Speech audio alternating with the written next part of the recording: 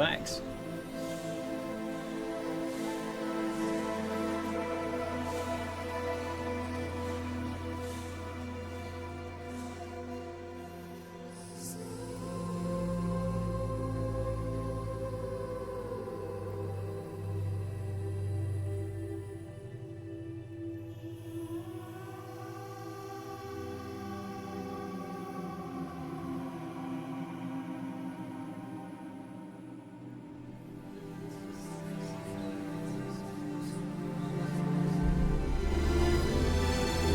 Thanks.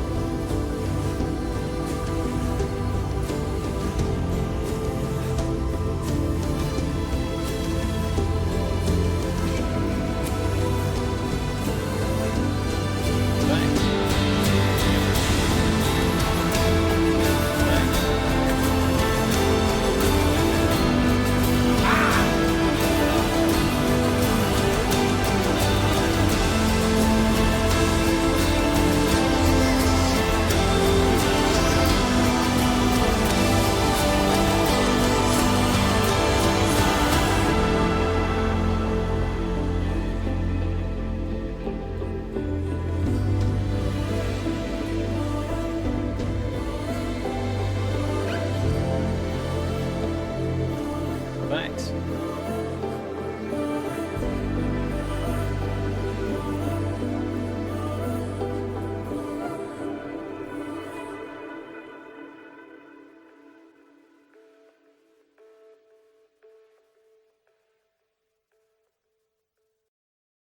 Wow, that was great. Could you play it again?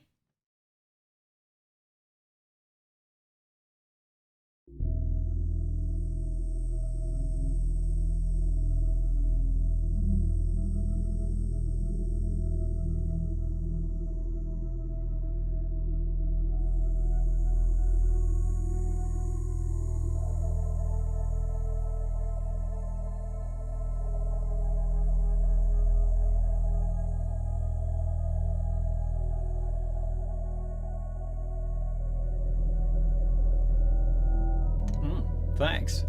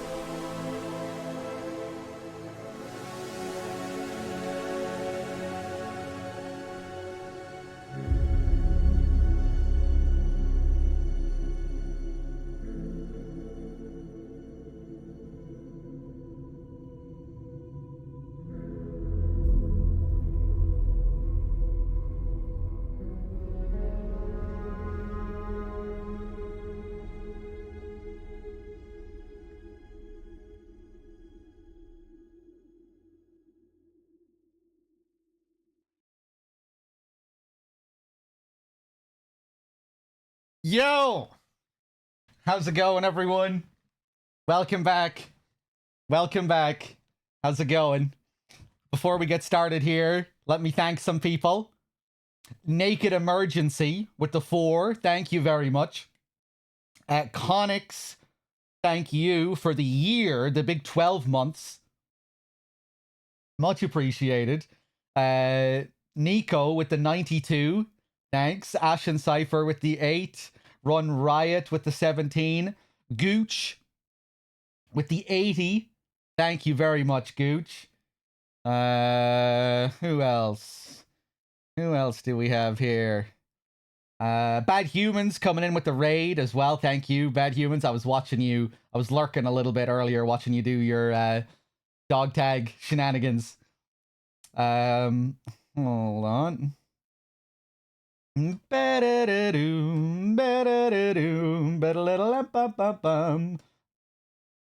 Sov, hey, I'm just catching up with the chat now. Melodath, welcome back. Mercian, Isla Doodle, Vildux, welcome back, everyone. Let's take a look at this PC port, shall we? I'm not sure if I'm going to do a full playthrough. I'm probably not. You know, I'm just going to take a look at it, see what it's like. I'm not sure if I'm up for another full DS2 playthrough so soon after my last one. You know, I might want to wait a bit. But yeah, I'm definitely going to take a look at it. Let's see how it goes. Zoinks! Zoinks! No, I can't deal with you today. 1 day ban. I can't do it. Okay. Right, let's just get this up and running here.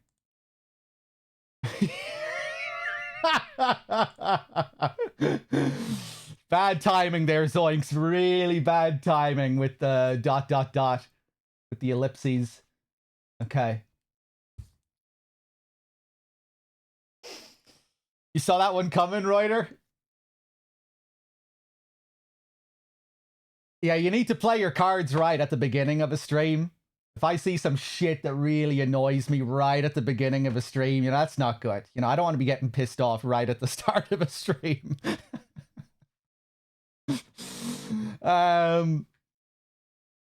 Okay. Thanks.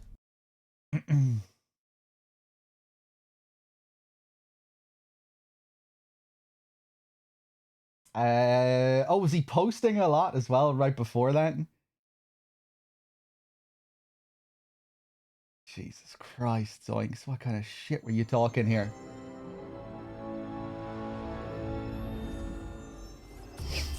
Sam, it would seem that Crow has subscribed for 92 months. I heard all of this from Fragile. Maybe you should thank him?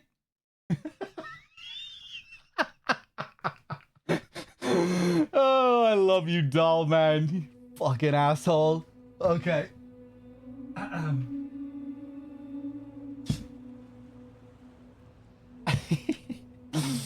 Alright, I have no idea what the audio balancing is going to be like here. I'm probably going to have to turn the audio down.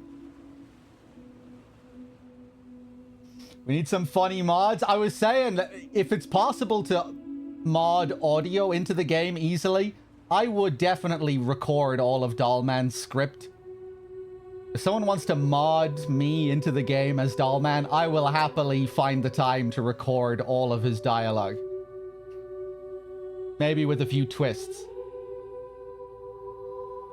I don't think the first game was particularly easy to mod, though, was it?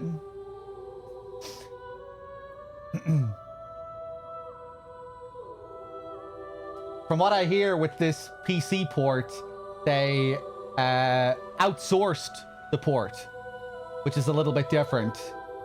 For Death Stranding 1, that was all handled at Kojima Productions, but for this one, they outsourced it to, what's the company? Nixis or something? But apparently they're known for doing really good work. So yeah, hopefully it turned out well.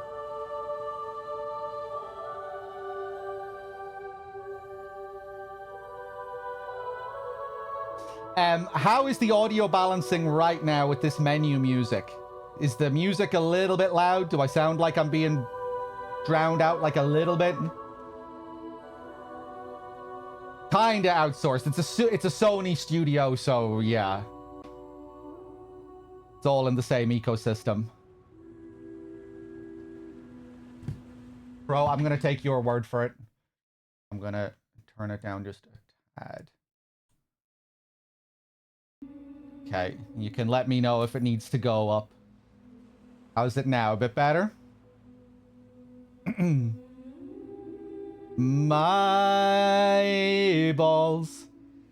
I'm just looking forward to wandering around again in this world. It's always really fun streaming Death Stranding. It's such a different kind of pace for the stream. Nice and chill.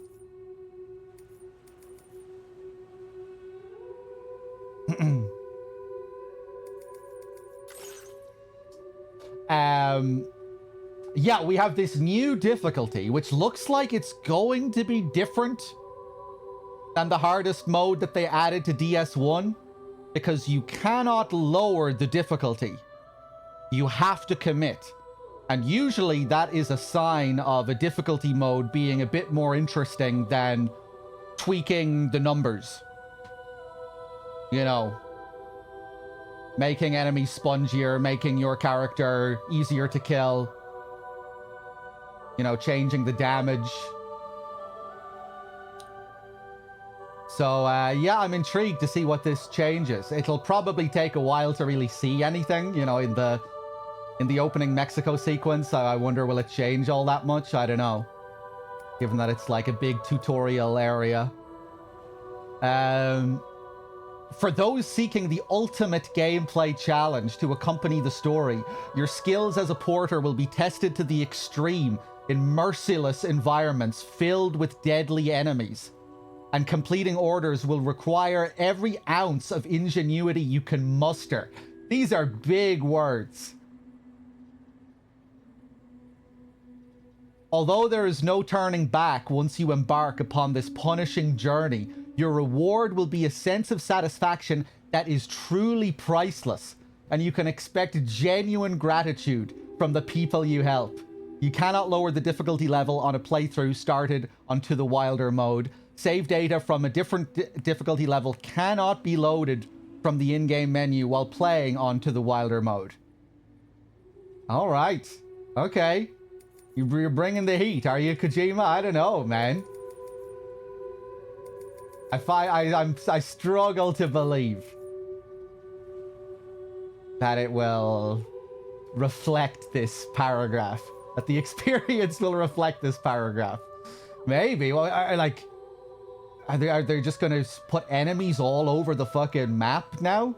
Enemies outside of camps?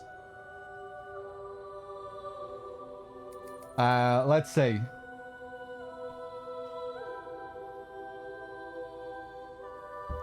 To the Wilder is a good name for it. Yeah, it fits.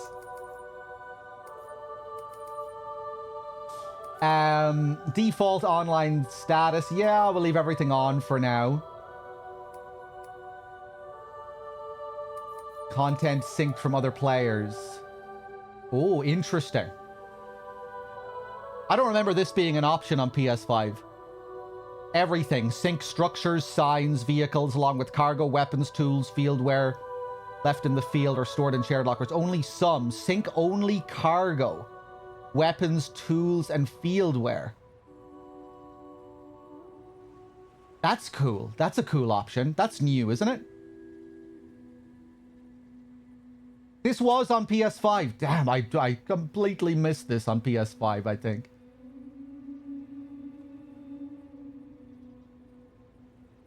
Right, so only if you pick only some, you don't get to see, you don't get shared structures. Bridges, all that stuff. Vehicles. Huh, cool option. I'm just going to leave it set to everything for now. Enemy encounter animations, first time only, yeah.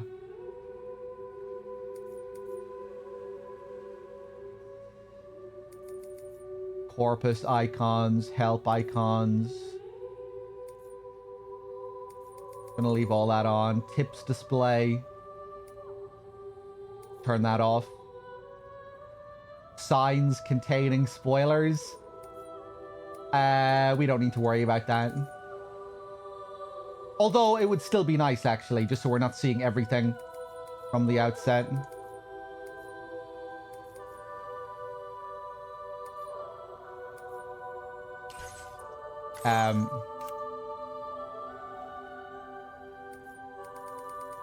Loads of controller options.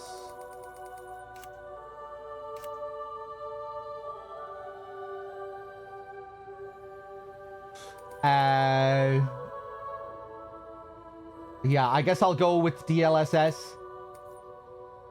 60 FPS. What about frame gen? Go for 1440p.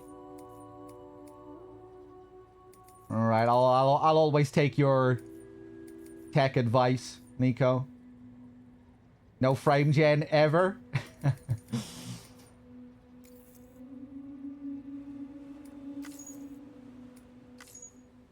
Okay. Now, what do you think I'll be able to handle with my 3060?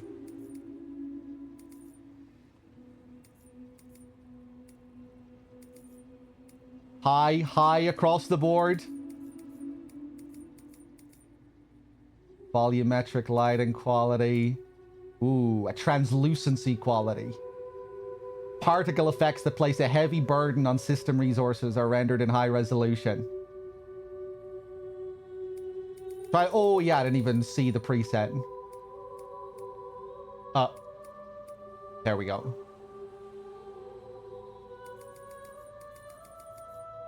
Damn, I bet this shit looks good if you can handle it in the Neil sequences. The billions of particle effects during that first Neil fight.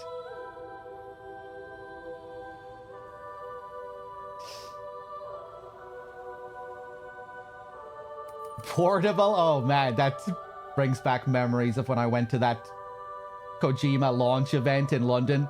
And there was a guy playing Death Stranding 2, or yeah, he was playing Death Stranding 2 on some portable device in the crowd while Kojima was talking on the stage.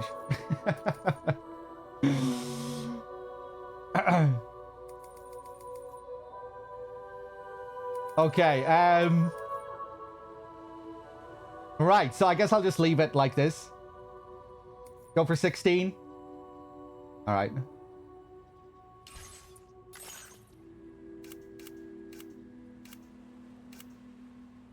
Voice language English. Subtitles on. Speaker names off. Text size normal. Yes.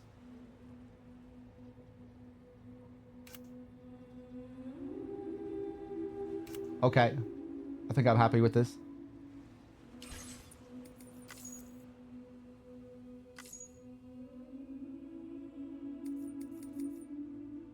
Look it to the Wilder here, completely separated with its own color. All right. I'm going to set it to my actual birthday this time. And I'll log in for my birthday.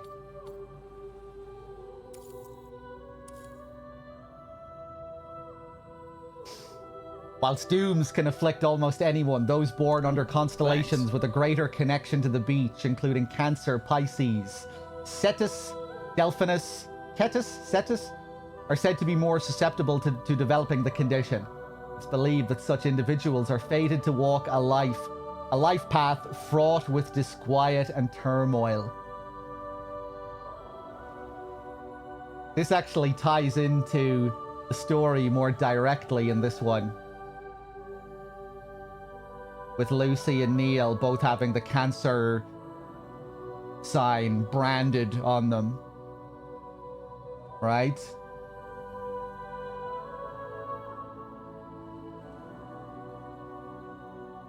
And Lou being born under the sign of Cancer. Alright. Oh! Is that for the difficulty?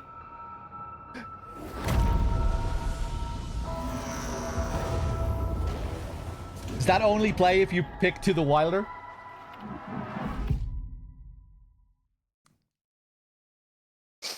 Of this intro.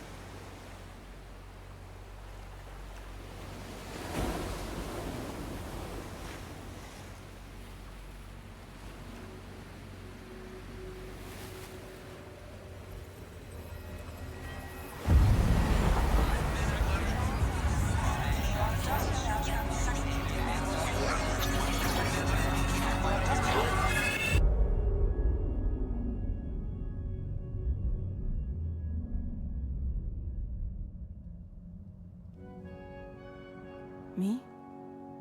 I've always loved porters. Through freezing rain and biting wind, across rivers, mountains, and endless deserts, they come to deliver something priceless. A glimpse of a life I've never known. They're my window, my sole connection to the outside world. And I know they'll be back again, today. -61. Have I ever really loved someone?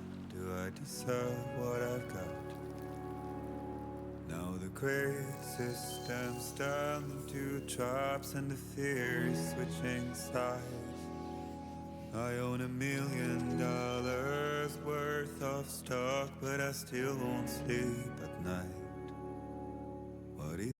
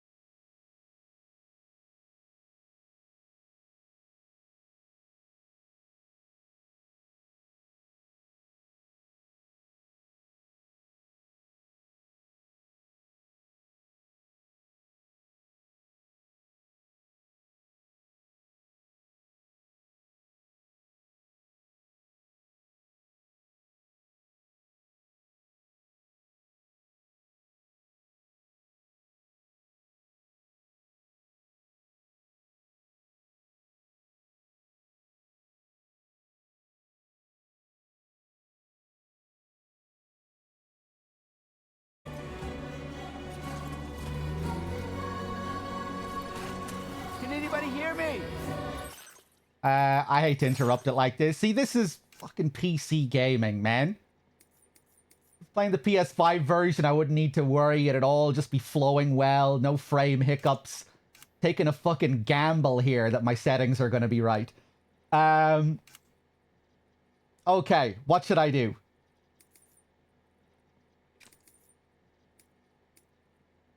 High 16.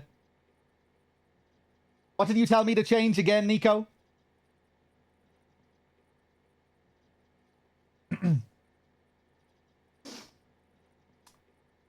Dynamic res off. Where is dynamic res?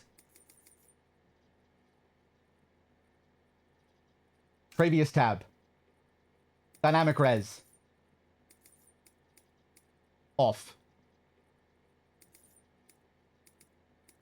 And set upscale quality to performance.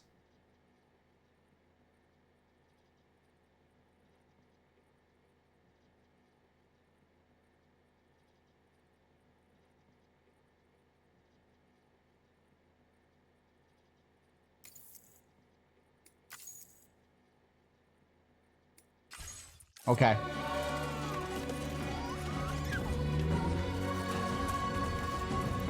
There's an Easter egg here if you try to go backwards, right? The screen will just get smaller and smaller until you have to turn back. The music fades.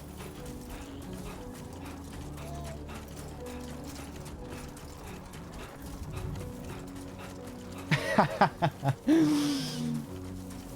pretty far from home.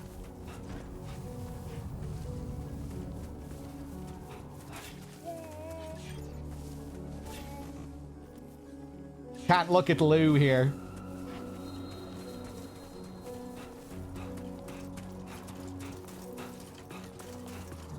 Once we get back to the ridge, the drums will kick in.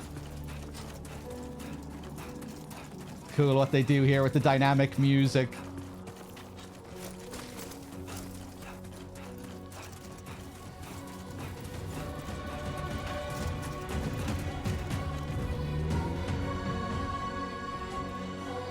The cairn.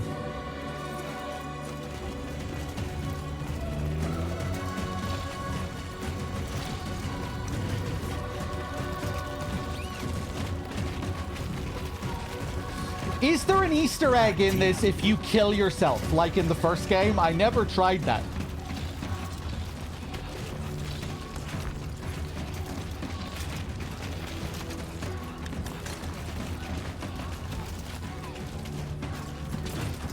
I'm going to assume that I would have been notified about this, if it is a thing.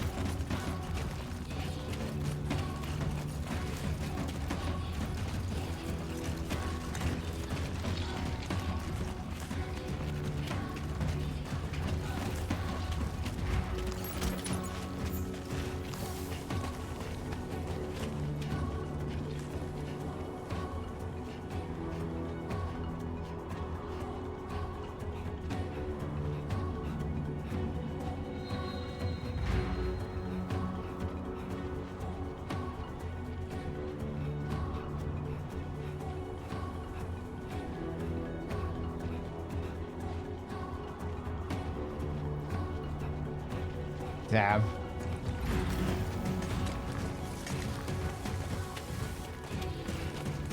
Yoji Shinkawa.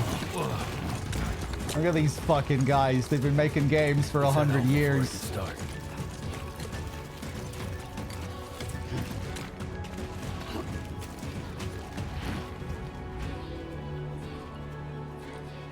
can see the plate gate from here, can't you?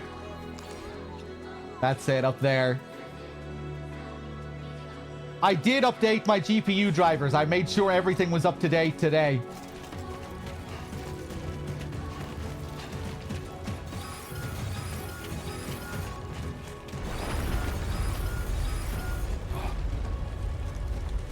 I feel that. Was that taxing? It was pretty tough, all right.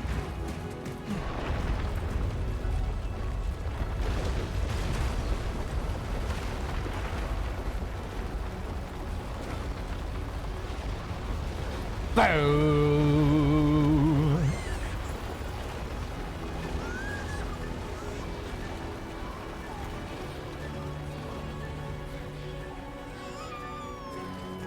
Exactly, Nico.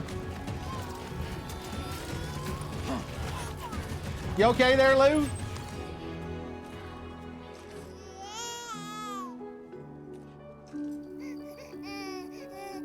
Okay, you're all right.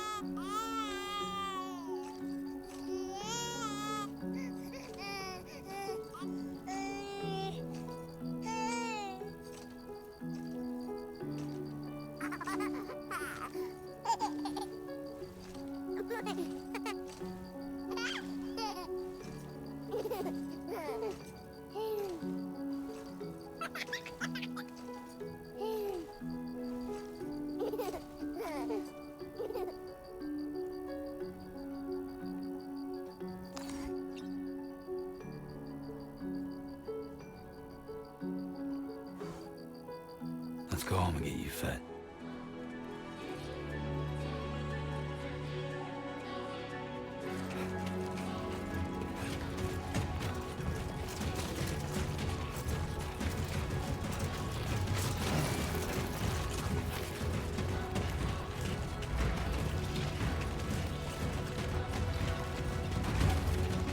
Oh!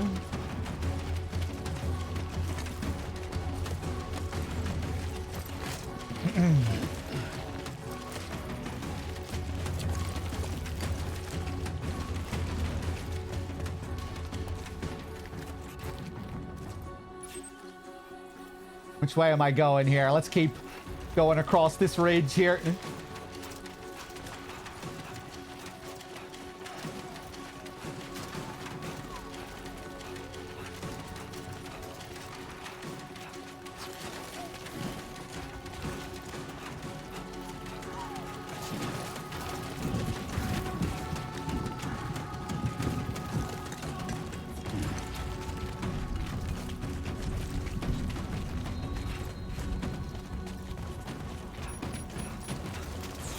Great. Rain. Gotta move.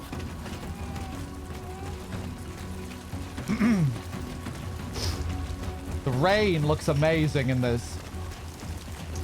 Remember being really impressed by the rain.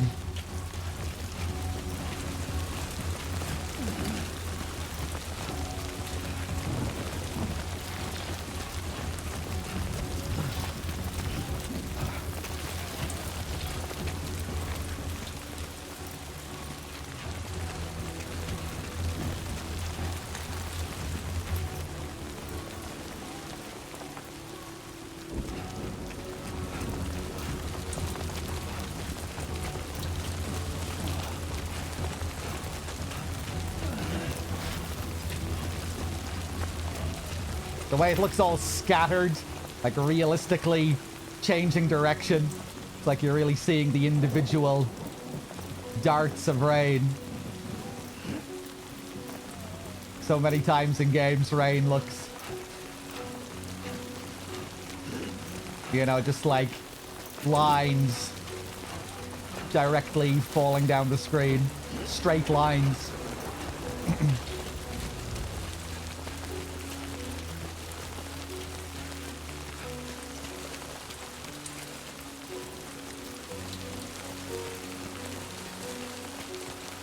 Yeah, Sam's wearing the classic, as the classic trench coat look for the start of the game here. The Kojima trench coat trope.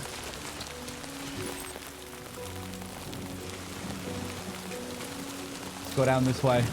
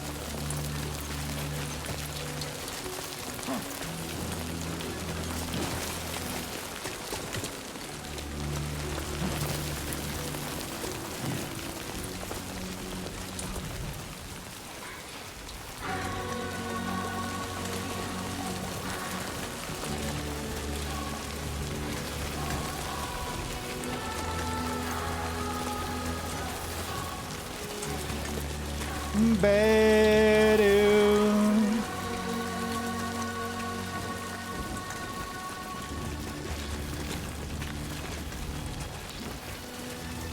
Almost there. Whoa! I was gonna go for a double jump there. Sorry, Lou. Did I upset you there? It's all right. Oh, he's cool. He's all right. Love the way his little mask comes up in the rain. Well, now someone's in a good mood.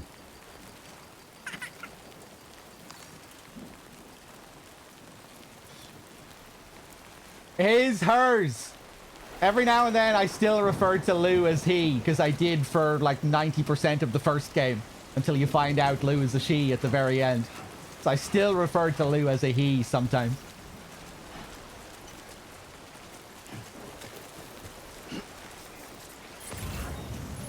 Okay, yeah, we can just cross here.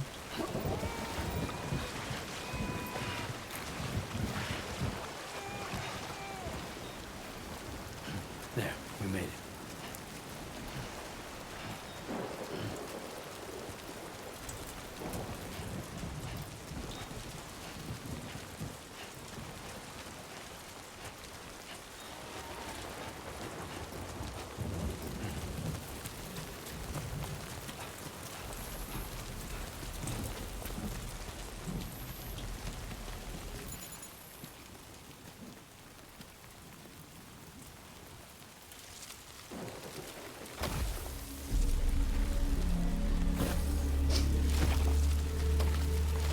The song just ended.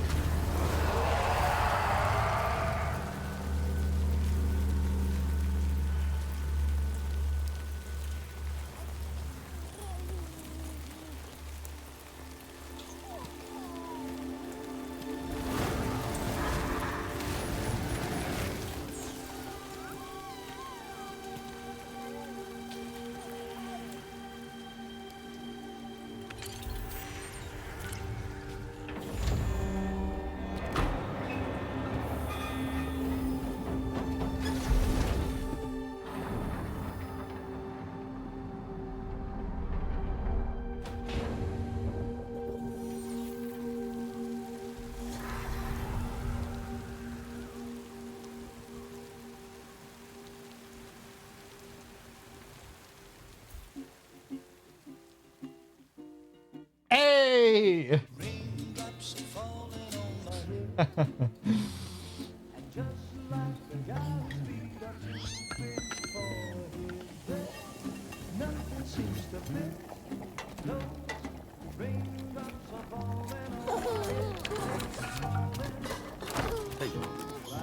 Not bad, little porter. Not bad at all. Look at Lou delivering packages.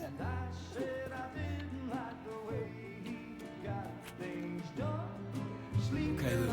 Time for some nom-noms. Come on,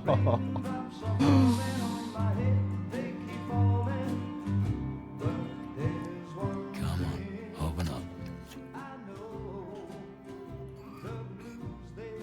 There you go.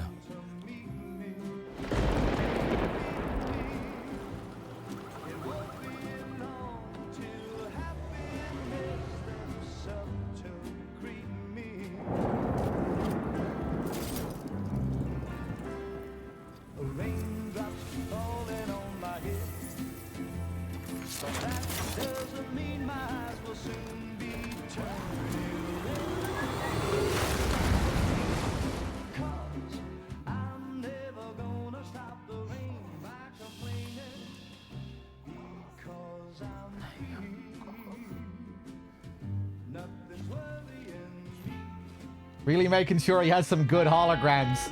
Even has the whale.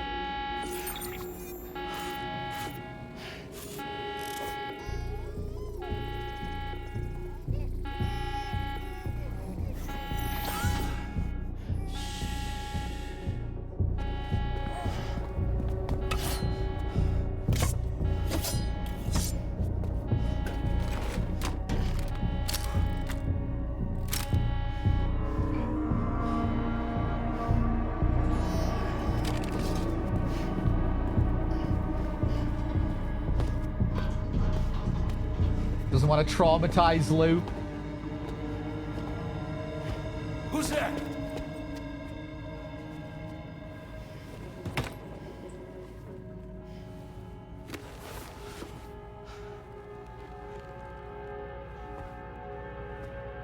Who are you?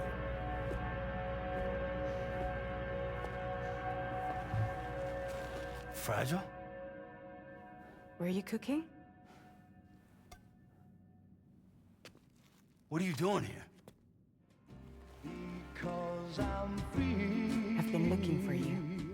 Nothing's worrying me. Norman looks like a 50-year-old retired skateboarder in this. To quote Conor McGregor.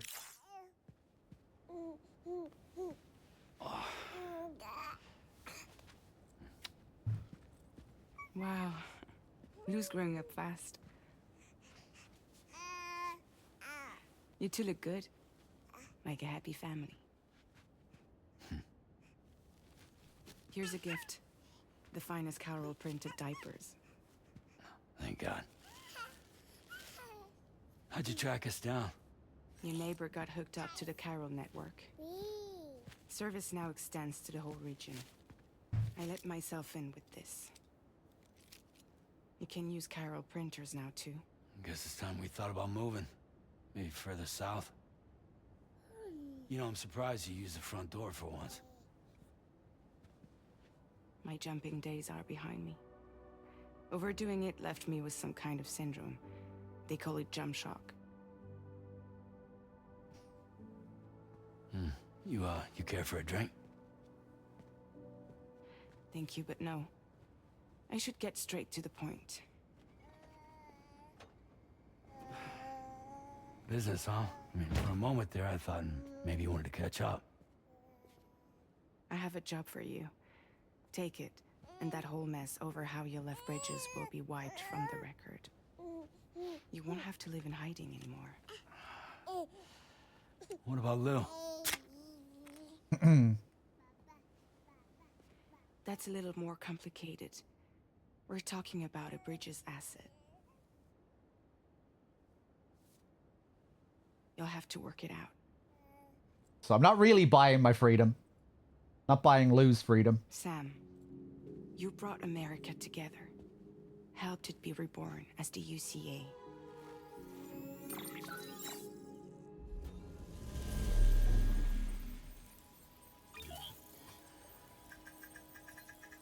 But I'm afraid the death stranding is far from over. Humanity is still in danger. Still on the brink of extinction. Don't act like you don't see it. A lot of things changed after you went off on your own. Especially within the UCA. Bridges no longer oversees the distribution network. They withdrew once things were up and running. So your friends and co-workers all went their separate ways. And that's not all. Die Hartman is not the president of the UCA anymore. John In case McClane. you're wondering who's handling distribution now, A Pass 4000 has revolutionized the whole process. It utilizes the Carol network to manage and carry out deliveries. SOP. Within network coverage, there's no need to rely on human porters anymore. And no need for Fragile Express, of course. So after I closed up shop, I went and started a new group. One that handles work in regions outside the UCA. We decided to call ourselves Drawbridge. And we still require the services of human porters that can work outside the network. Preferably ones with dooms who can sense BTs. Sam, I'm asking you to go to Mexico. To extend the Carol network to the south. Just like you did when you went out west. You're asking, or is this coming from the UCA? Both. The UCA came to Drawbridge, and now I'm coming to you. So, what do you say?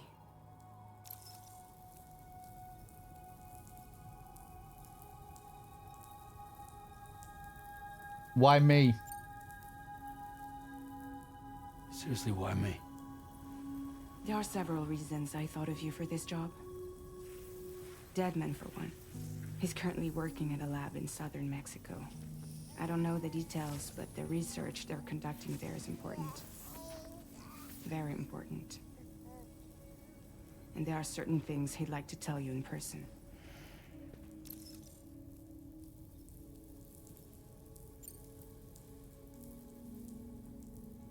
Well, that was one reason. You got more?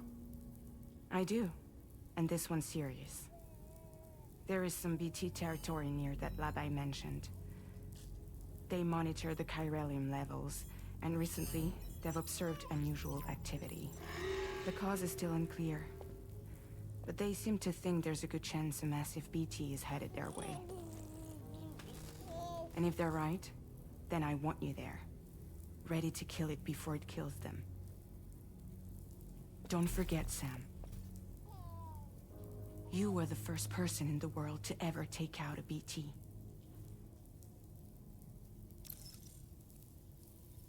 What's the state of the environment? Chiralium contamination is severe. Some areas have it worse than anything you experienced back in the UCA. The timefall storms are growing more intense as well. And, as you can imagine, everything in their path is subject to temporal acceleration. Objects and structures degrade rapidly, while animals and humans grow old and frail in the blink of an eye.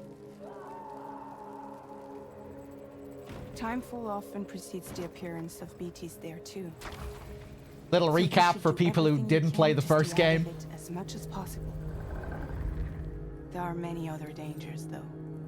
The rivers can flood in an instant, and earthquakes happen daily.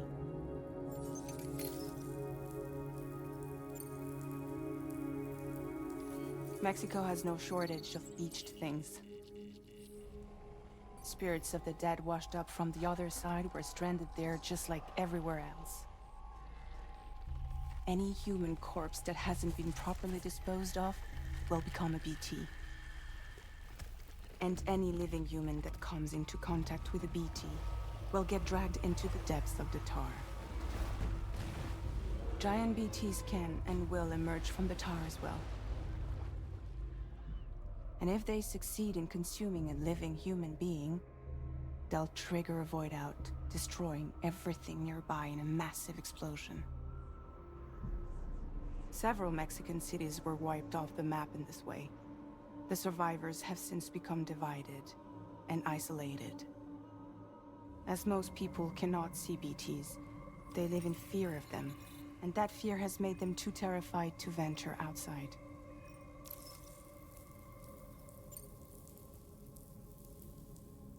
Guess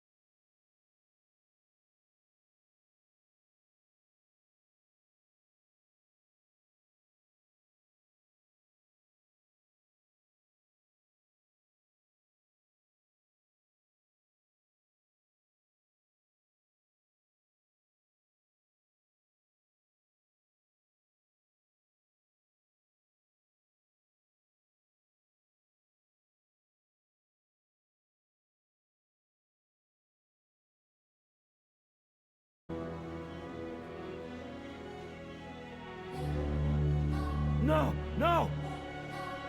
Minus 61.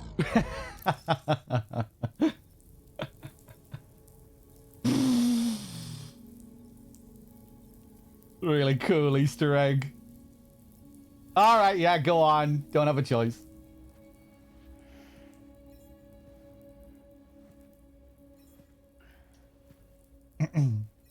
Yeah, all right.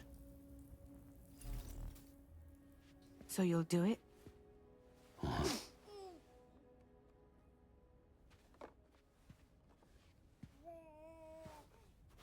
about Lou, though? It's not like I can take my kid with me. If I do this, can you hold the fort for me while I'm gone? Play babysitter? We're inside the network. There's a child care app I can use.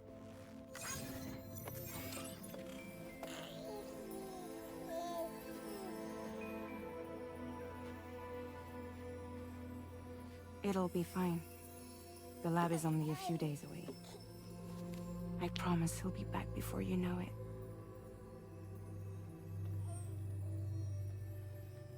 Link up the region as you head south, and come home safe.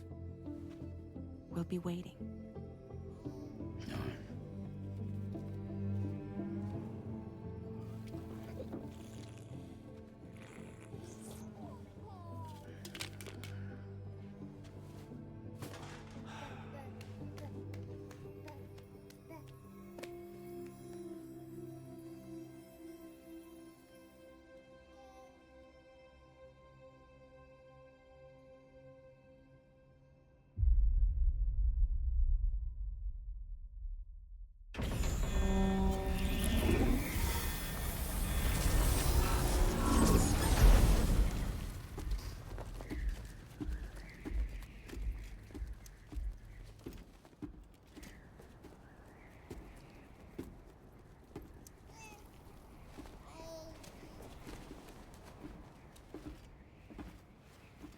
Go on. Slide it on your thumb. Like a ring?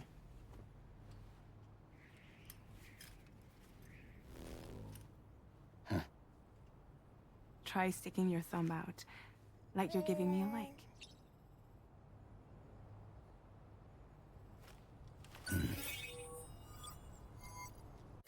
Access your ring terminal to view the map. From here you can check order details, as well as the cargo for delivery. Now then, let's review the mission that you'll be undertaking on behalf of Drawbridge. Your destination is a research lab in southern Mexico. When you arrive, you'll need to use the Cupid to connect it to the chiral network. Chiral communication utilizes the beach, where time barely passes. Using the Cupid in conjunction with a delivery terminal will allow us to initiate a zero-time massive data transmission. But because of the distance, it's not feasible to head straight to the lab to establish a connection. You'll need to use the way stations to extend network coverage until you're close enough to get the lab online. Your first stop is C1, Ciudad Nuda del Norte. Bring them a delivery and welcome them into the network. Improper corpse disposal remains a serious problem in Mexico. With every additional corpse that spawns a BT, the risk of a void out grows even higher.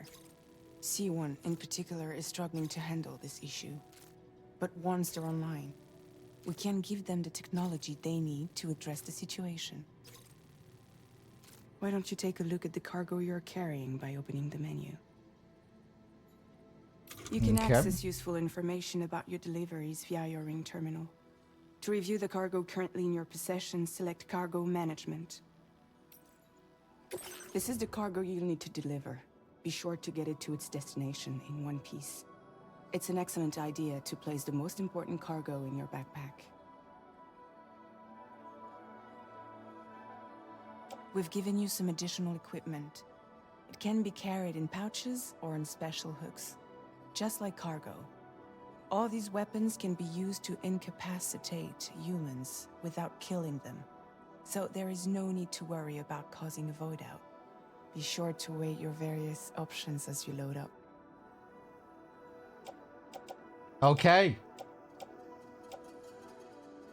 The Chiral Network Gateway. Device used for expanding chiral network coverage. That allows for stable and instant mass data transfer beyond boundaries of the UCA. Beyond the boundaries of the UCA. Since it contains chiral matter like the Cupid, it can only be carried by Doom's sufferers.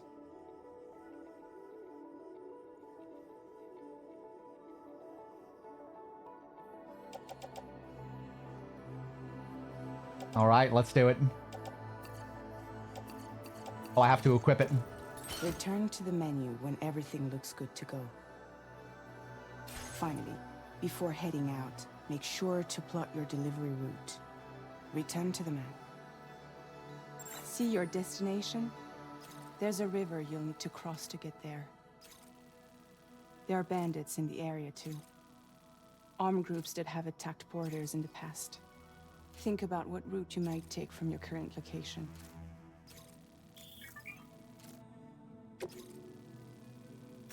Commencing route creation. When you plot a route on the map, you'll see what hazards you may run into along the way. You can face these challenges head-on, or try to find a way around them. How you get to your destination is up to you, but think it over before getting underway. Delivery route finalized.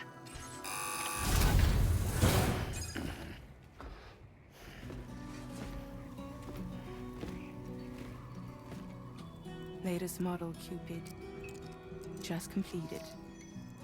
We decided to put a hold on network expansion until it was ready to go. Like last time, you'll be using it to welcome people into a whole new world.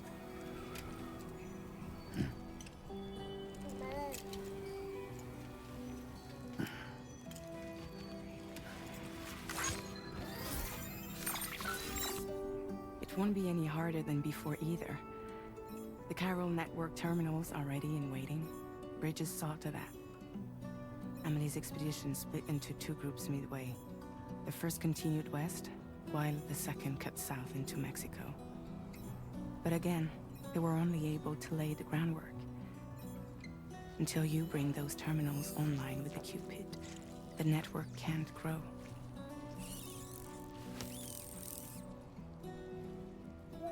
Hungry? No.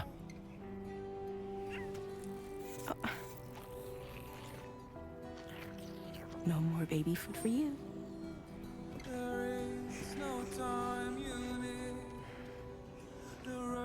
Let you get fragile any trouble, I'm gone.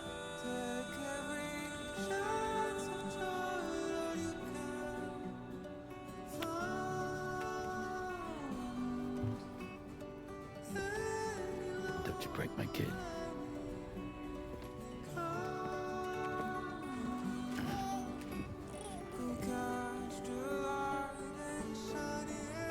The wings. That's some cruel foreshadowing, Kojima. Oh my god.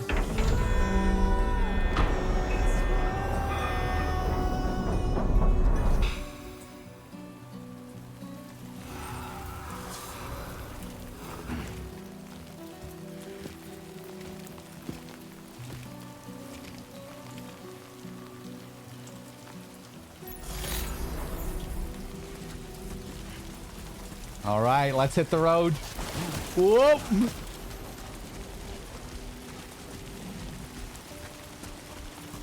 right, let's get this done. Is this something to the Wilder shit that we're going back straight into rain? I don't remember it raining straight away on... Oh, it's clearing up. Okay.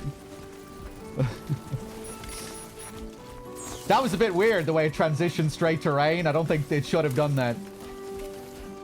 Don't remember it doing that when I played on PS5.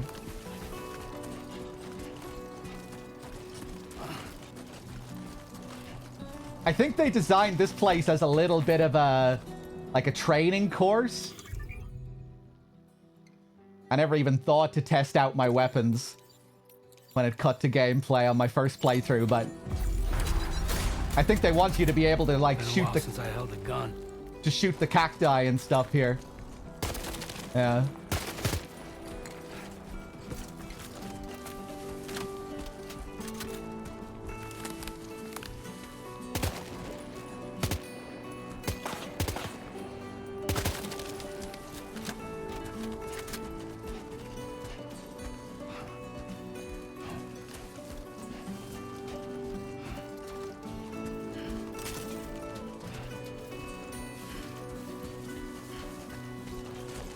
wait a second. What are you talking about? Oh, are you just... You mean the CRT? You're just fucking around?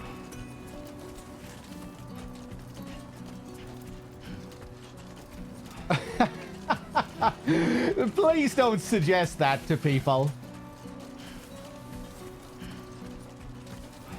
I need to turn off that command when I'm not playing PS1 games. Gotta work on those core muscles. All right.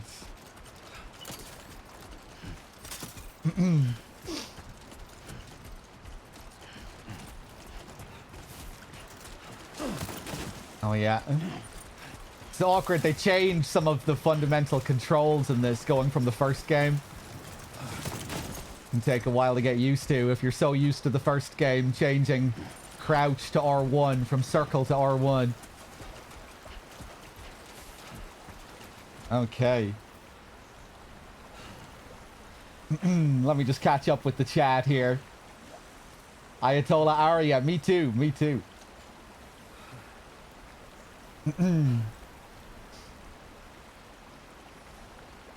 Let me thank some people as well. Let me see here. Sena with the 76 months, thank you. Low Life with the 100. Another big 100. Thank you so much, Low Life. Phantom Cigar with the 69. Tombrino, I think I thanked you, Tombrino, for your 10. Twice, everyone, thanks.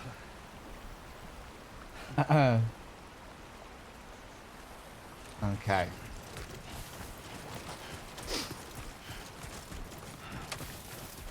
Let's grab some sandals in case of emergency. Some sandalweed. Oh yeah, the sandalweed gives you silent footsteps as well in this.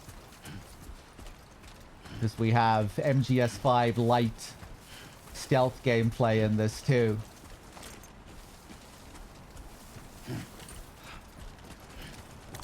The sandalweed will give you silent footsteps, but they barely last. They have like no durability.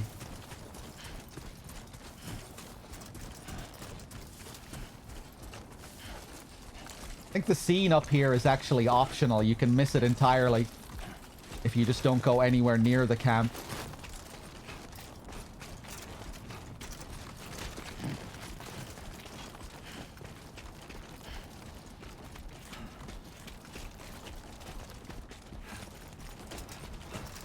Oof. My frame rate is still a bit jittery.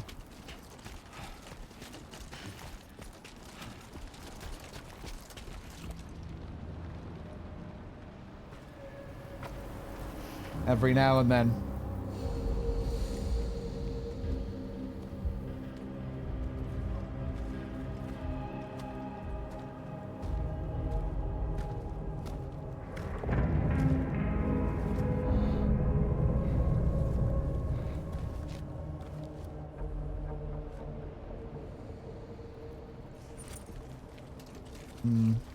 We're an enemy territory. Yeah, look at this. If you want a band-aid fix, go back to the dynamic scaling and set it to 60 FPS.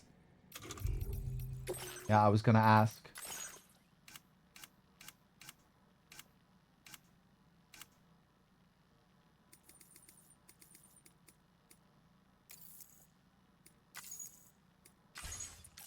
Alright, let's see how it goes now.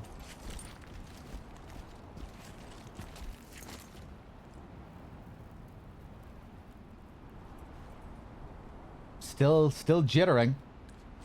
Go 1080p.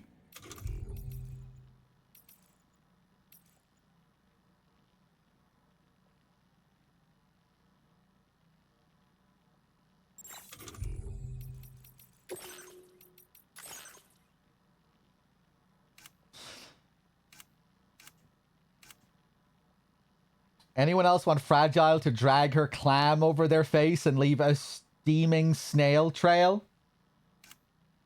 Hugh, is that your brother? Hugh, do you have a brother? Try medium preset. Okay, medium preset, 60 FPS. I need a new PC, man. This 3060 isn't doing much here.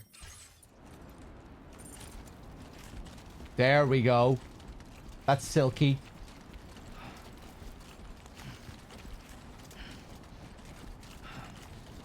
What CPU do I have? i5 12400.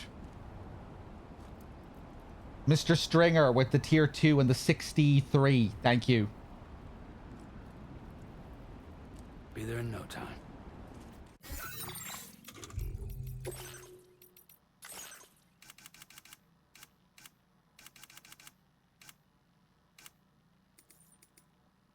Yeah. Didn't realize that changed.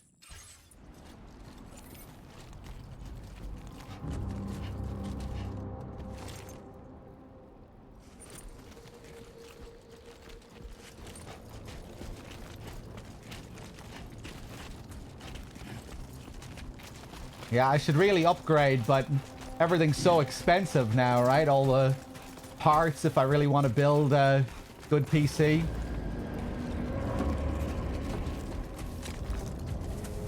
I'm gonna avoid these guys like I did the first time.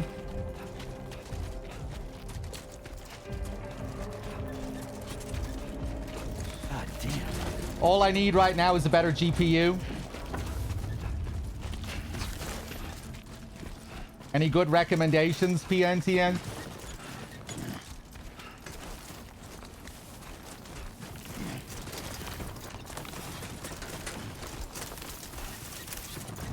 All right, we're crossing the Mexican border.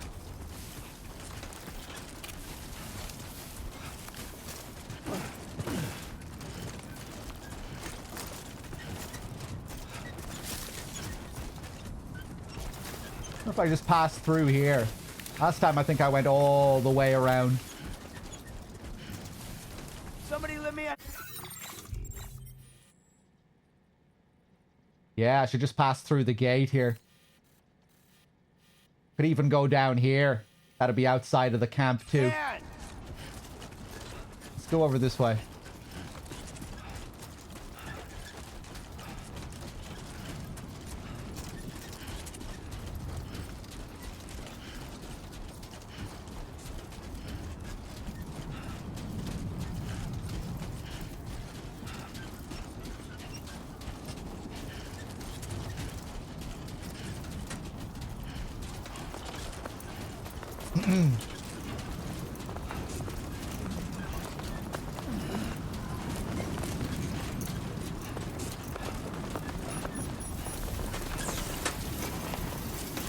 Okay, let's see how the frames handle this.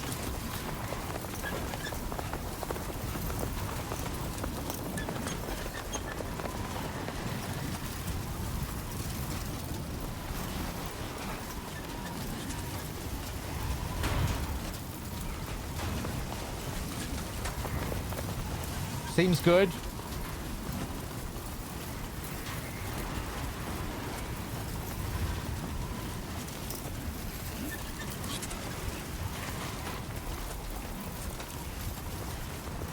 Stamina decreased. Cargo weight will take more of a toll.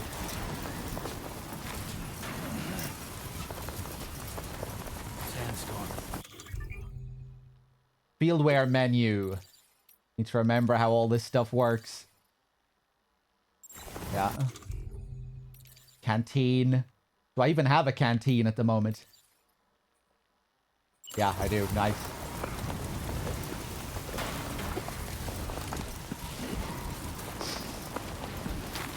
I hope it turns out well, Twice. I'm sure it'll be missing some stuff. Hopefully it releases in a better state than the first Master Collection anyway.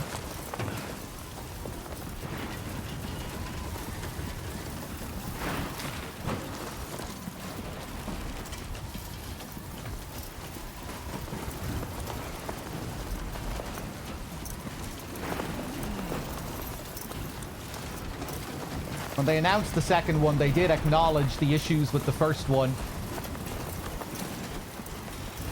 And said that they would try to make sure that didn't happen again.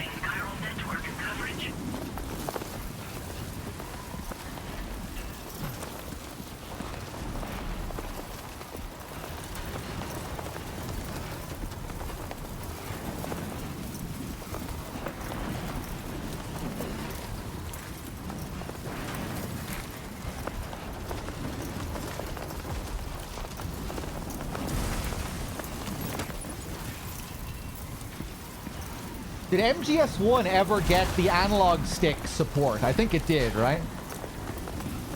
Just remembering now that that was a thing when the collection launched.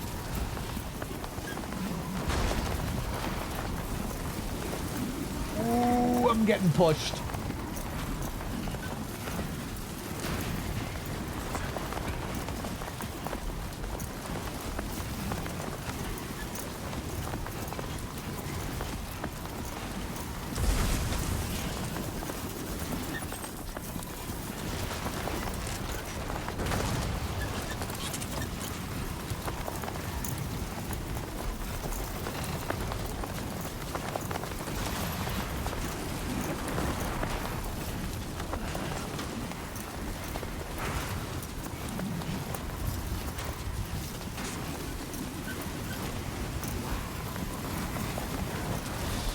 It feels like the DualSense is being fully supported here.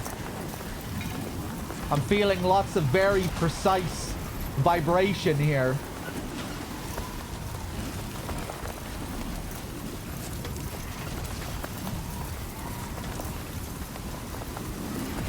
Love the way the heavy gusts affect your movement in this.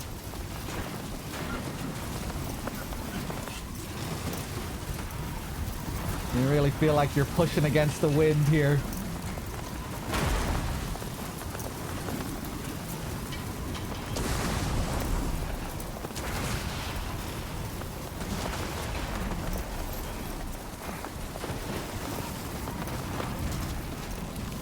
Any difficulty differences yet? No, only subtle differences.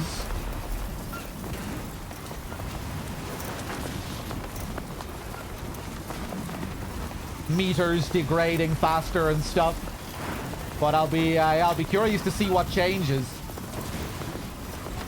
because the description for the difficulty implied that there were going to be pretty major changes compared to all the other difficulties. It's the only difficulty that you have to fully commit to and that you cannot change mid-game. And usually when games have that, it means that there's something more substantial than the numbers being altered. You know, like damage taken, damage received, stuff like that. So, yeah, it'll be interesting. See what they change. Where the hell am I going here? Oh, I'm far away.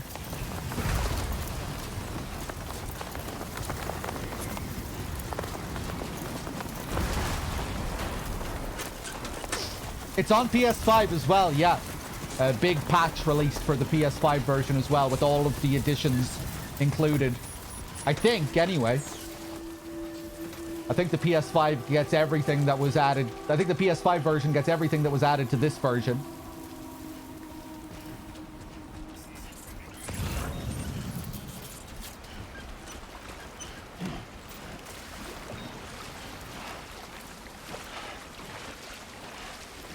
Mepaz with the 74, thanks.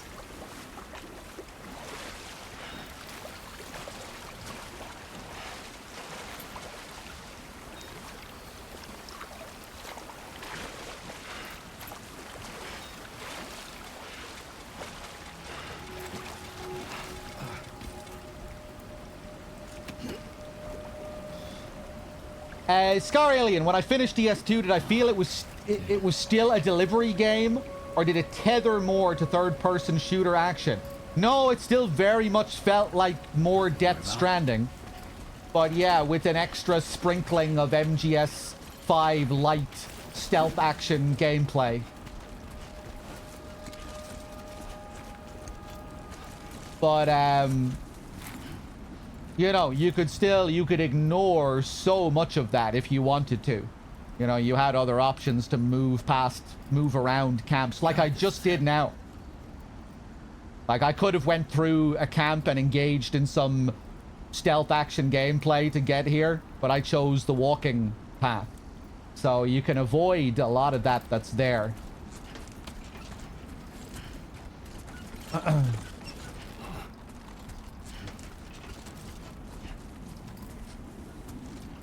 Nico, thank you for gifting a sub to Futsorio.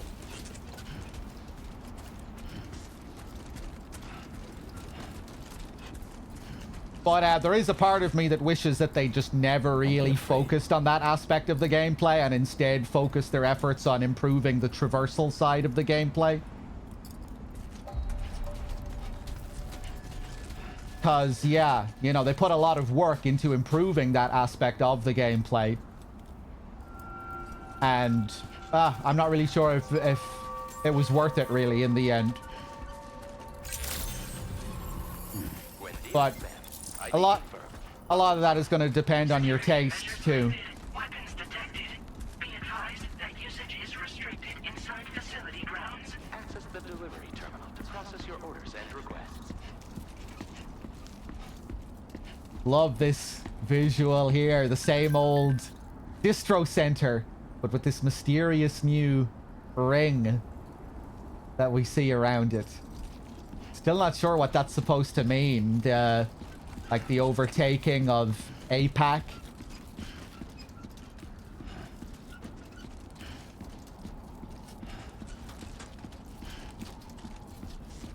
Bridges being subsumed into this new APAC system.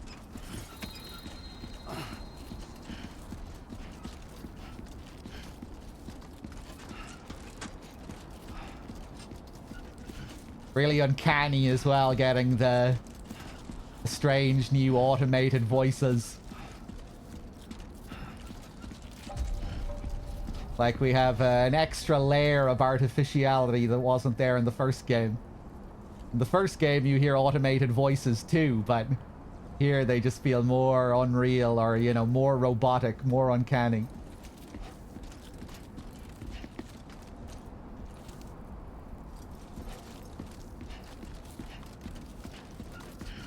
Automated public assistance company.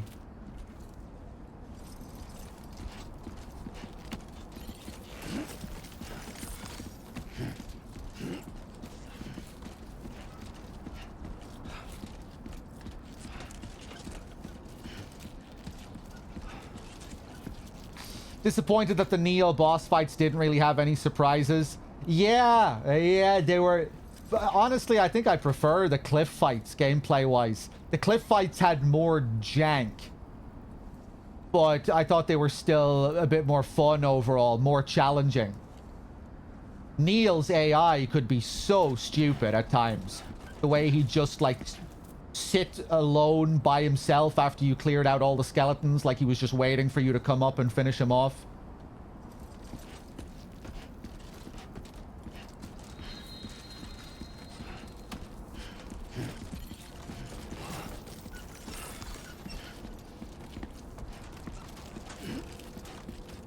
Yeah, we'll see how they are on this difficulty. Chiral decontamination in progress. No anomalies detected. Welcome, Sam. But yeah, I guess there were some cool things about it. I like that each new one had a different kind of gimmick. You know, the first one, you had all of the fire that was covering the area. The underwater one was really cool. Like you were playing some kind of old school platformer, like Sonic underwater or Mario underwater. That was kind of a cool gimmick for the underwater one. And then the one that revolved around earthquakes, where the gravity was all fucked up and they were running around on the ceilings and stuff. You know, there was some cool new stuff.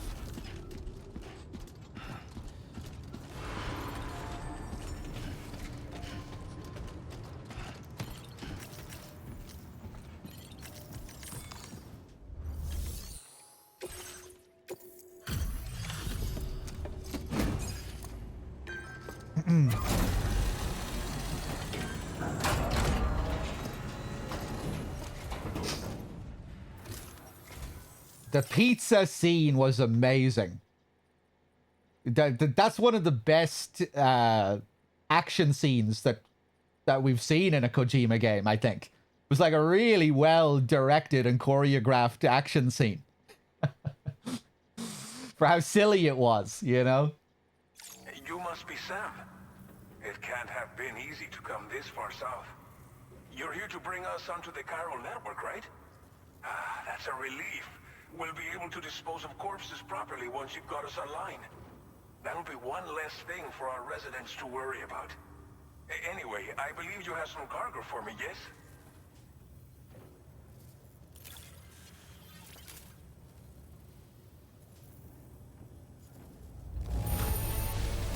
Que chido. There's hardly a scratch on this cargo. You are incredible. Not the birthday pizza scene? What do you mean, not the birthday pizza scene? That wasn't an action scene. You're responding to my action scene comment.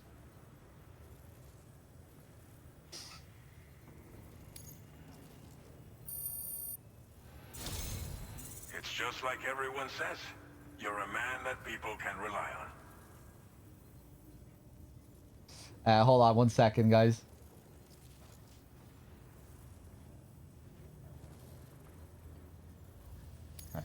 Okay, use your Cupid to bring us online. The Cairo gateway you brought us should allow us to establish a connection between Mexico and the UCA. And with state-of-the-art tech at our disposal, we can finally solve a lot of our problems.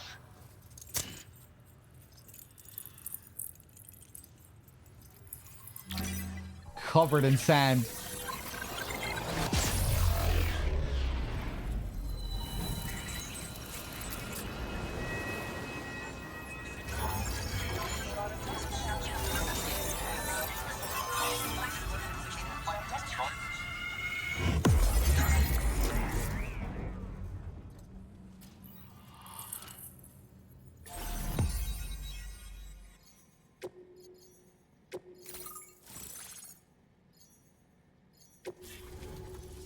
Chiral network coverage successfully expanded.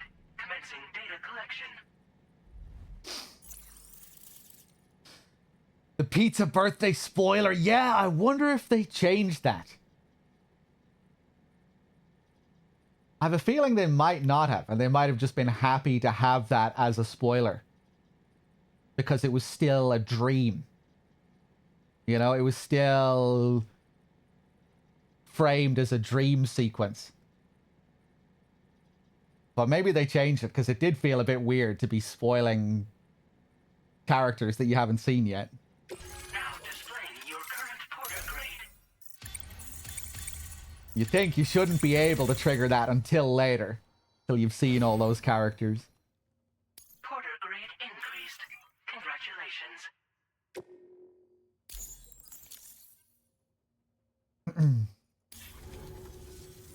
Chiral network connection confirmed. And now we can begin fabricating the latest corpse disposal equipment.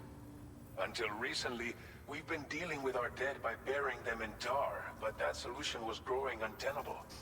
We should be okay moving forward. I really can't thank you enough. You must be exhausted after your long journey. We've prepared a private room for your exclusive use. There are countless dangers in these parts. You should rest until you're fully recovered.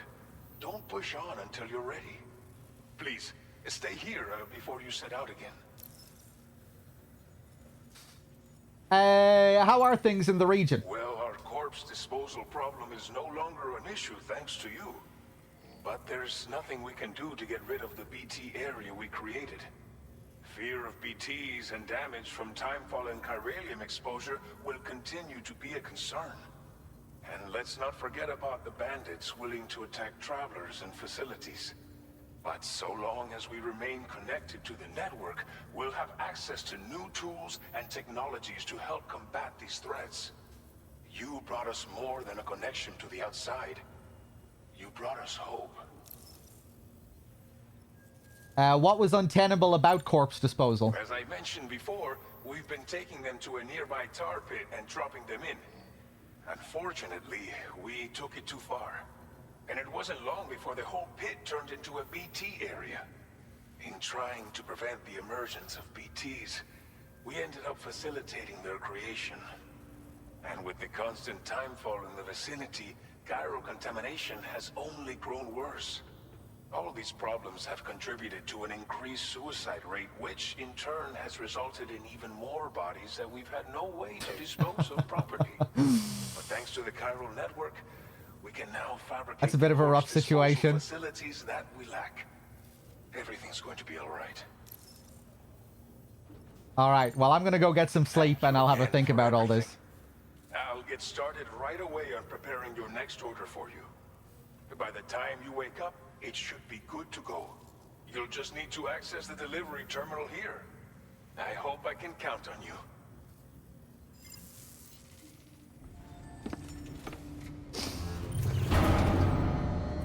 Well, they didn't have any other options, really. They didn't know what to do.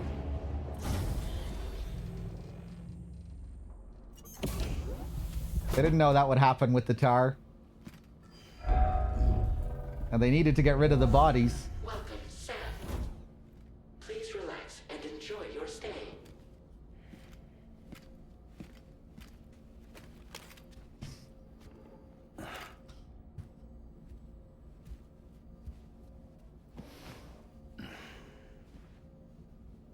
This uncanny ass private room with our new AI voice.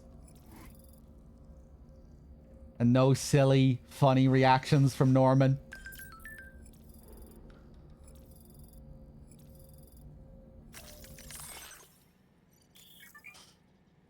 The Social Strand service.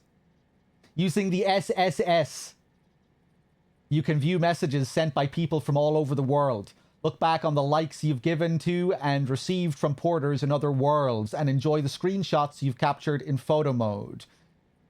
Can you share screenshots now? Can you share photographs? Photo modes aren't really my kind of thing, but I thought that was a bit of a shame that you couldn't share pictures with other players in the original version of the game. It just felt like it would really suit this Social Strand service system, this S3 plan system. Might be risky for a PC game. Yeah, people will find ways to abuse it.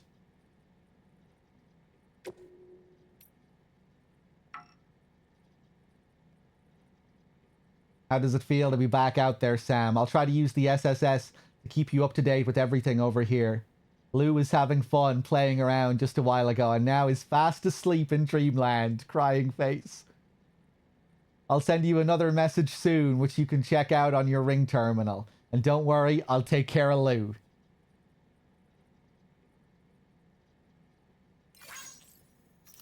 You'll get one like.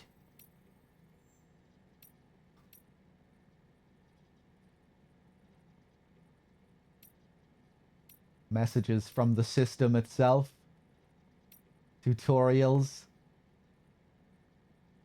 Allows you to view messages and photos from people across the chiral network. Meanwhile, any screenshots you take will be saved alongside their location data, allowing you to view a record of your activity. Be sure to give it a try.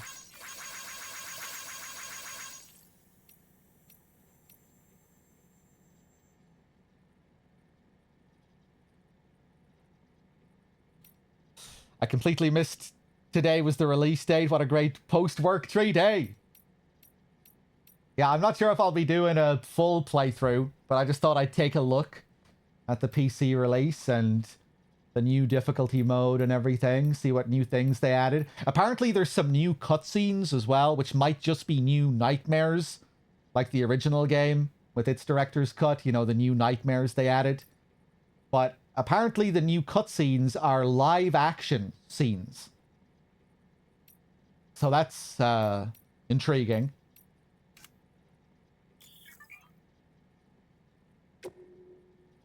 Bridge link.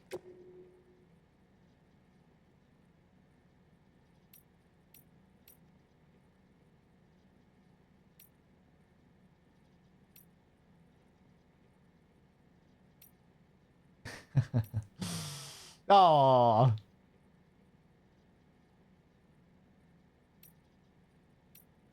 Forgot about the DS1 shots.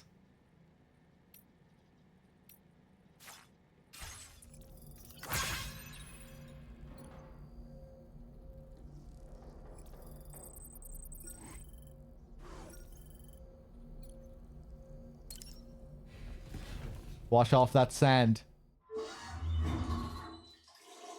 Expectations, live action, reality, performance capture sessions. Is that it?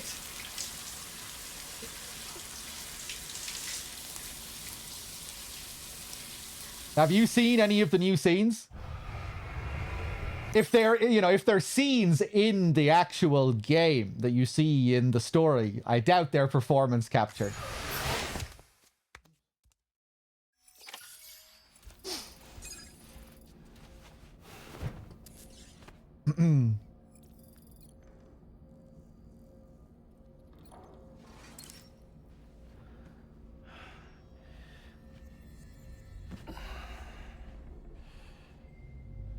At least he doesn't have to handcuff himself to the bed anymore.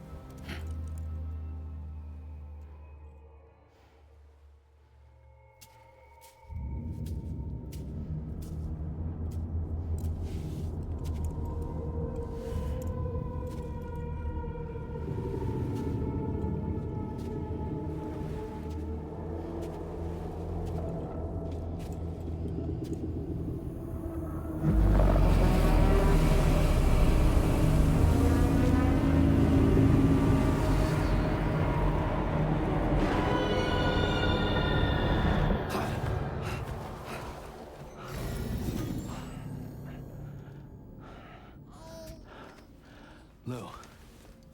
Are you alright? If you're worried about Lou, don't be. I'll admit, this stuff is pretty new to me, but the app has been a big help.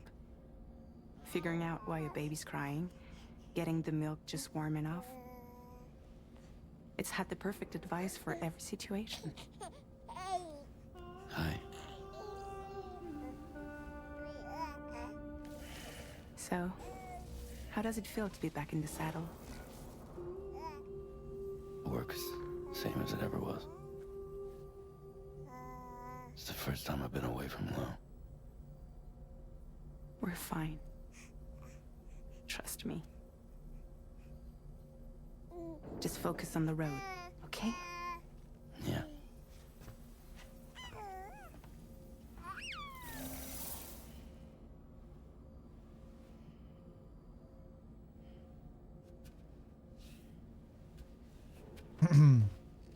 That hits a bit different when you see it for the second time after seeing the full game. At optimal levels, no irregularities detected at this time. Amelie kind of stealing Lou from Sam, cradling her. As if she's Amelie's successor now. Tying into the fact that she becomes the next extinction entity.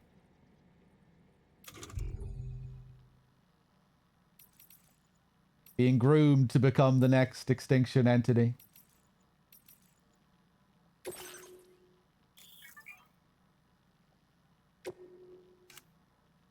The corpus. I really like the inclusion of this. Really gave me some Police Noughts vibes. The last time Kojima had like an in-game encyclopedia that regularly updated with all the terms and acronyms and everything.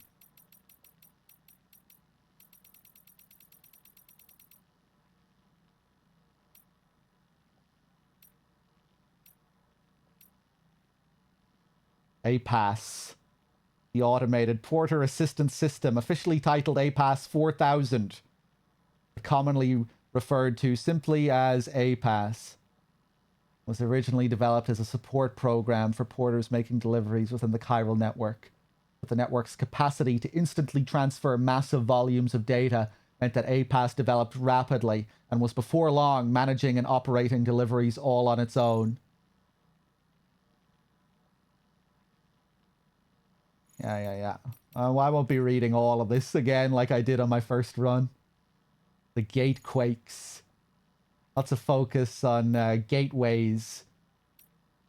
We have to deliver that gateway device for opening up the network here to begin with, and then the gate that we pass through later to get to Australia.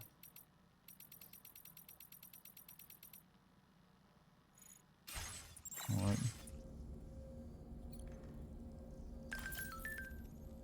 We're online. Eugene with the 47. Thank you.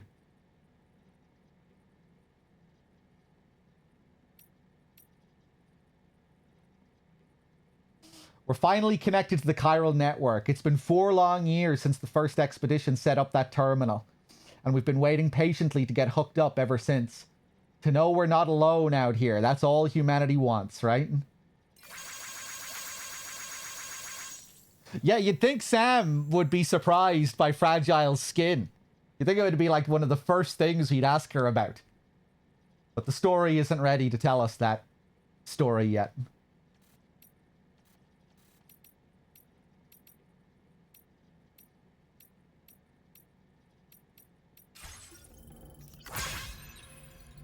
They want players to be wondering about it for a bit longer before they tell you.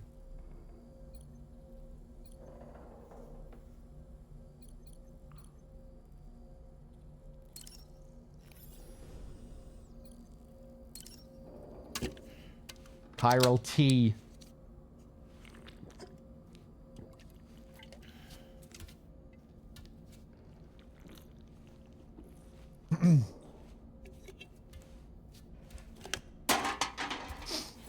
Norman's mouth looks weird in this game. Sometimes. His mouth is not the same mouth as the previous game.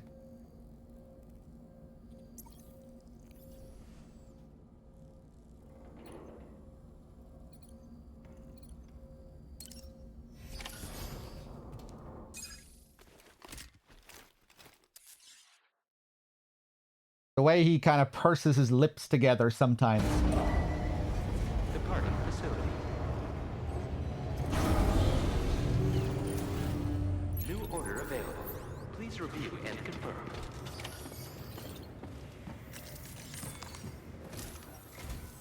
Good morning, Sam. Did you have a good rest?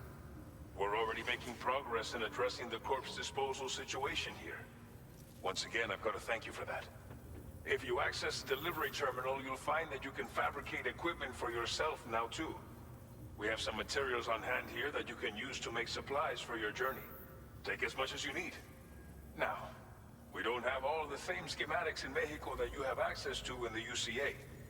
But as you link up more facilities to increase chiral network bandwidth and improve your connection level with the locals, we should be able to share all kinds of new data with you, expanding your fabrication options further. I heard that you're planning to extend chiral network coverage to the south, down as far as that research facility. So go ahead and pick up the order I posted for you. I'll explain the finer details of the mission while you look at the map provided by ABAS. I'm just thinking, loads of people are playing this game for the first time right now. Maybe I should put full spoilers in the title. You know, I'm just like casually bringing up endgame spoilers. Like,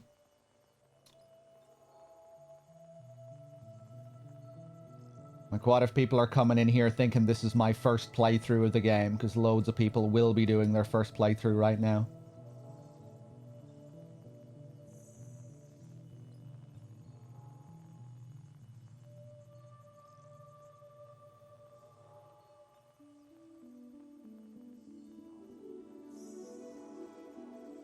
Ba-ba. Hold on.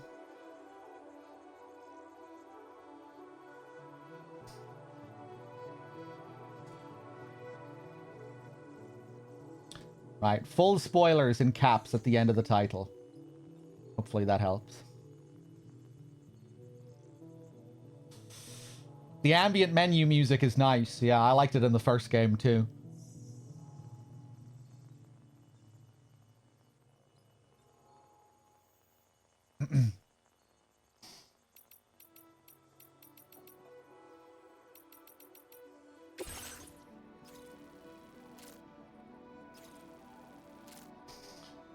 Forcell did some really good work in this.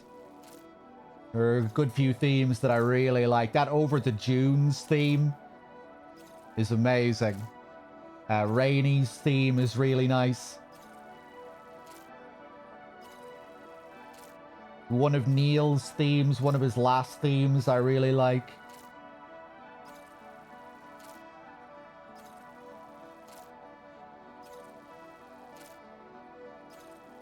I liked his work in the first game too, as well. You know, the main themes, just a lot of the background ambient stuff was really nice.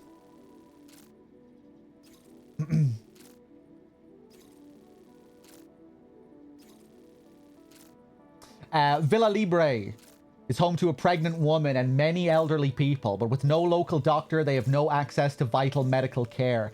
To help the residents and gain their trust, bring them at least one remote medical unit. Your next destination is Villa Libre.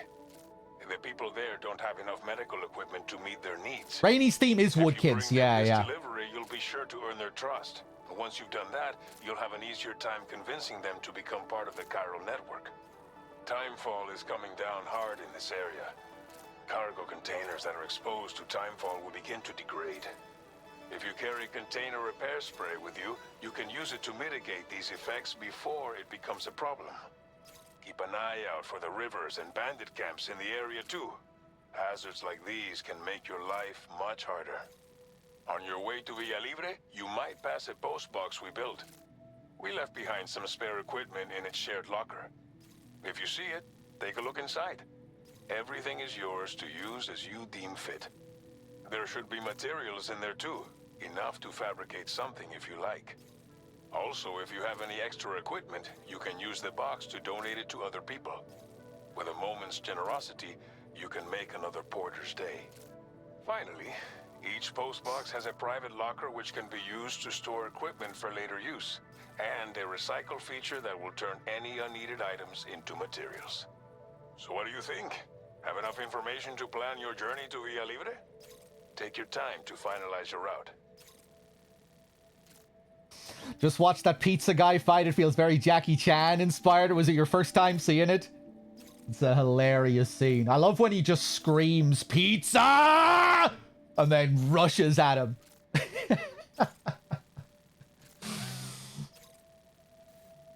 I like that I figured it out as well, what I needed to do to unlock the scene.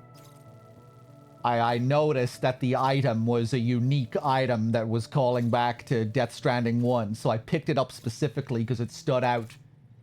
So it felt cool to get rewarded for that. Another neat detail as well is that it's Mamoru Oshii playing that role, which is significant. He's the Ghost in the Shell director. And his whole story revolves around Higgs's ghost mech plan. So it's just a cute little tie-in there. And also, given that Mamoru Oshii had an enormous influence on Kojima. You know, Ghost in the Shell, Kojima took so much from Ghost in the Shell when creating Metal Gear.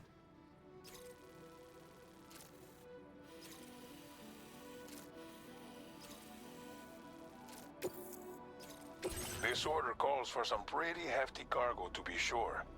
But don't forget to take into account all the other extras you'll need to carry to get the job done. Every piece of equipment you take also adds to your overall weight. So think carefully about your loadout. Try to pick critical items that won't weigh you down and wear you out when combined with your cargo. Run out of stamina halfway through a delivery, and you're in for a world of hurt. Aranesis as well with the 103, thank you.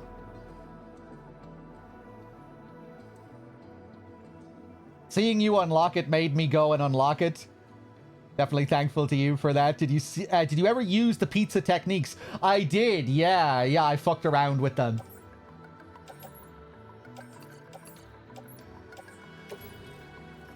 Make all necessary preparations for your delivery.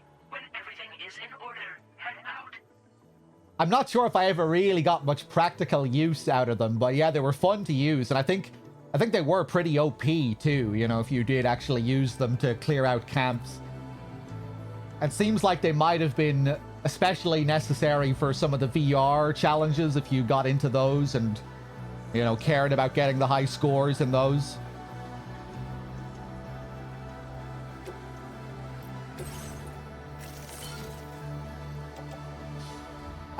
Okay.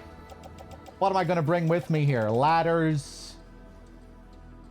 If I remember correctly, there are some pretty big gaps coming up that you can use, you know, that are that double ladders are well suited for. Something new you can do in this, you can join ladders together.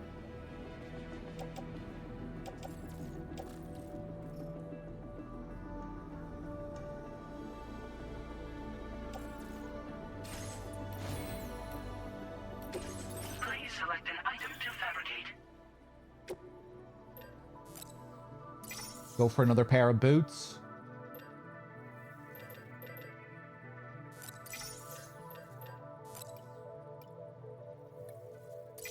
Couple more ladders.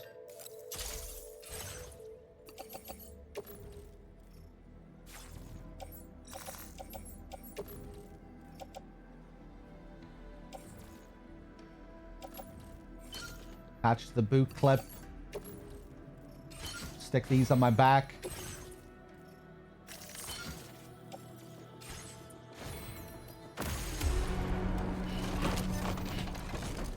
Might be a bit weighed down here.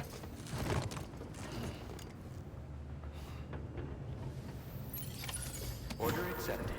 Thank you. I was getting the sense from Nico's comments earlier that you cannot turn off Dollman in this. But yeah, maybe there'll be mods for it soon.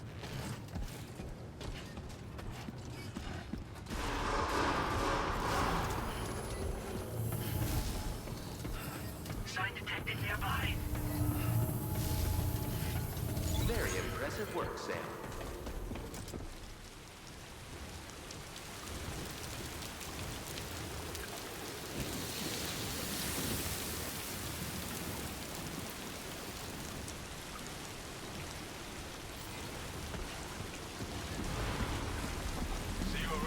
That's how timefall works.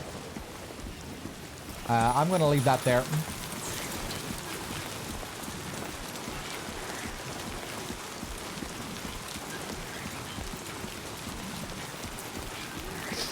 What's wrong with Dollman? He talks a little bit too much. And he backseats a little bit too much.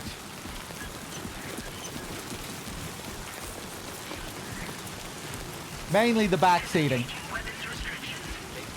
No, not everything. I do have a bit of a soft spot for Dollman. Every now and then I come around to him.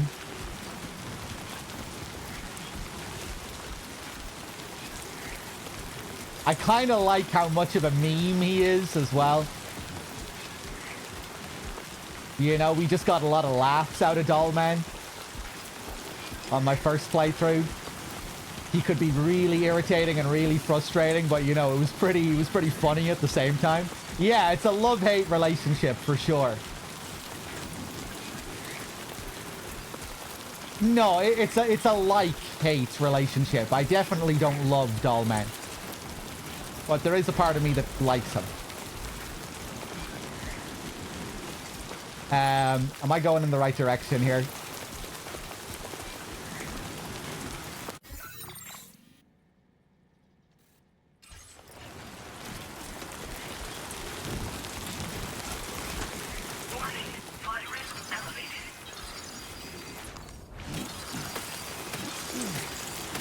Grab some cryptobiotes. Probably going to want those on this difficulty. That's how many cryptobiotes can I carry? Can I still collect an infinite amount of crypto biotes, 999 crypto biotes. That's one thing you can do in these games to make your life way easier. Just make sure to pick up crypto biotes every time you see them, because you can carry a load of them at once. You can carry like up to 999 of them, I think. So, you still won't be able to get a high rank. If you have to take a load of crypto biotes because you're being damaged so much. If it's like, yeah, if it's in a boss mission or a meal mission.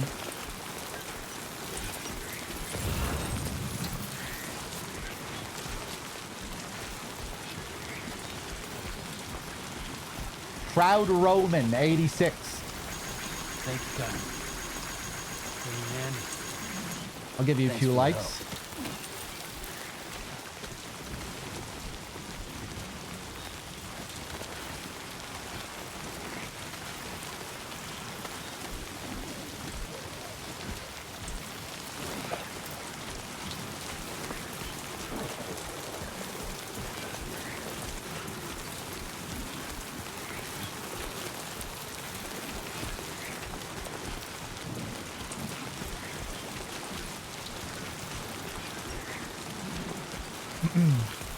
Just like Zoinks? Wait, what?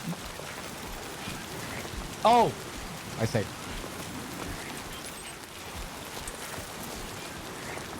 I'm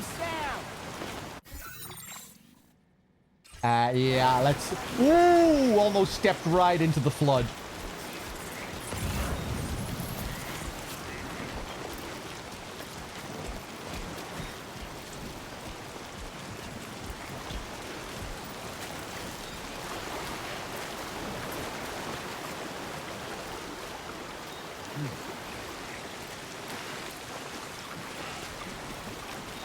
The floods and the earthquakes really didn't amount to much. The only thing that they really meaningfully affect are structures. Community structures.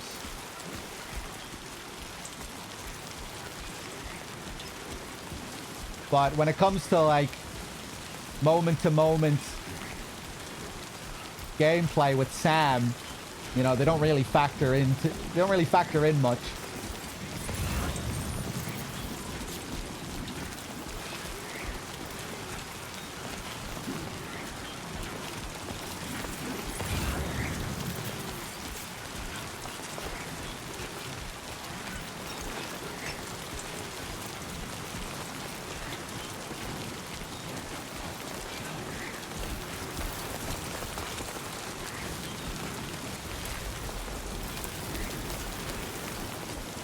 Cool.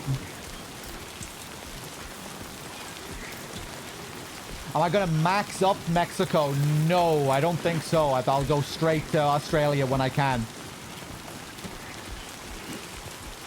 I'm not gonna focus on maxing at all, actually. I'm just gonna do everything I need to progress to Australia.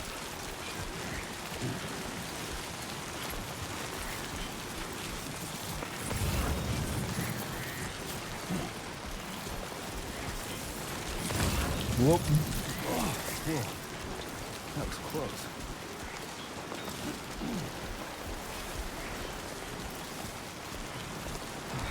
Up we go.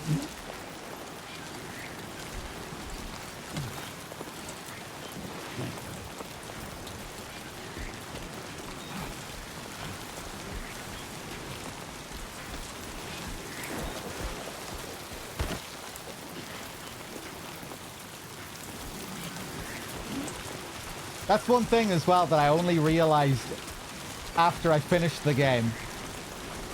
All of Neil's fights are kind of themed after the natural disasters that can trigger in the game. What's the first chapter called? Conflagration?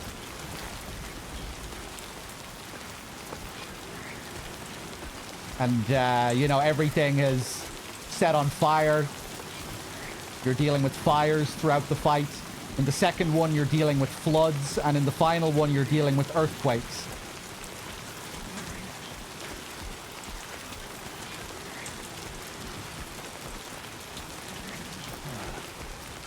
Each one is themed after a different kind of disaster. All three, which are included in the traversal gameplay as well.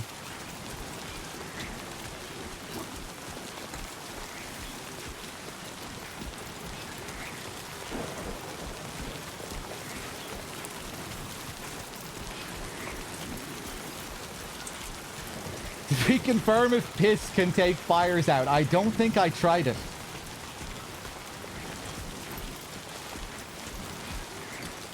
But yeah, fires especially just felt like absolutely nothing. You know, they introduce it for that one mission. They try to make it a part of Neil's first boss, but like it's so easy to ignore.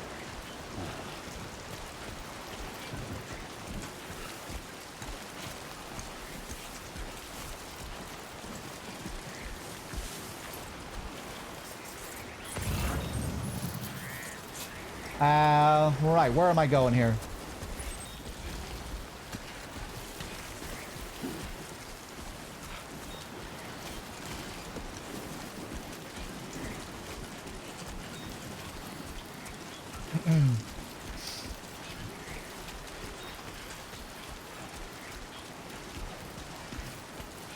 Yeah, I liked Luca Marinelli. They really captured his face well as well.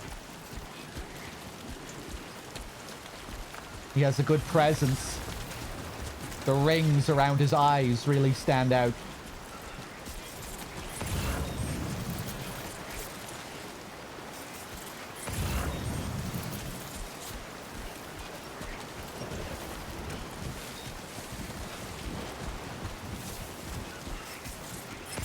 Let's keep going over this way.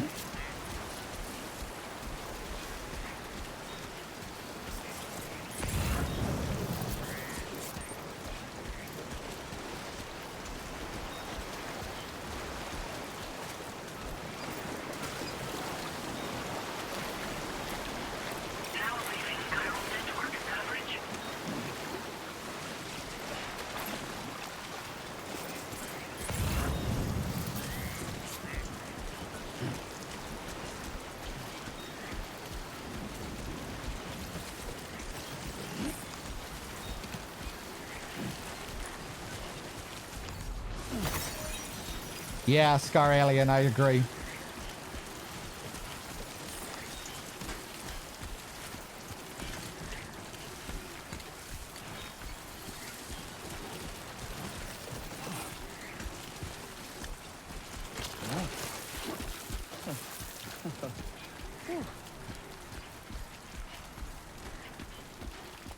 Ooh, that looks nice.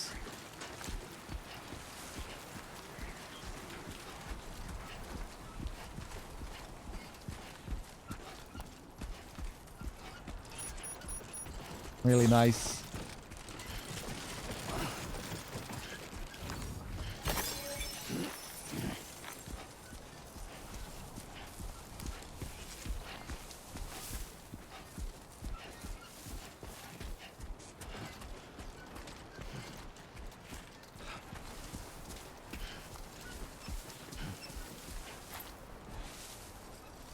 Really looks like you can see individual puddles here.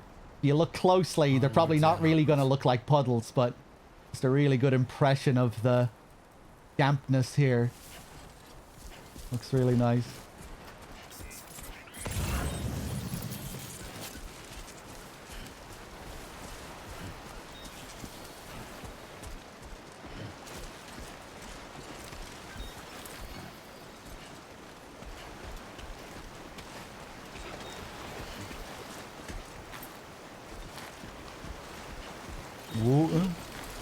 I don't think a double ladder will be enough to stretch across here.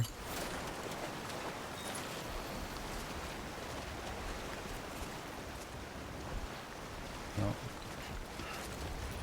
Need a bridge for that.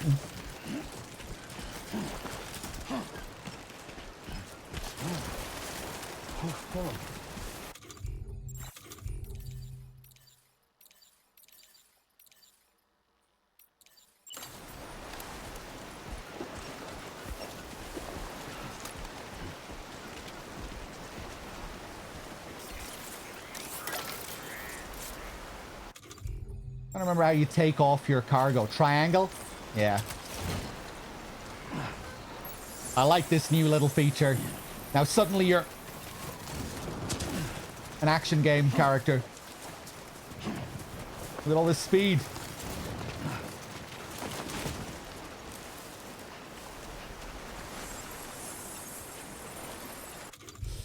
Oh yeah! Something that never triggered for me on my first playthrough. If you do this and you leave your cargo somewhere, someone can steal your cargo. And you have to chase them down to get your cargo back. Or something like that. I never triggered that.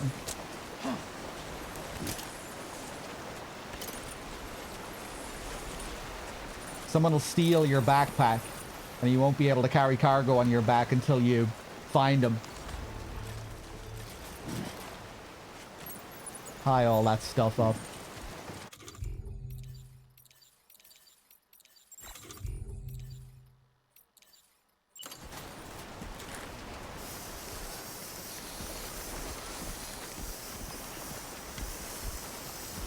Give that a bit of a spray just in case we take a knock.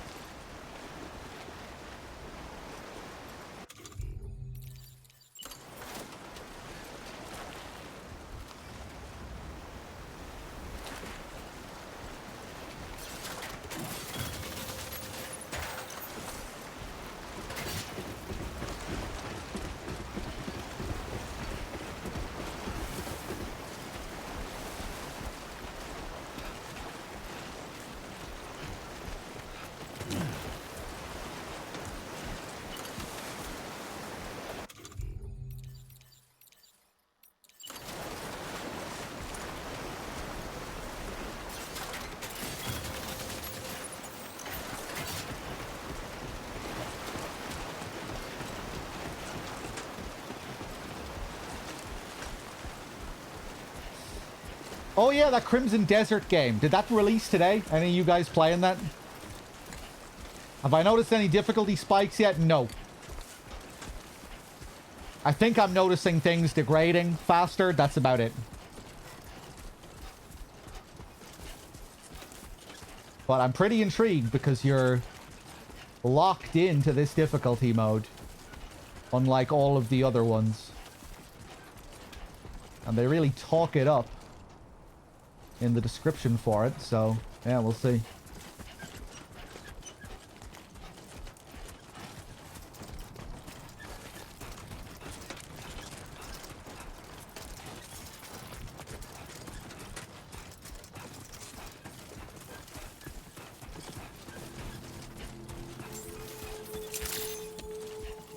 Buen dia, Sam. ID confirmed. Welcome, Sam. Security measures lifted. Weapons detected. Be advised that usage is restricted inside facility grounds. Access the delivery terminal to process your orders and requests. Only works when left near an enemy camp. You're talking about the backpack thing? I'll have to try that later just to see it.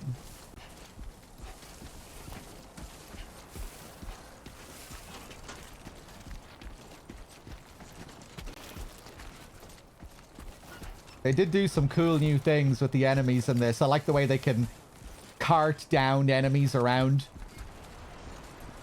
Like they stick them on a carrier or something. If you knock someone out, they'll go and rescue their comrades. Hitman style. Kind of Hitman style.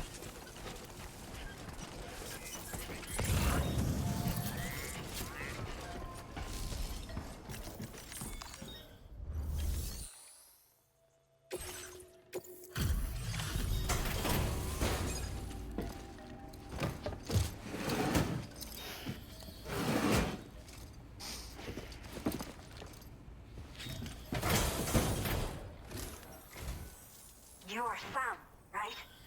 Did the timefall give you a lot of trouble? Thanks for making the trip. Allow me to assess the condition of your cargo.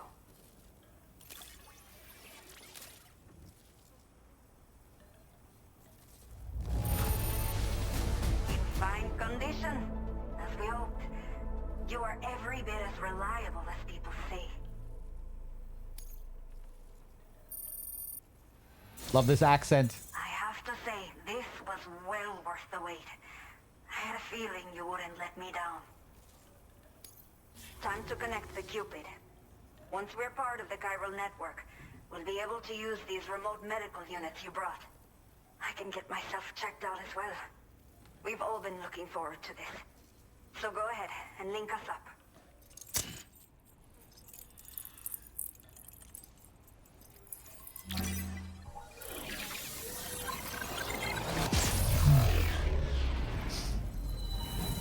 Same kind of Hispanic accent that Paz has, yeah.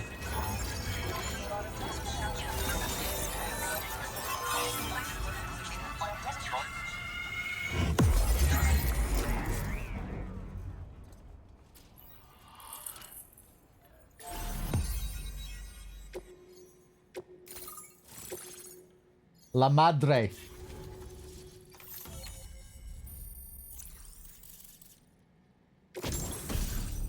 PCCs. Now displaying your current porter grade. Yeah. Chiral communications have been established. Now I can finally use one of these medical units to assess the condition of the child I'm carrying. I just pray they're strong and healthy. The elderly residents here will also be happy to receive proper medical care. Oh, seems like you should be capable of fabricating PCCs now as well.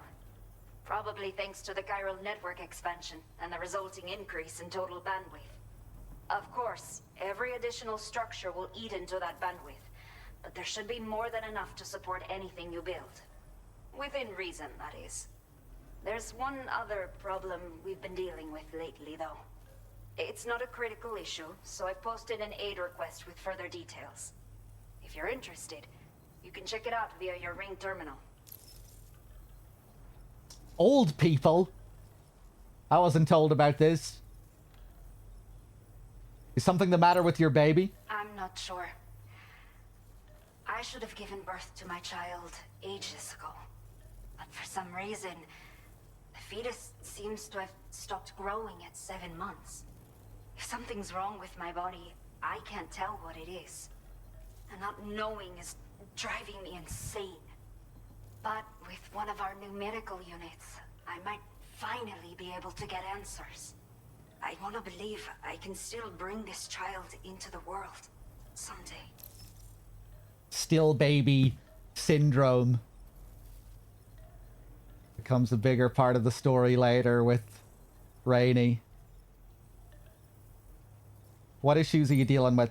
Some of the cargo we had stored here was washed away during a massive flood. The water carried it into bandit territory, so we're in no position to reclaim it ourselves. I know this isn't the sort of thing a porter like you normally does, but if you're willing and able, please check the aid request. All of the relevant details should be available for review on that ring terminal you're wearing. You can use it to confirm the cargo's location. So, if your travels happen to take you out that way, we'd really appreciate the help. The only people that still live here other than myself are elderly. The last of the younger residents decided to risk it all and leave for Ciudad Nudo del Norte a while back. Too many bandits in these parts. Like the one I used to be. We took what we wanted and didn't care about anyone but ourselves. But after I got pregnant, I realized I could not keep living like that. I had to clean up my act. Start living for someone else. My friends didn't understand at all. So they ditched me. Left me to wander on my own. Until the people here agreed to take me in. Even though the poor souls are struggling with all kinds of health issues. That's why we put in the order for these remote medical units.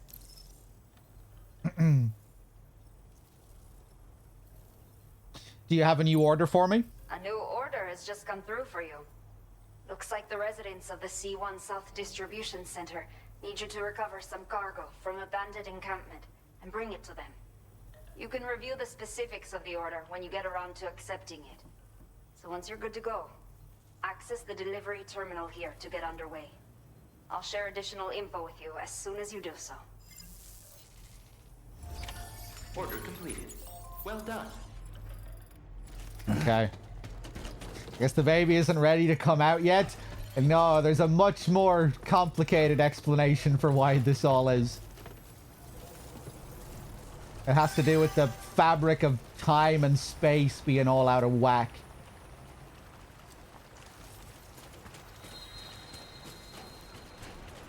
Thanks again. Be safe out there.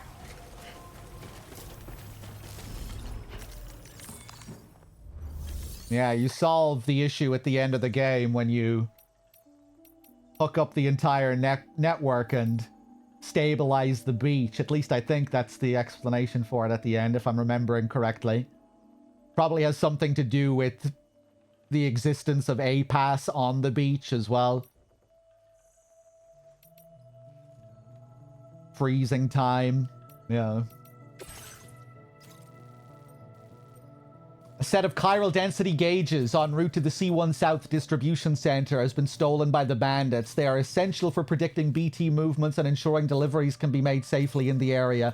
Recover all the gauges and deliver them to the distribution center. Okay, Sam. Are you ready? Then I'll bring you up to speed with what I know. The order you've undertaken is to recover chiral density gauges that have been stolen by bandits and taken back to their base. The base is located in some overgrown ruins, so you'll have a hard time getting a clear view of it. You might want to construct a watchtower nearby before you charge in. With it, you can get a better handle on the situation and improve your odds of getting the job done quietly. But that's not all, of course. Other porters are also able to make use of your structures. This way, you can help out the people who follow in your footsteps through this area. Think about what I told you and finalize your route. Best of luck to you out there. All right. We got PCCs. The towers are actually quite a bit more useful in this compared to the first game, given how they tie in with the more detailed camps, stealth mechanics.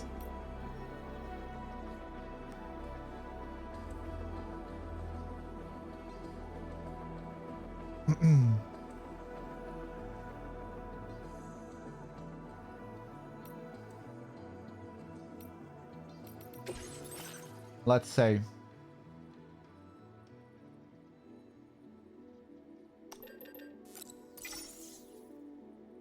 I'll take another gun. I'll take a climbing anchor. We should be good. Ba-da-la-ba-ba-da-la-da-da.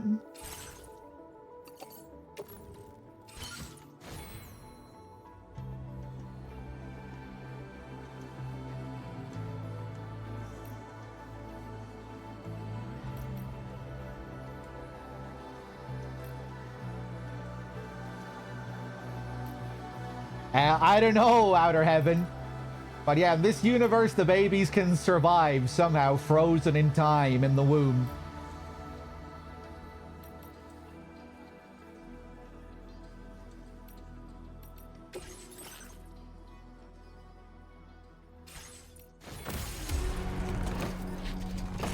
Okay, let's hit the road again. Oh, I'm just remembering the sunburn in this. Order accepted. Thank you. The cap can help with your sunburn, if I remember correctly, right? Not sure if they say that, though, in the description. One of Sam's favorite hats, adorned with the slogan, "Why me?" When worn, it slightly slows the rate at which stamina is depleted. Does it affect the sunburn as well? Maybe I'm just misremembering.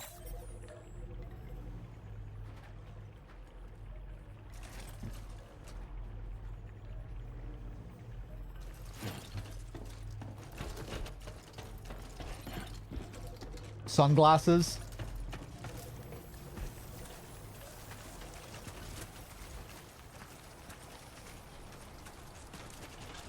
Becco.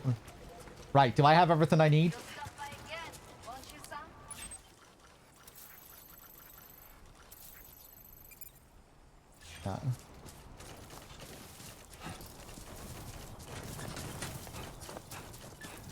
Disengaging weapons restrictions. Take care, Sam.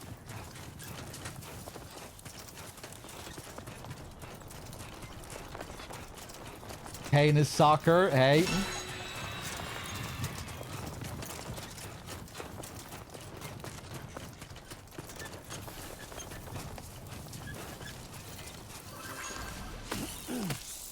Keep picking up cryptobiotes every time I can. Just in case the fights later are crazy.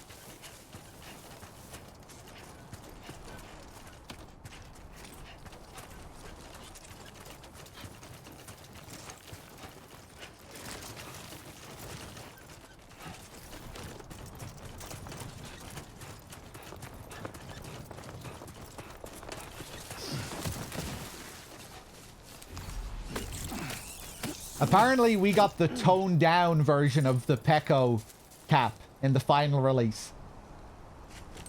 Originally, Kojima wanted him to be just saying Pecco non-stop.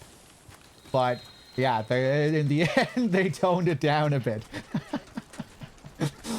I'd love to see what it was originally. Well, I don't think it was non-stop, but yeah, it was. He used to say it a bit more. This looks like the way to go. In the end, they decided to tone it down. Pecco, Pecco, Pecco, Pecco, Pecco, Pecco.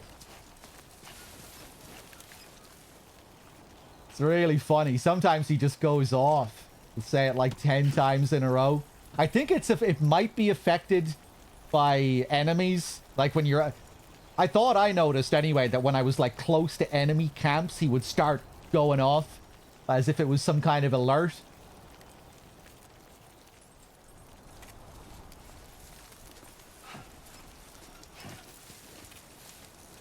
Feeling good.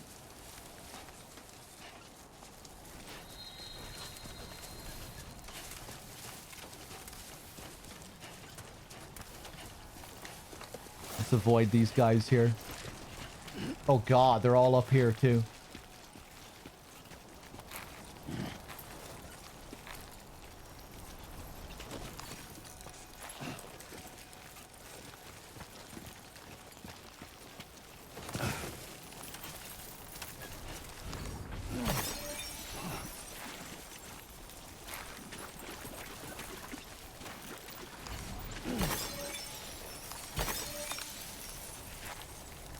Oh, that's cool, the way the effect changes there.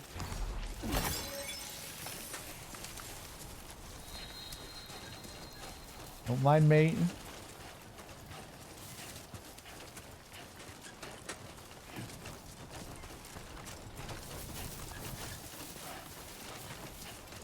Tax evasion, hey.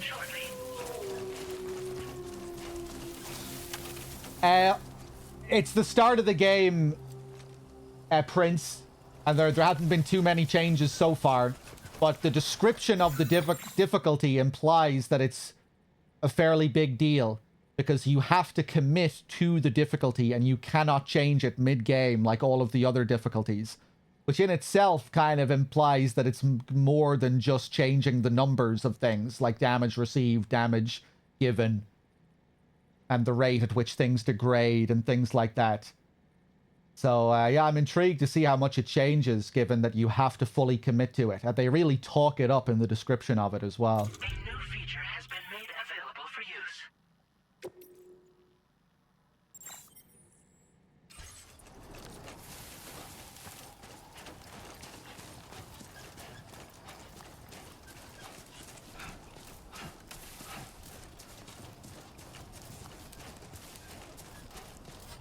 Yeah, I did like the faster degradation of everything on Very Hard in the first game.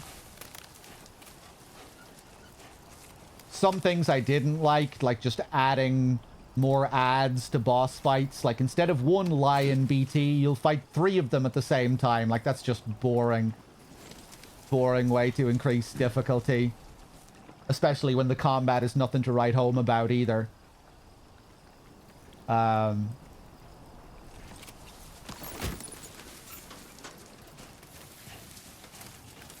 I had fun with the cliff fights. The cliff fights could be really tough on Very Hard.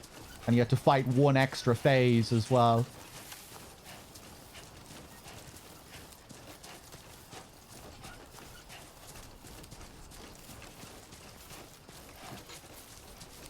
You turn down the difficulty for the Mads fights. Yeah, I wouldn't blame anyone doing that either.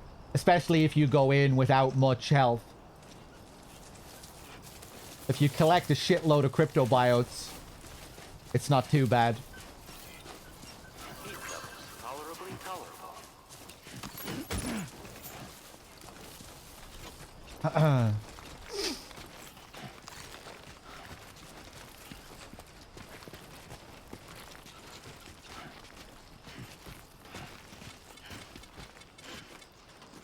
What would you say sets this apart from the first game? One of my biggest criticisms of this game is that it doesn't really set itself apart enough from the first game. That it feels too much like more of the same.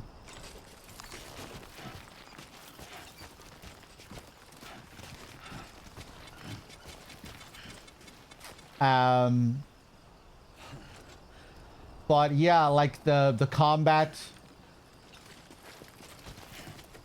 There's like a whole MGS5 light element to it that wasn't really present in the first game. Like much more stealth action. Gotta work on those core muscles. But again, that's just, you know, a lot of that is completely optional as well. And part of me wishes that they focused more on the traversal side of things instead of putting all of that attention into the stealth action stuff.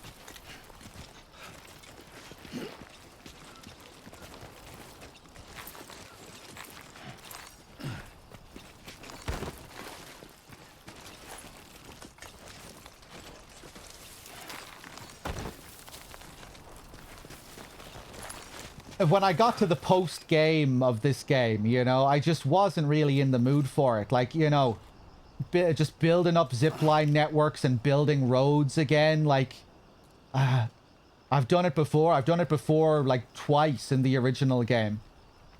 It just didn't feel different enough to do it again.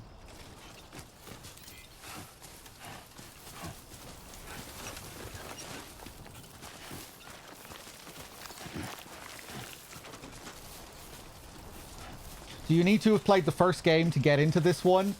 Ooh. I think the best way to experience both of these two games is to play the first game, then wait 2 or 3 years, then play this game. That's how I would recommend it. There are big things in this game that just won't really land nearly as well if you haven't played the first game. Like, it gives you recaps and things, and it'll catch you up with what you need to know, but... going through through the whole journey with Lou in the first game really impacts how you'll feel about certain things in this game.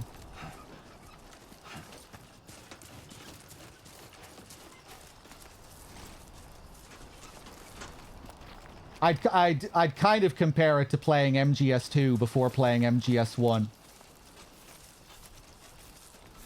Come on, Sammy boy.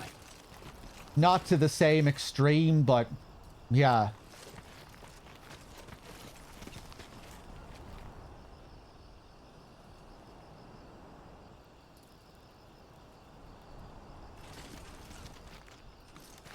But yeah, like I was saying, the game is so similar to the first game, and it's so long that if you just jumped straight into DS2 after DS1, I don't know, that would just be too much.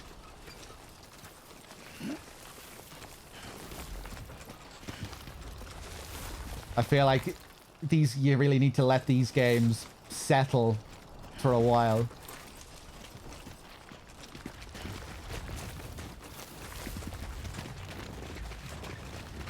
They're very, like, experiential, not something that you'd want to replay again and again and again.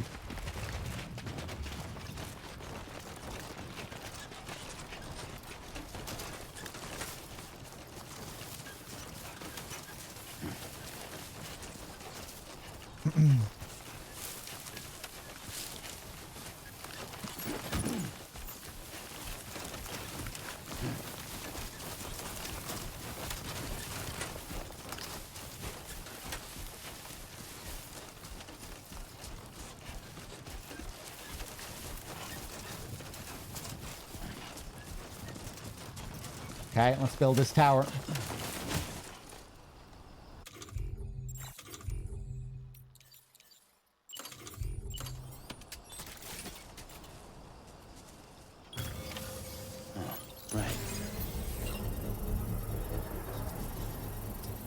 You played DS2 twice since it came out, so the PC price tag is kind of expensive, and you can get all of the additions that the PC version has in the PS5 version.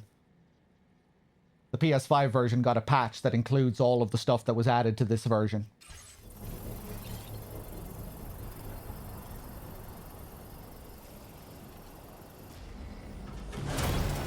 Construction process now complete.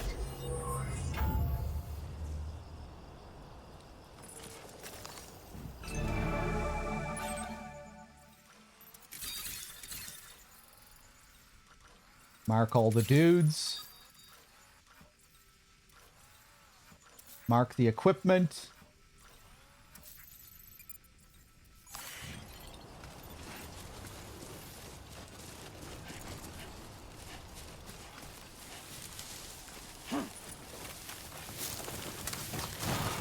Oh my god.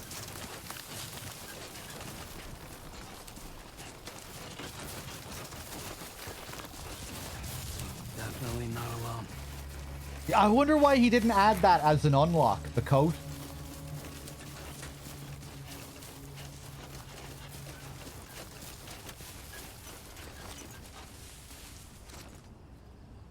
Seems like we can unlock Neil's bandana now.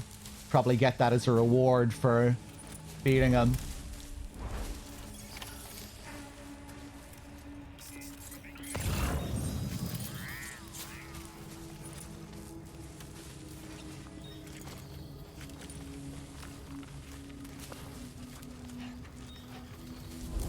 I think he just stays there.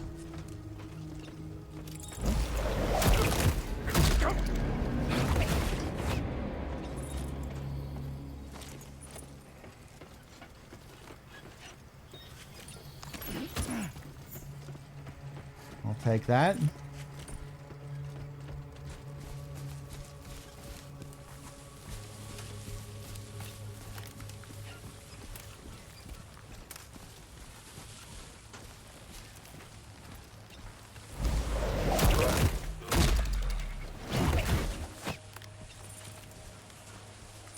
Isn't? Yeah, Kojima going back to stealth action.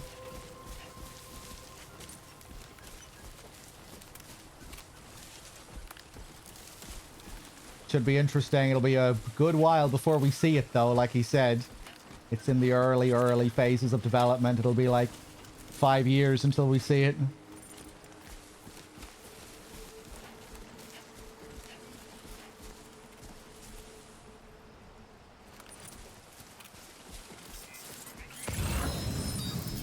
Hope it's not open world. Me too. At least the OD won't be open world. That should be a weird kind of experiment. PT style.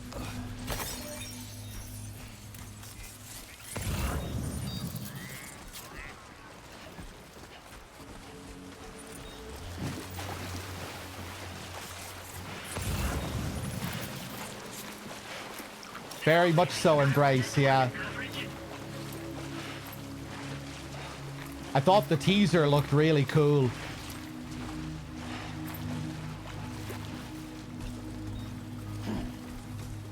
Like it really felt like it recaptured PT in a way, without feeling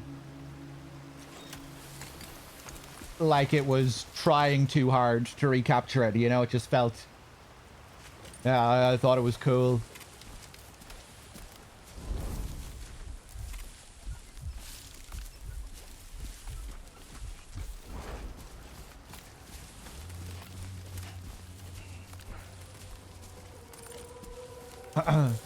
PT did so much stuff right.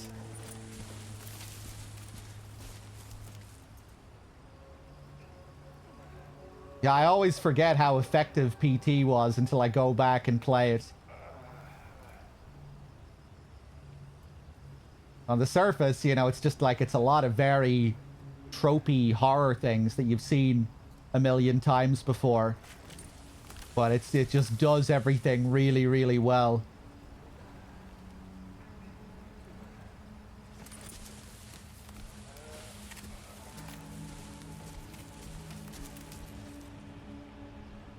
The movement is one subtle thing that I always talk about when I go back to PT.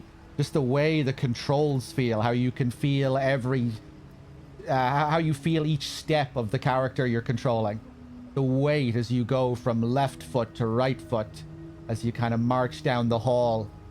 Just, that in itself creates so much tension, I think. It's really well done, combined with the amazing sound. That amazing moment on, like, the 4th or 5th loop of the hall, when you get possessed by Lisa and the footsteps change.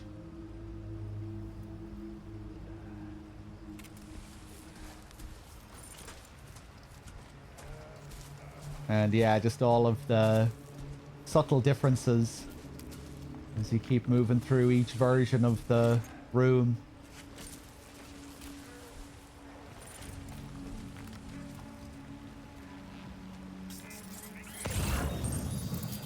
Where are you going?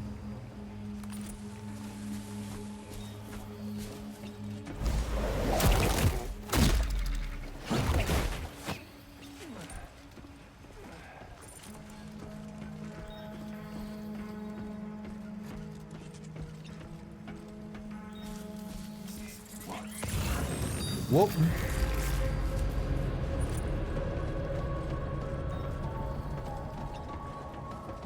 Which way are you gonna go?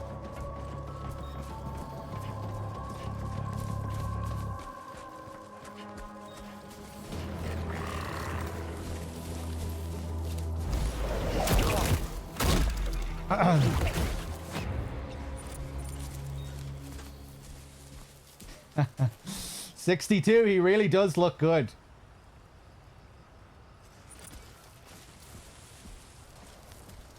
I think he looks better now than he did when he was in his 20s.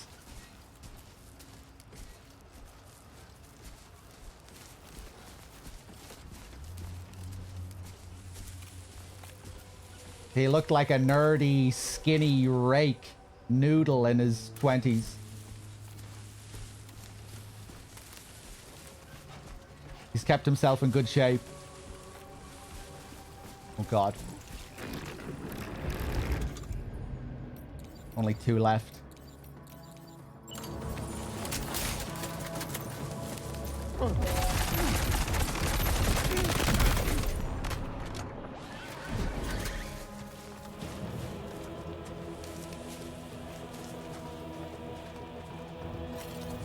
Put that down.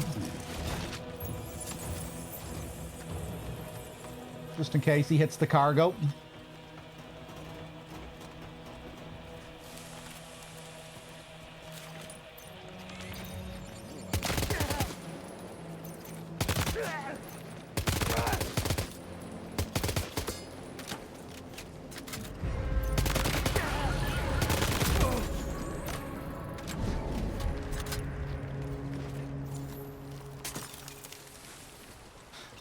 Is this on Steam? It is.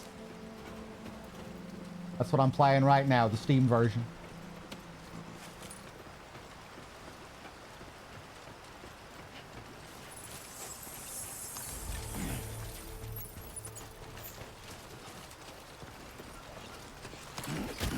All designated cargo successfully recovered. Proceed to delivery destination for processing. Sweet.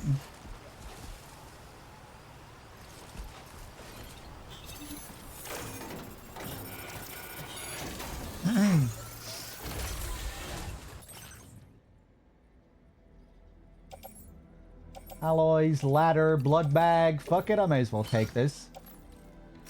Why not?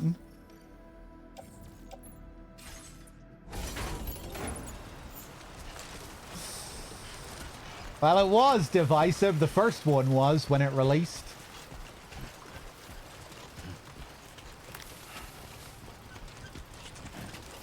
The second one, not so much.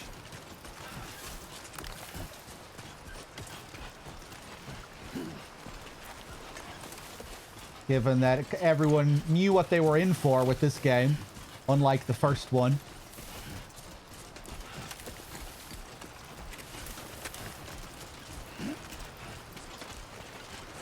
Yeah, I like the first one more than this one.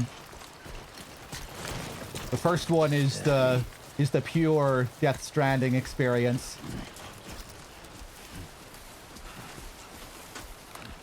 This one loses some of the magic and feels like too much of an appeasement to the detractors of the first game.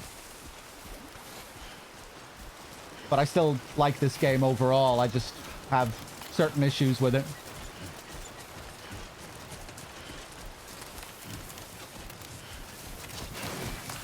That's a close one.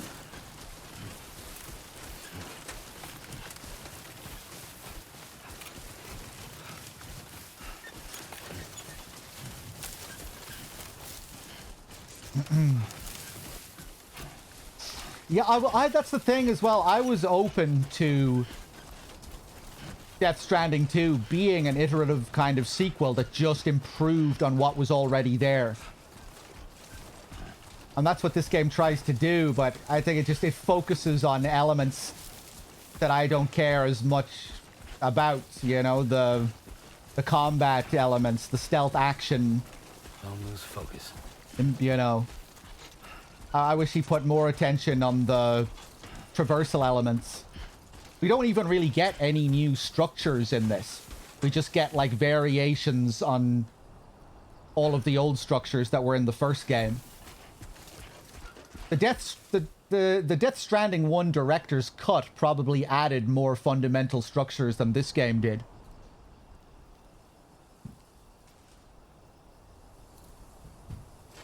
Vehicles feel way better in this overall compared to the first game. They just feel much nicer to control, like when you're moving trucks around rough terrain and what have you.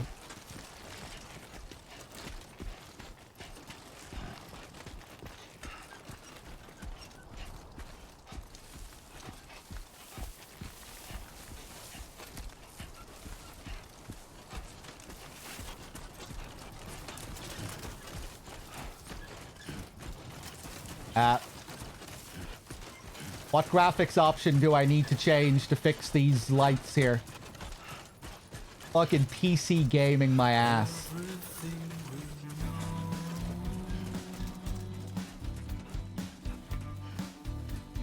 Is on the radio.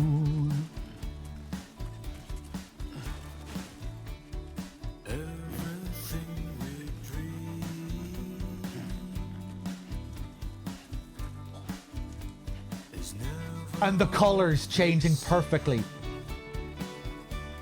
to suit the song.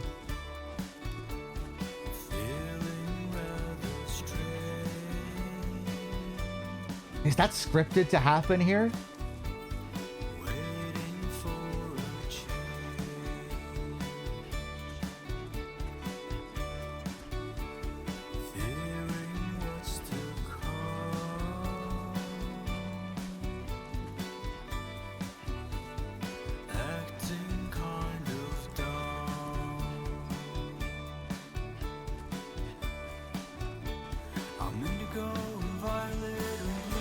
I really like them too as well, Vildux. All that feminine energy on the Magellan.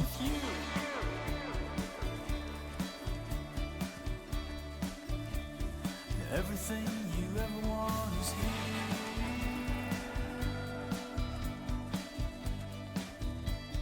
Giving up, another one too dear.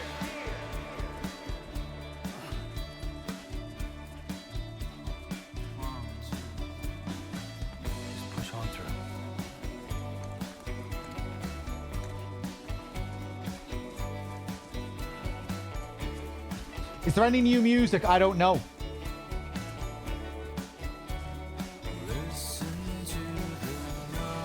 It really felt like a tight group. Yeah, there's a real theme of friendship in this game, which is nice. game is full of really nice, small gestures between the characters.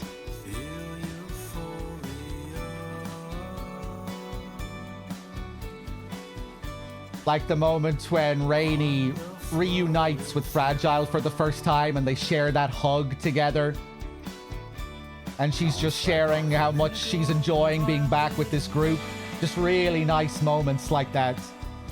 When Tomorrow saves Sam and they have that little moment together. Really nice.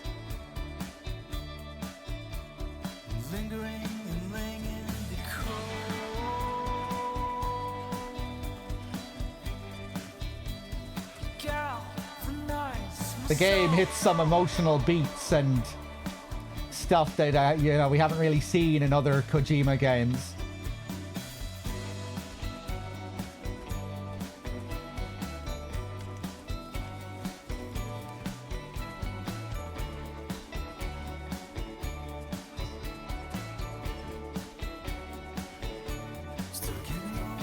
How you holding up, Sam?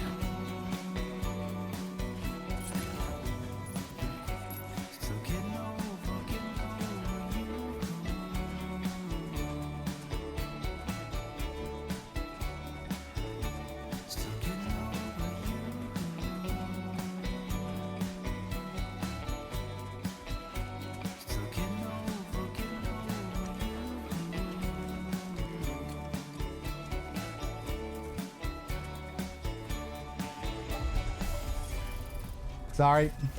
Gonna cut the music. Good morning to you. ID confirmed. Welcome, Sam. Security measures lifted. Weapons detected. Be advised that usage is restricted inside facility grounds. Access the delivery terminal to process your orders and requests.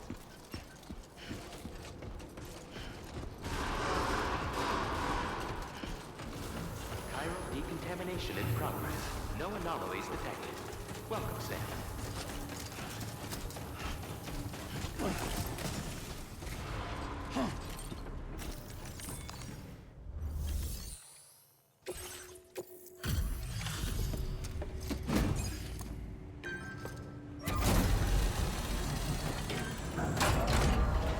I banned Zoinks for a day at the very beginning of the stream because the first thing I saw him type was ... in the chat.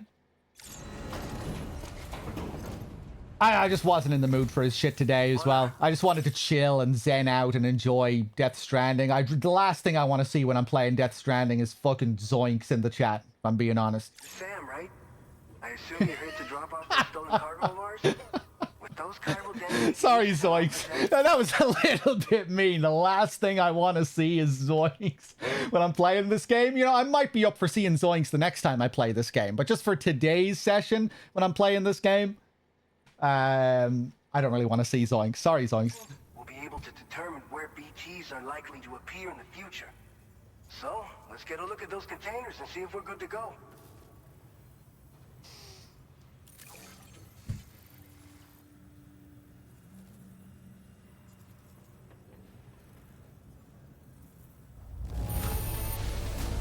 Now that service, not a single scratch that I can see.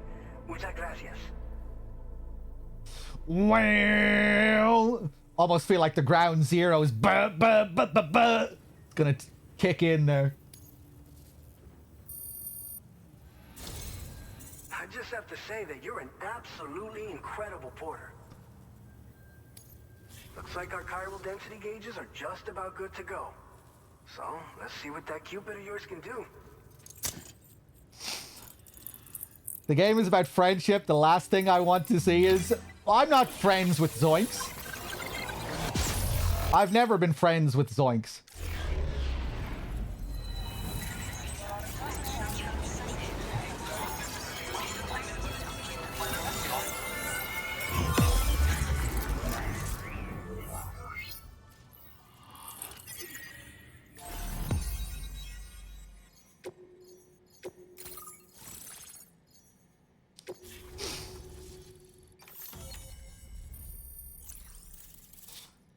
Zoinks is the doll man of this channel. Now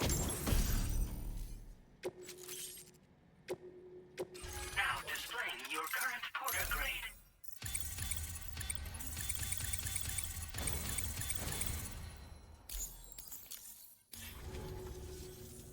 high time we got on the chiral network. Our BT research should go a hell of a lot faster now. We just shared some data with you that'll let you fabricate blood grenades, a kind of anti-BT weapon, and build timefall shelters too. I think you'll find both very useful. The chiral density gauges you brought us have been safely integrated into our systems. We can resume all distribution center operations and get back to business as usual. A lot of lives are going to be saved thanks to you. Am I doing this online? I am. Yeah, and if anyone wants to create a Strand contract with me, go ahead. You'll probably have to add me on Steam first, though, right?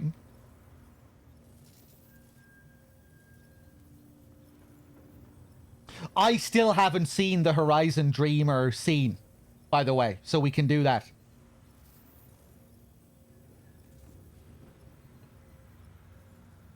Later, when we meet Dollman. BT research keeping you busy, huh? This whole area is a chiralium-rich environment, so there's a much higher risk of BTs showing up. We've been coordinating with the research lab nearby, sharing data, etc. All to help develop BT avoidance and elimination solutions. One of the largest void outs ever recorded happened down south, don't forget, giving rise to a massive tar belt.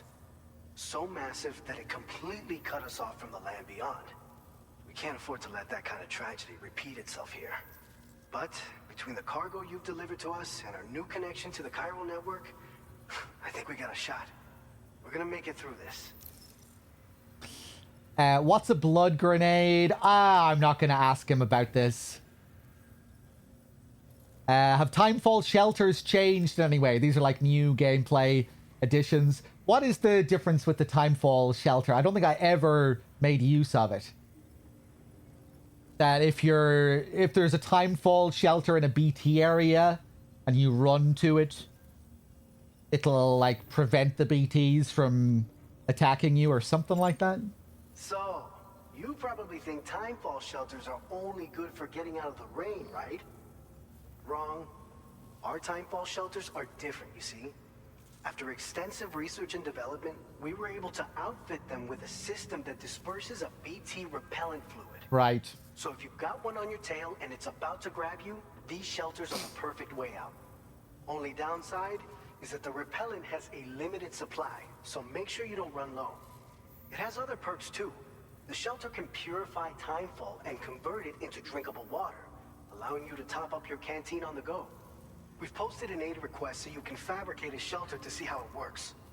Researchers at other facilities are also in the process of looking into how various structures might be improved. As you expand chiral network coverage, we'll be able to share information and coordinate our efforts more effectively. And I'm sure we will all make even faster progress as a result. So keep on doing what you do and linking up places for us. Okay. What's the next order? By the way, you're planning to visit the research lab, yeah? You'll have to pass through some dangerous territory then. We'll do a quick survey of the chiral density, so you might not want to leave right away. And let's not forget that you just tackled one of our toughest orders on record. Tell you what, we got a nice private room here that you can use to catch your breath. We'll get started on prepping the cargo for your next run in the meantime.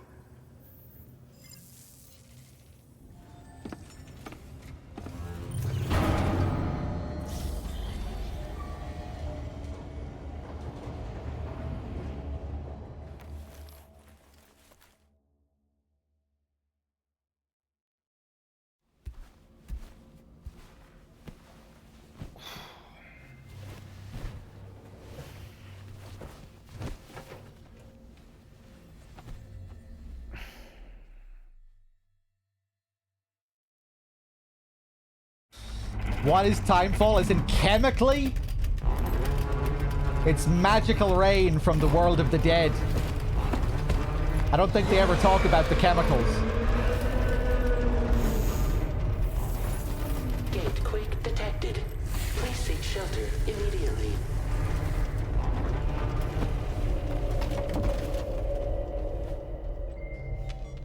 Sam, are you okay? I'm fine. You guys? The facility's intact, but the research lab might have taken a hit.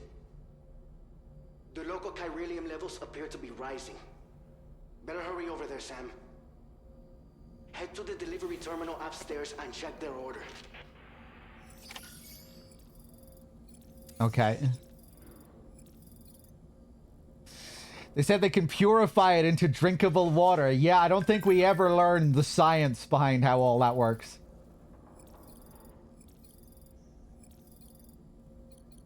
In the original game, you could purify it into monster energy as well. So I really don't know what the science is behind that.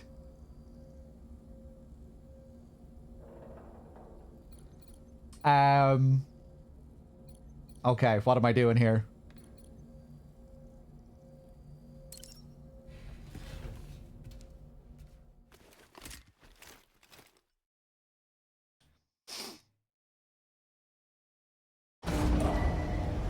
Departing facility.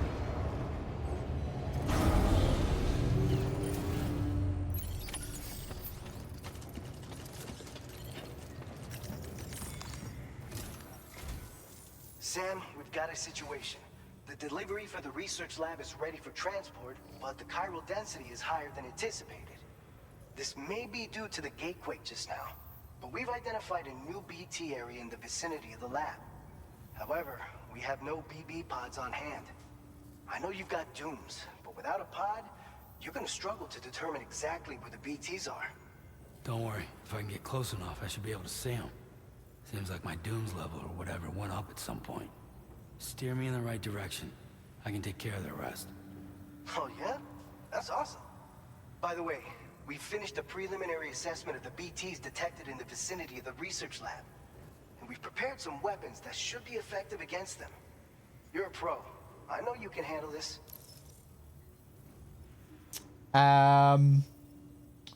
What weapons do you have? We've issued you a number of blood grenades. Yeah. We use an active agent based on compounds derived from the blood and bodily fluids of doom sufferers, making them highly effective against BTs. You can practice using them in VR training. If you'd like to try them out, just access the delivery terminal to get started. Your other weapons won't do any damage to BTs. Shoot them all you like. They won't die. Make sure you're well prepared. This is a slight retcon, right? In the original game, it was supposed to be my blood specifically, right? Not Doom sufferers as a whole. That it was the unique properties of Sam's blood. And I thought that was to tie in with the fact that he was a repatriate. Someone who could go to and from the world of the dead in a unique way. But now it's the blood of Doom sufferers that can affect BTs. Not just Sam's. What kind of BTs are there? According to our initial survey, you can expect to encounter gazers in the field. If you make contact with a gazer, then another type of BT, a hunter will emerge from the tar and try to capture you. If they succeed in this, you'll come face to face with a massive BT known as a catcher. Now, you don't want to ever let a catcher consume you. It'll trigger a void out, obliterating the surrounding area and everyone in it. Yeah. Recap, just in case you don't know. All right, go ahead and pick up.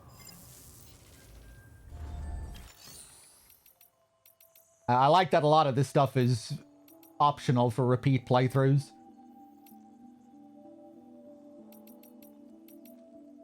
The questions that are just about basic mechanics, tutorials, recapping things from the first game.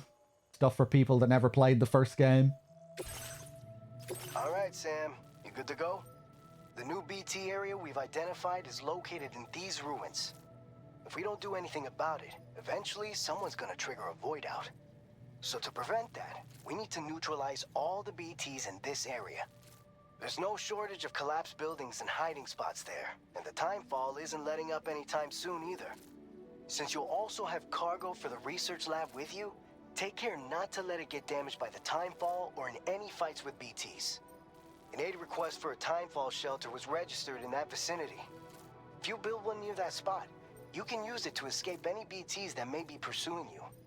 And if you stash your backpack in a timefall shelter, you can rest easy knowing your cargo's safe from the rain and devote your full attention to dealing with any threats. Nice, I never did that. If you got room to carry a little extra, consider requisitioning a PCC and taking it along with you so you can fabricate a shelter for added peace of mind. You're the only one we can count on. Don't let us down.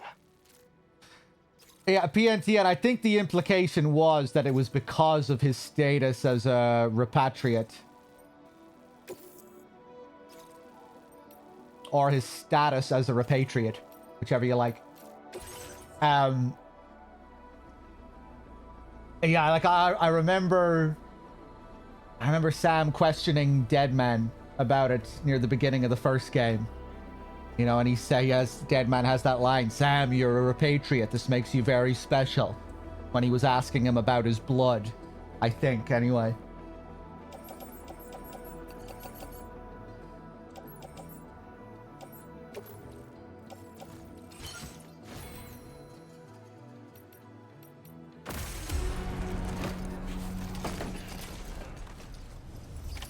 Order accepted. Thank you.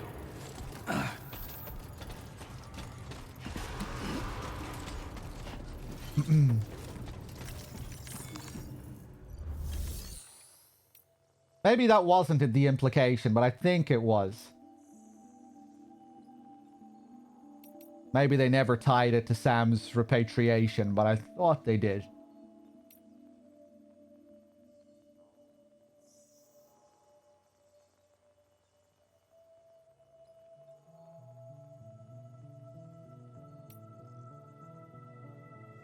Kind of interesting because most of the explanations for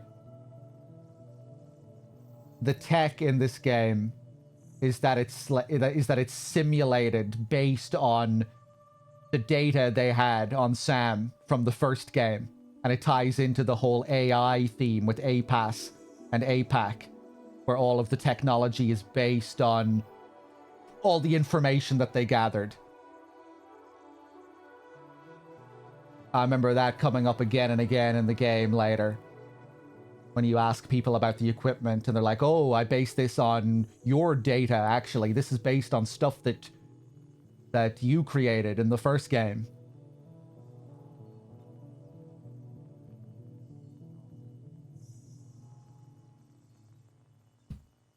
Dr. Dopey with the 22, thanks.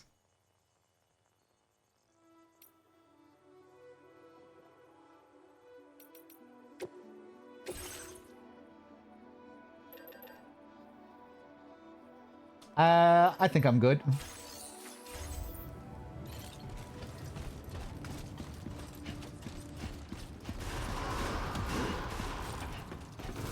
They got really good VAs for Deadman and George Miller, Tarman. Like, they really found people that could imitate their voices well.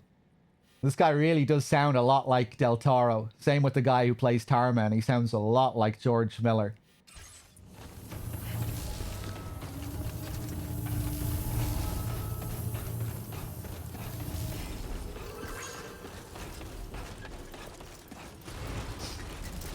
It works too. Like, it doesn't feel weird or uncanny to me. Maybe it's the fact that they're playing people who aren't actors and that we're not people who we're not used to hearing all the time.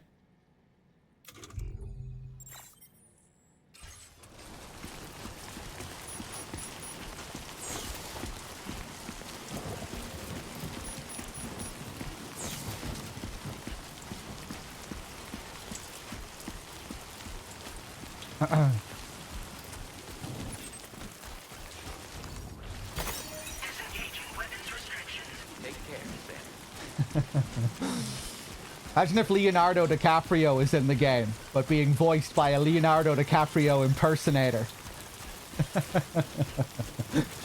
Hey, maybe that would be good. It was pretty good in that Scarface game. I remember enjoying that as a kid.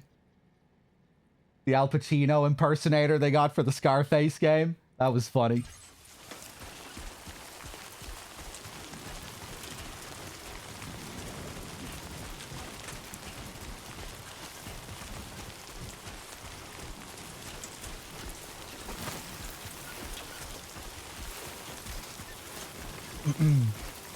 Although I haven't seen that game in a long time. There we go. I think they did get all the actors for the Sopranos game, yeah.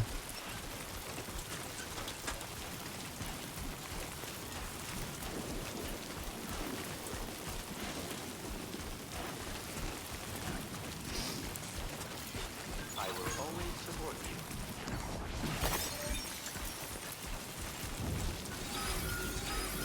The voice suits the face. Yeah, I mean, I guess that's all that's really important. Does the voice really fit with the face? The guy playing Heartman doesn't sound as much like Refn. Sounds a little bit like him.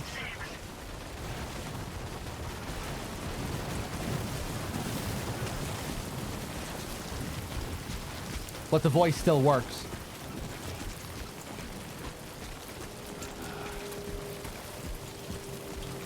The Godfather game has a bunch of the actors as well. That's cool.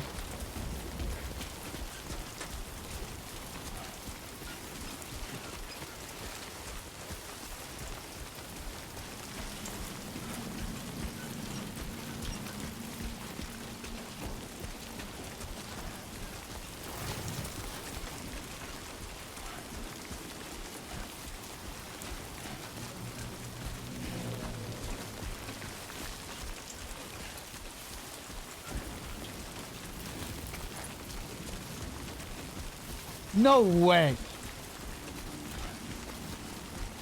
Brando recorded new dialogue for the Godfather game? I had no idea.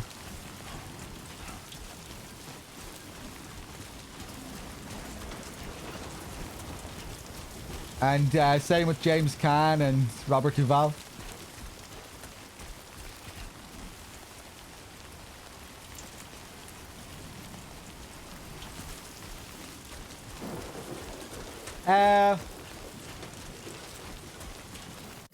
Anyone have any idea about these lights and what I might be able to change to fix these lights?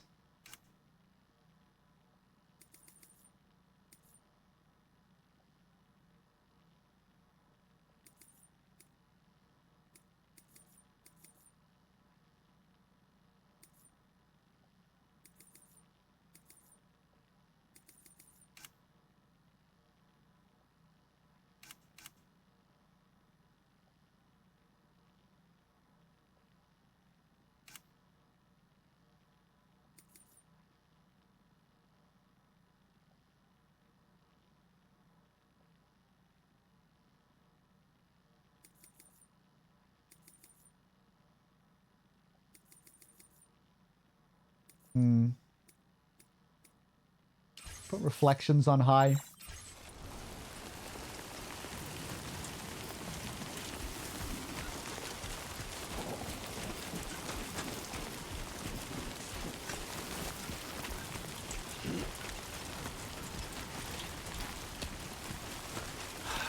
Give me a break.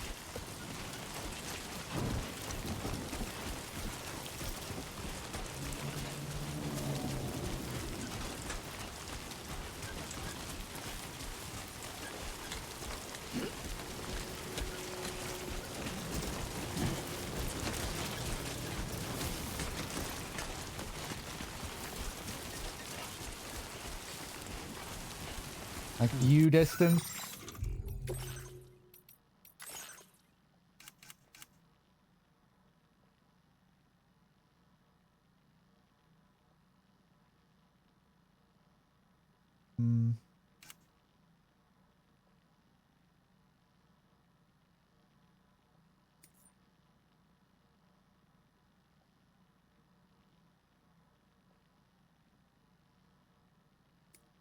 See what it looks like at medium depth of field.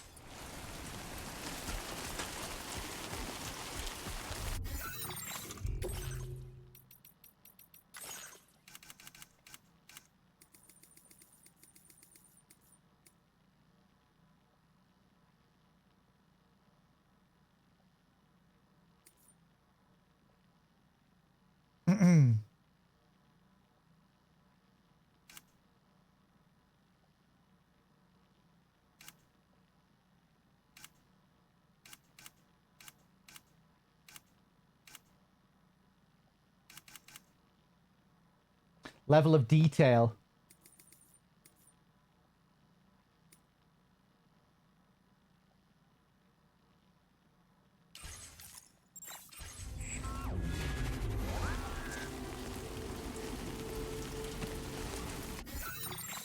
Maybe it's the DLSS? I have no idea.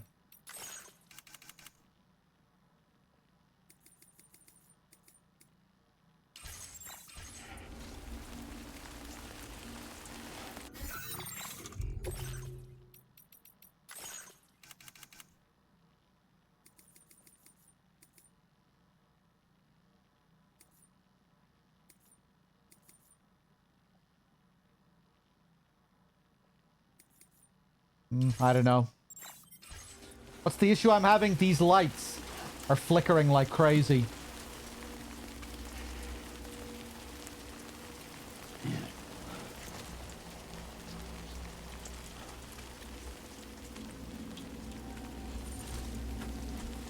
Whoa, it's really bad now.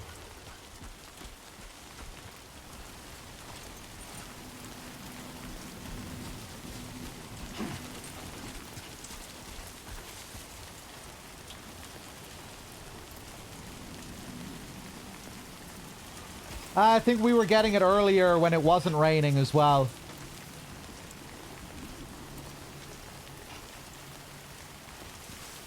Fuck this. My sentiment exactly.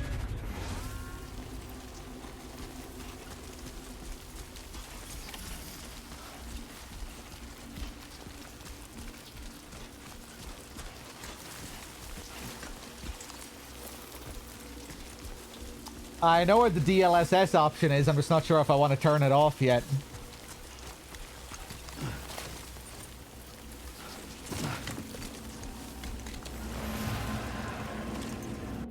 Did I save the settings? I'm pretty sure they saved.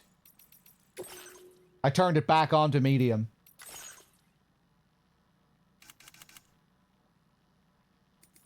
Level of detail, high.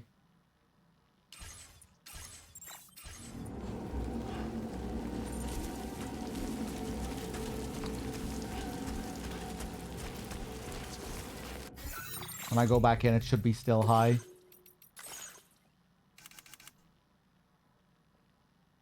Yeah.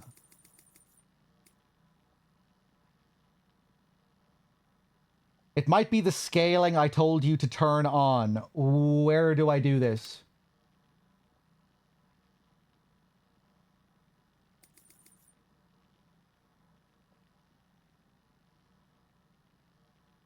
If you change that into performance quality, it might fix it. Okay.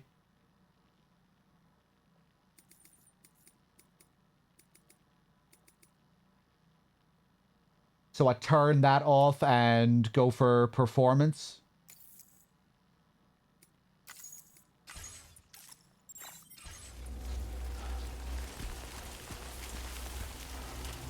Nope.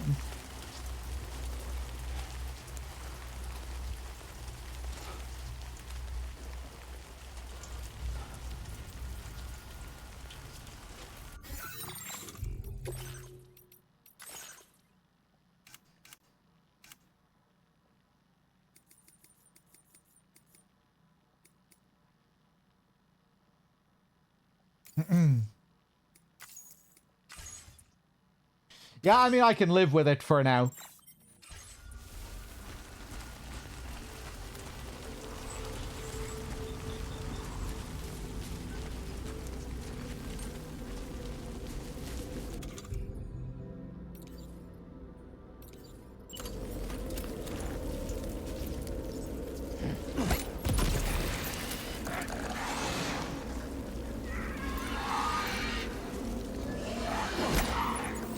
Didn't mean to throw that there.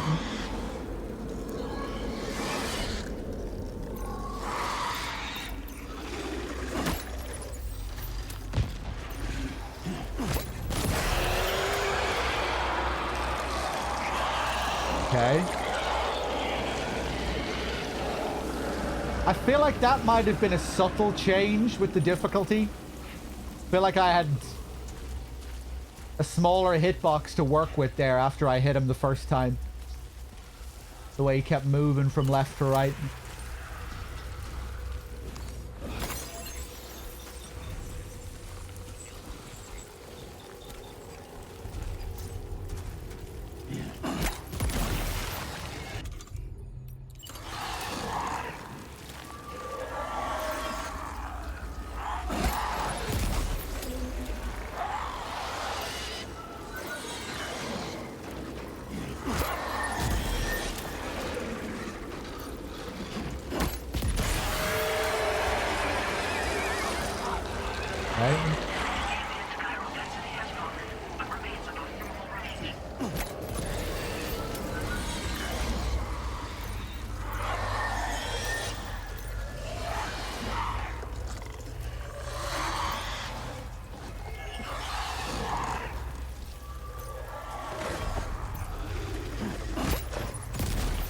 Fuck.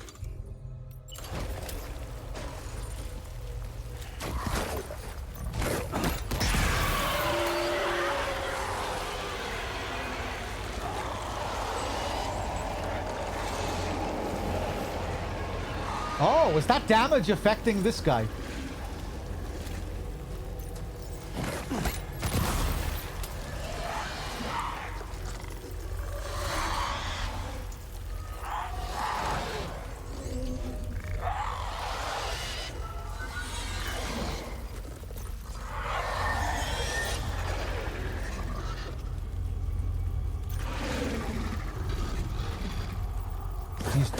He's just a little torso now. That missed.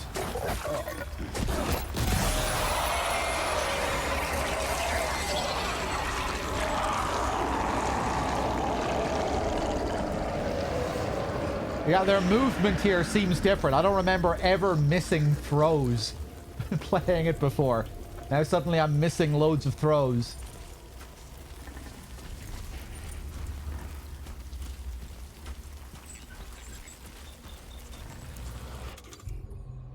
We're gonna run out of grenades at this rate.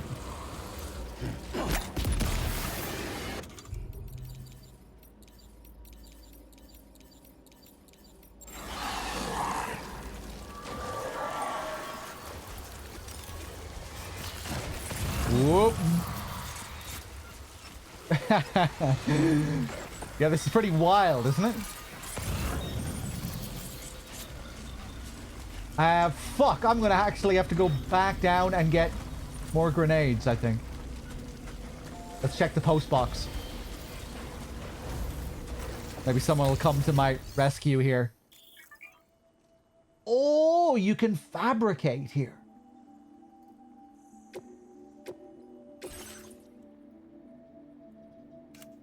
I don't remember this, but I can't fabricate weapons. Wait, no, I can't. Okay, this is all I can afford right now. I think.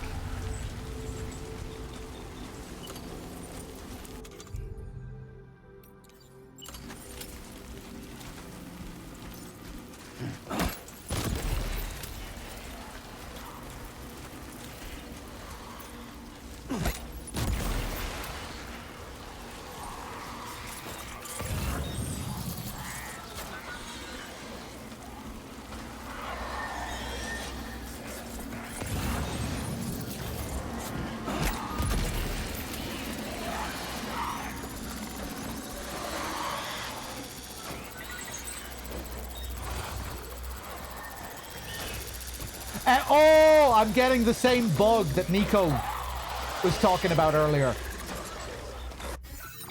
We're hearing the Audra deck. But we don't have the Audra deck.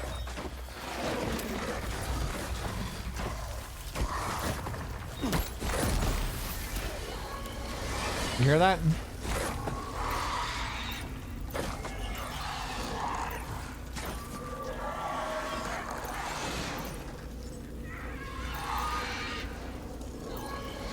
I'm just gonna wait for them to calm down. Yeah, hopefully they patch that.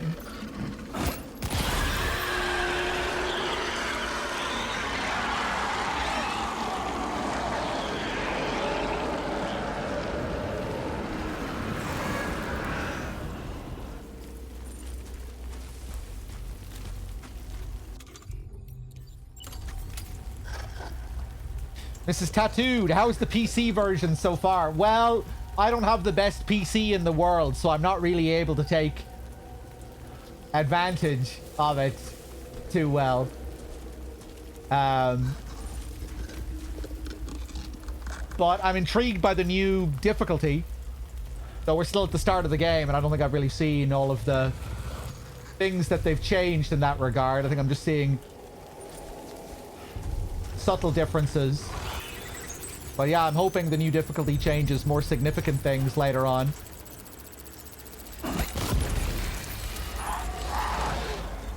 What are my PC specs? I have a 3060 and an i5 12400. I think.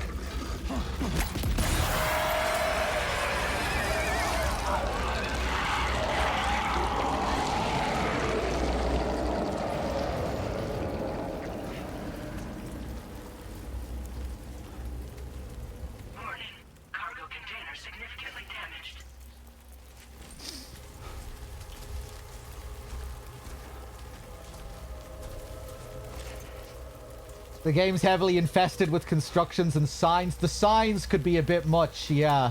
Especially the, what were they called? The supply requests, which you just saw dotted all over the place. Everyone was asking for an option to remove those supply requests. It'll be interesting to see if they changed that for this release.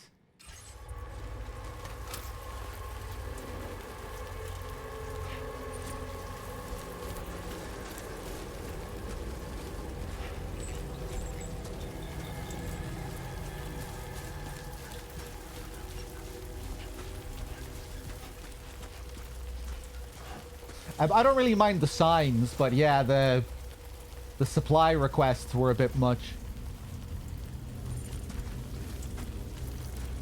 Also, hey Toasty, good to see you.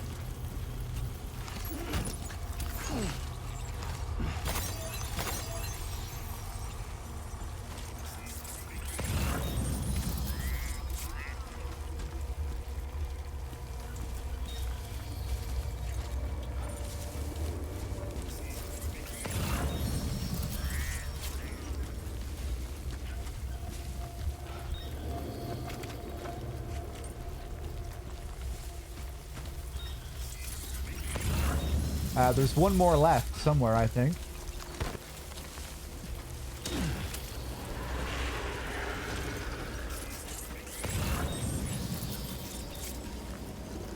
Like how the crystals light up.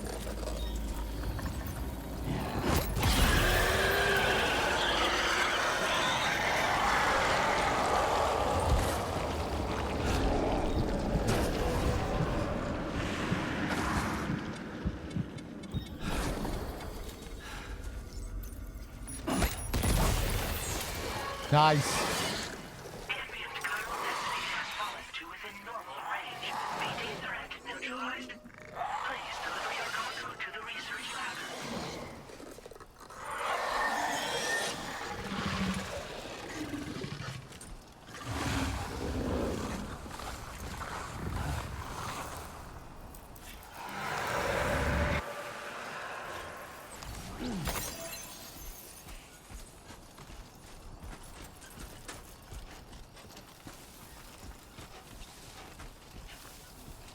Okay, cool.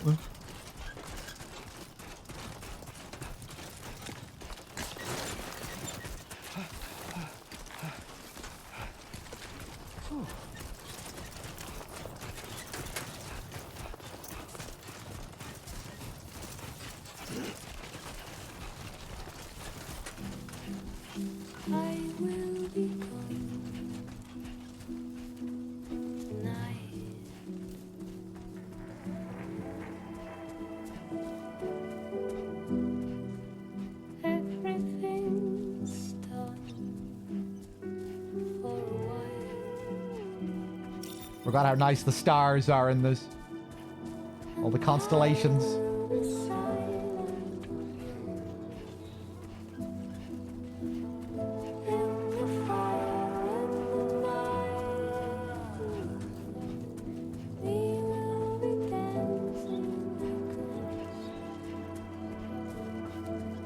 The shooting stars.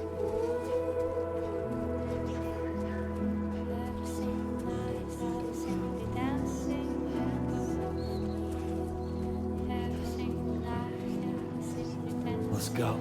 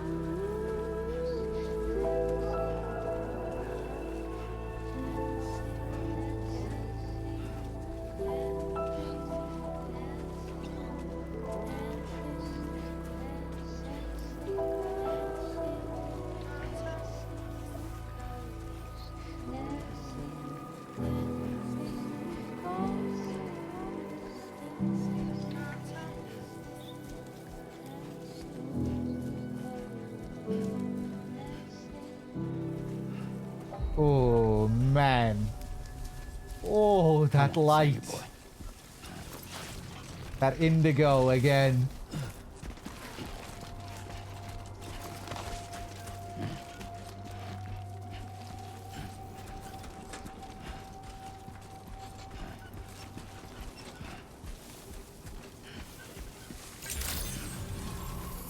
Good evening, Sam. ID confirmed. Welcome, Sam. Security measures lifted.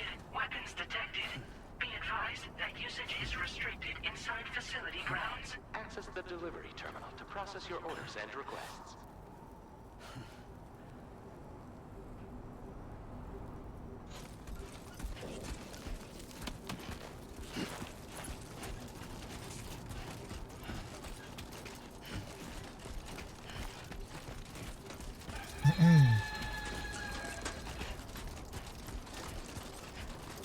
It's another moment that kind of hits a bit different the second time through.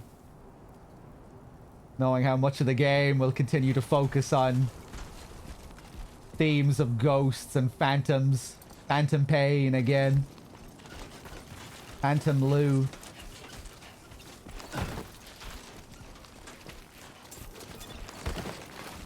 Ooh.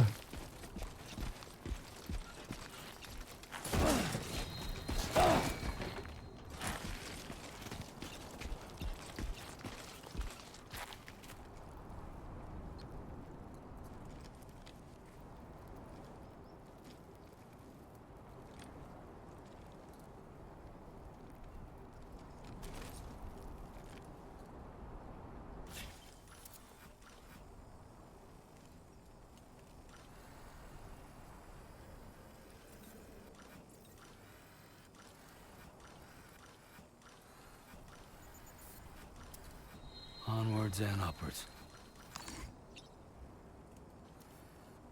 There's the distro center.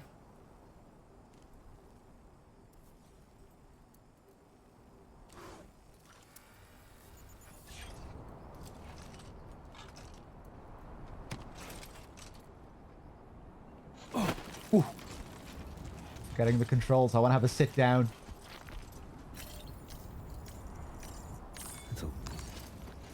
That's right. Let's just sit here for a second and meditate. I can only kneel here. What about here? Okay. Let's just sit here for a second.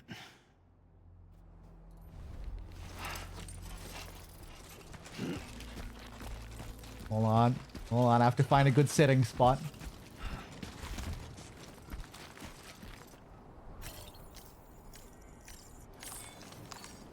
Time for a rest. That's right. If he can sit down properly, it'll say rest.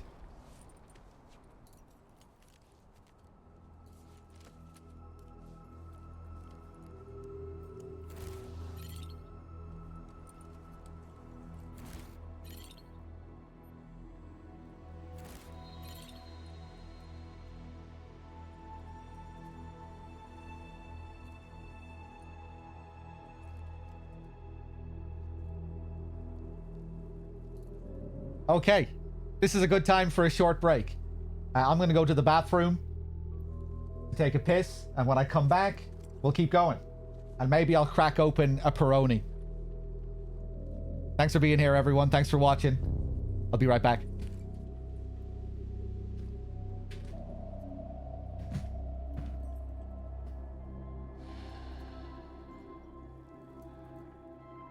Fuck, when I stood up, it got rid of the camera angle.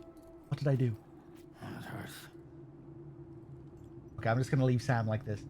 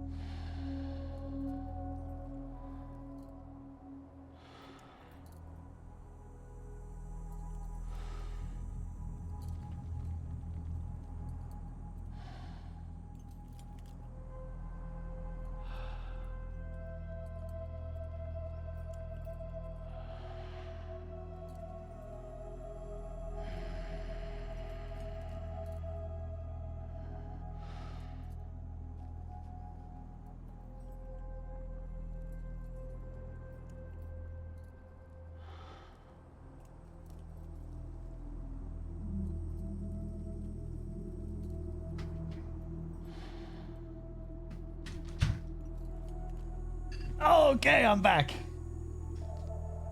Hold on a second.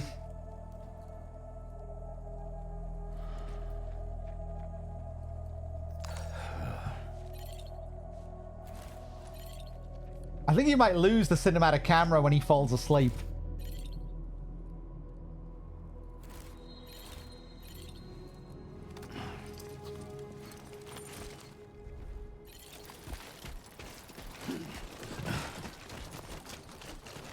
I washed my hands thoroughly this time. I don't always do it thoroughly when I'm streaming. Almost there.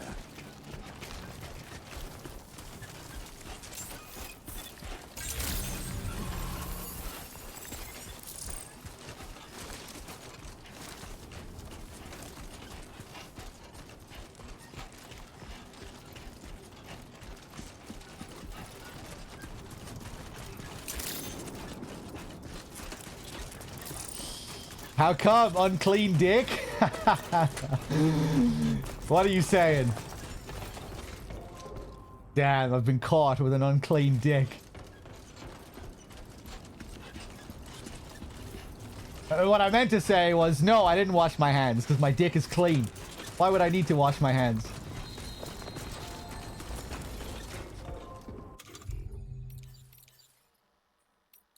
Is this the right size?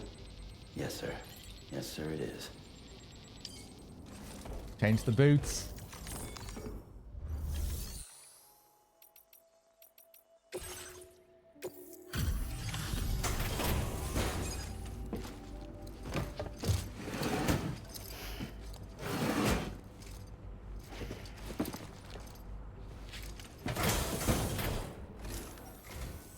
Long time no see, Sam. Though, having said that, I realize you probably don't recognize me like this. Anyway, why don't you let me take a look at your orders?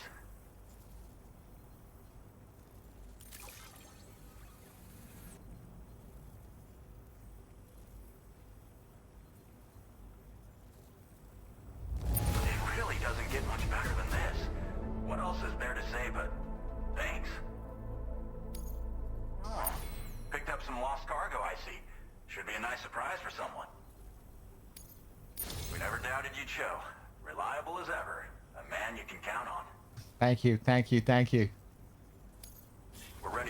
us up with your Cupid. Once you do, you'll have fulfilled your objective of bringing the entirety of Mexico onto the chiral network.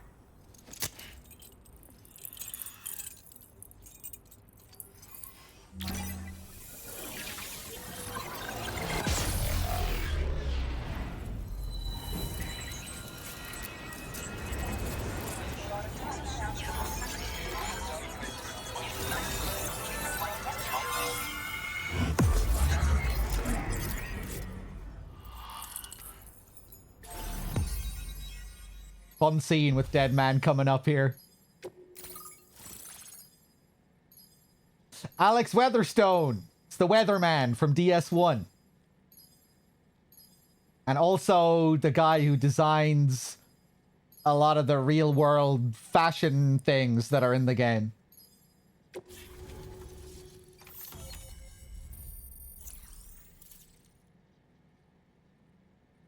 The former geophysics research lab.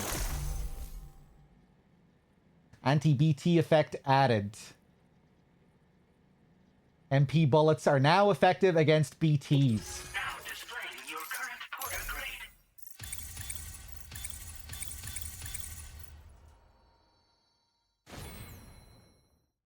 He does have a bit of a Sean Bean look about him, actually.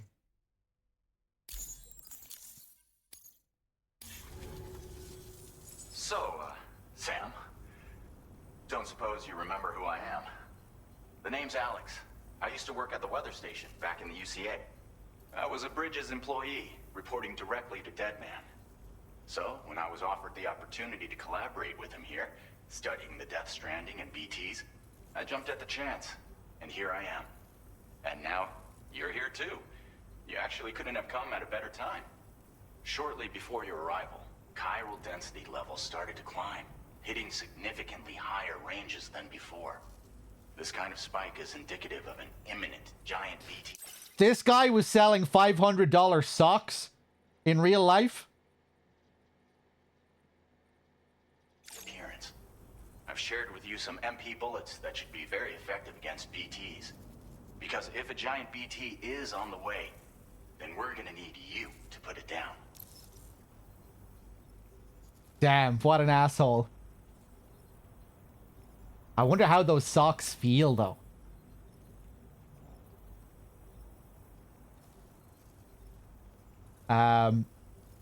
What are you studying right now? Chiral density levels in this region have been fluctuating wildly. We've been seeing a lot of gatequakes and seismic activity as well. It's almost certainly related to recent shifts in the tar currents. Our analysis of these anomalies has led us to believe that the arrival of a giant BT is all but imminent. What the data doesn't tell us is exactly where it might appear. Our chiral monitoring equipment just wasn't precise enough to zero in. Now that you've connected us to the network, though, we should be able to make more accurate predictions. We seriously owe you. Yeah, you'd want to be pretty careful washing a pair of $500 socks.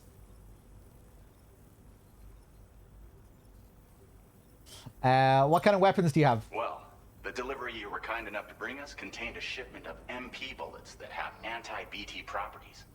This ammunition will turn your average assault rifle into a BT killing machine. You can also fabricate blood grenades if you want to keep a few on hand.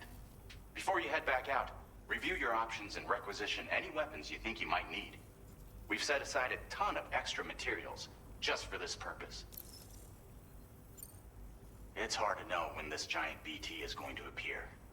So for now, you should rest up in your private room and prepare for a potential fight. That's both mine and Deadman's recommendation. We'll keep you posted, Sam.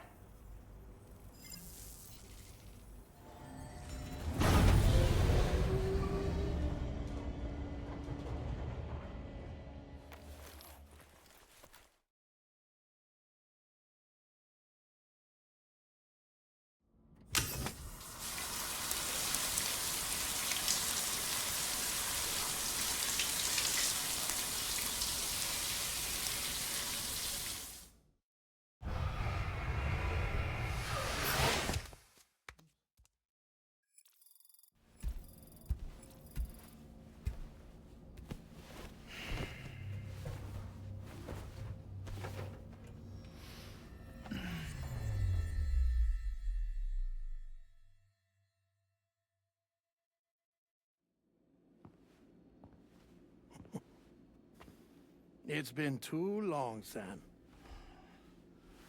You were a good friend to me. One I could never forget.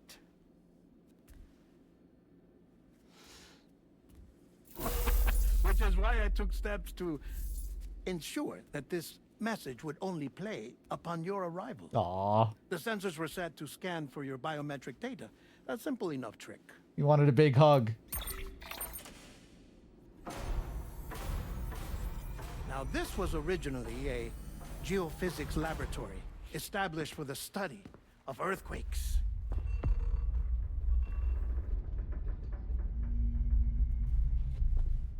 And for that reason, it holds a wealth of documentation on gatequakes, tar currents, and plate gates. As well, I discovered, as research data on the other side. Now, what I'm about to tell you, I learned after I came to this place.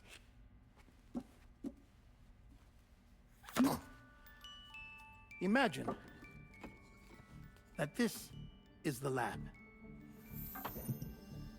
Though it's relatively close to the northern tip of South America, the continent is entirely cut off from us by a tar belt. And so we have no idea what's going on down there. Nor do we know the state of any continent other than our own. The researchers here were trying to establish contact with the rest of the world. They were well equipped to do so, as the facility had once been used to launch research satellites.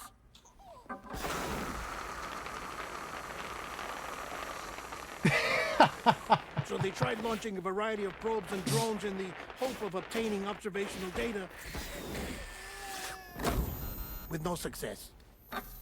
The Earth, you see, is shrouded in a thick layer of chiralium that renders electronics inoperable at altitude. So they tried sending ships across the ocean. Oh, yes. Oh, but that failed too. The high concentration of chiralium in open water proved too corrosive, invariably causing them to sink.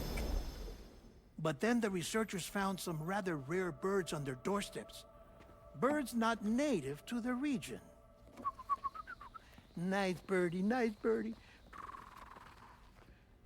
And that, my friend, was just the beginning. Not far from I just love the way that Sam is staring at him.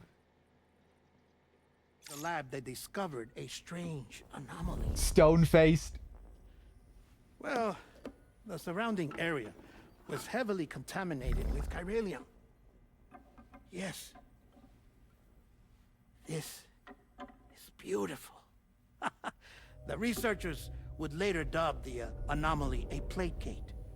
But further investigation revealed that it came into existence when you began to expand the chiral network across North America, and that the gate grew larger in tandem with the network itself. What started as a tiny fissure in space became so much more. The researchers duly installed cameras to study the gate and its surrounding area. Now, to their surprise, they caught footage of some unusual marsupials. Yes, the kind you wouldn't expect to normally encounter in Central America, like the birds. But to confirm their suspicions, they sent an autonomous robot through the gate. The soil samples it collected were consistent with the archived geological data from the southern hemisphere.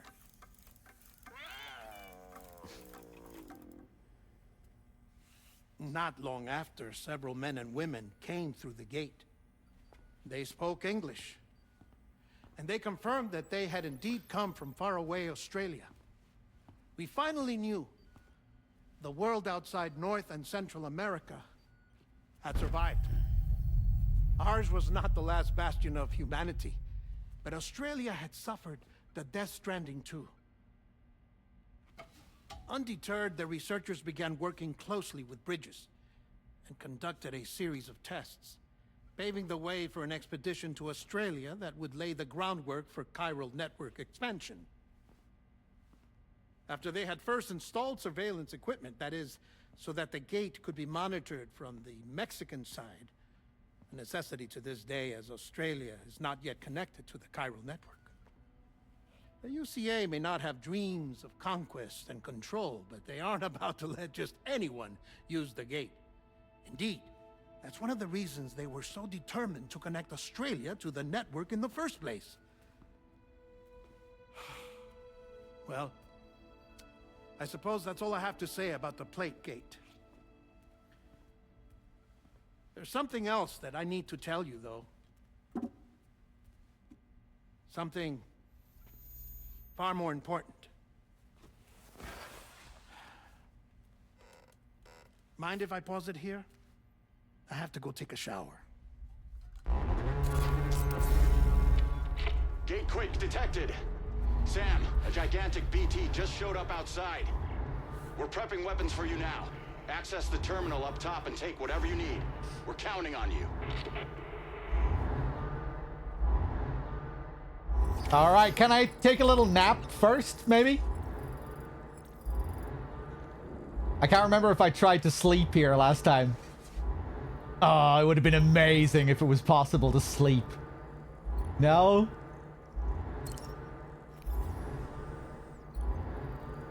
Have a casual drink before we go?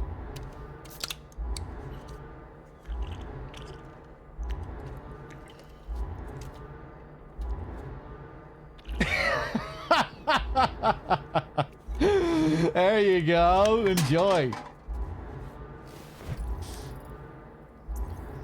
They should have made him quickly chug it down.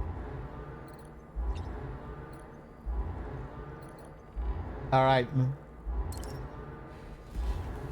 Manifestation imminent.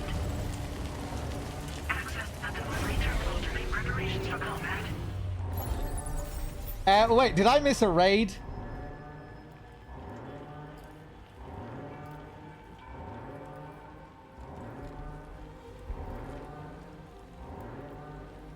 I'm not seeing any raid on my stream elements. Thanks. My alerts are also paused, though. Thanks. Thanks. Thanks. Thanks. How's the PC version? It seems fine so far. I don't have the best PC in the world, so... Thanks. Yeah, I can't see it, you know, set to the max. I had one minor bug with the Audra deck. But yeah, it seems like a solid port. Aozaki with the 43 as well, thank you. All right, now we're up to date. Cheers for the 43. What am I going to take in here?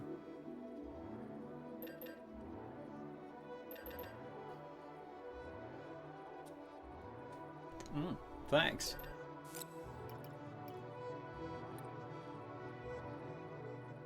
Aceman Star with the 9 as well, thank you. Go crazy, take in 4 assault rifles. How much health is this guy going to have on this difficulty?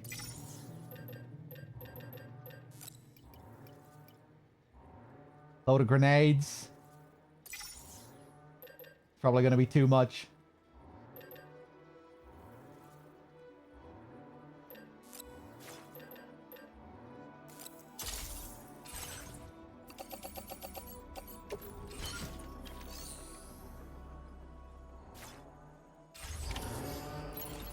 Squidgy with the 39, thanks.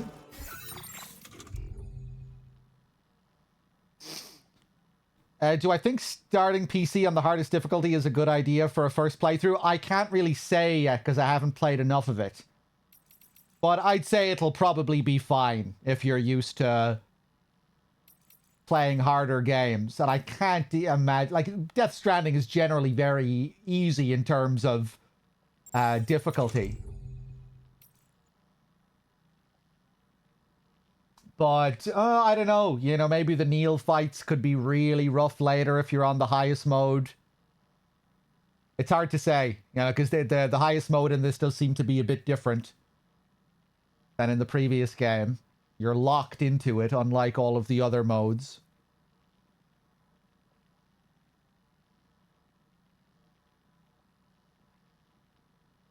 Is this difficulty really just lethal, or are there special conditions? I really don't know yet. I haven't played enough. So far, it's been basically the same. But they warn you that it is, you know, significantly harder.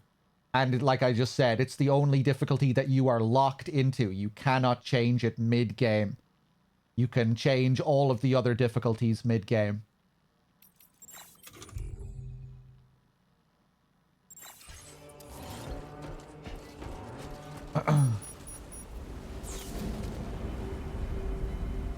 Yeah. Shocktricity, I don't know. Yeah, I can't really say.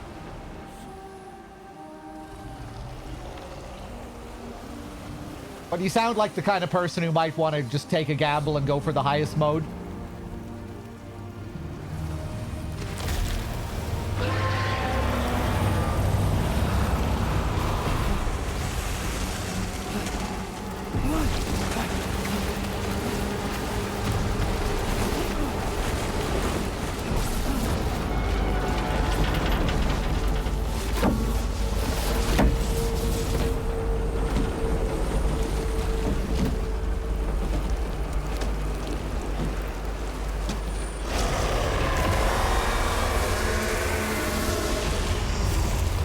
Here we go. Cool design for this thing. Shocktricity, I can tell you that if you play on the second highest difficulty, it is pretty damn easy. So yeah, I'd probably recommend taking a gamble. Okay. Oh god. Coming straight in for me.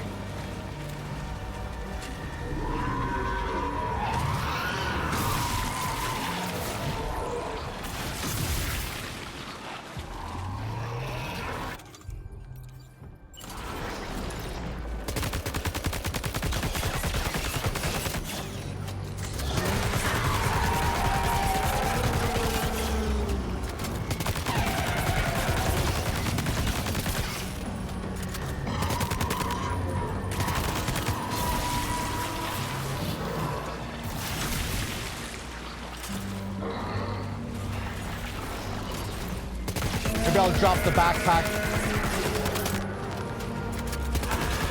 This doesn't seem too spongy so far, at least.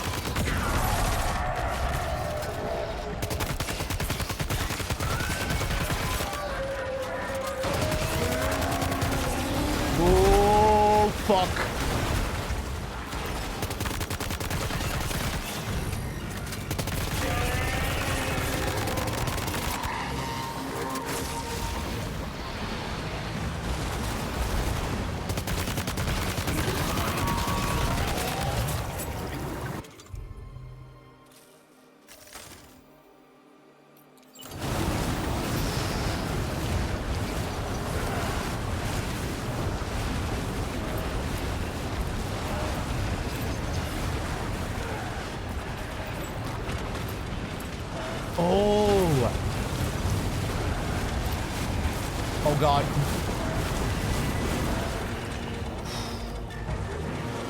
I think being weighed down by equipment is actually helping me with that attack.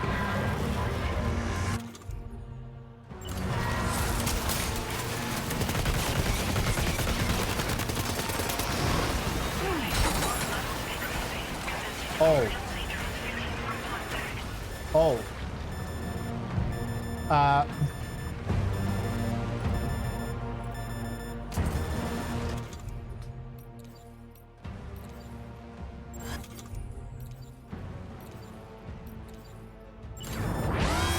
Need some cryptobiotes.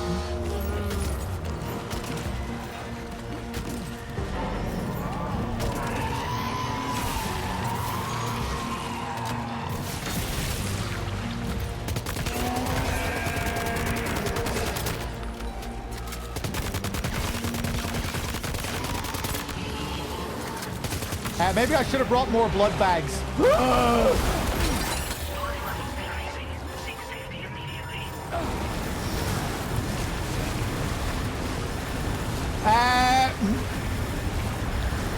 I don't have the equipment to weigh me down this time.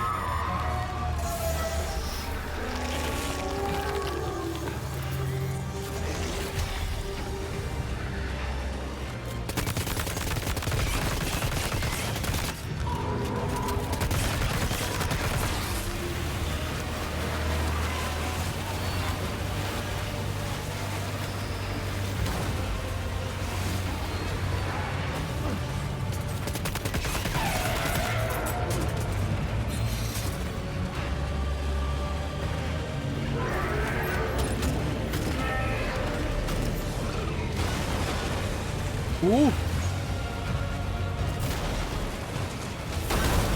I don't remember that attack.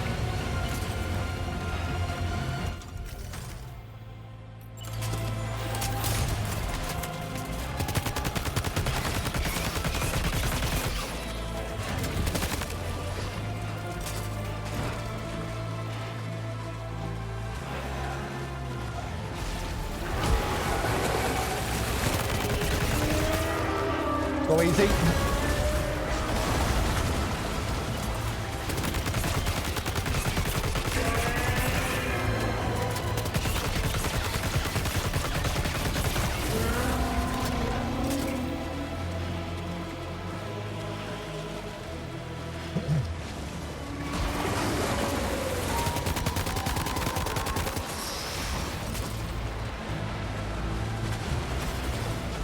Remembered that time.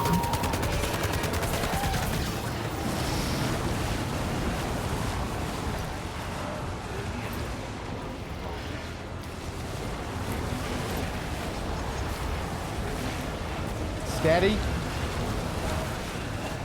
Oh.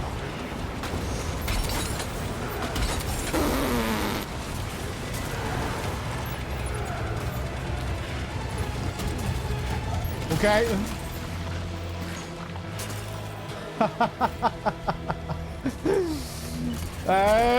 Wait, where is he?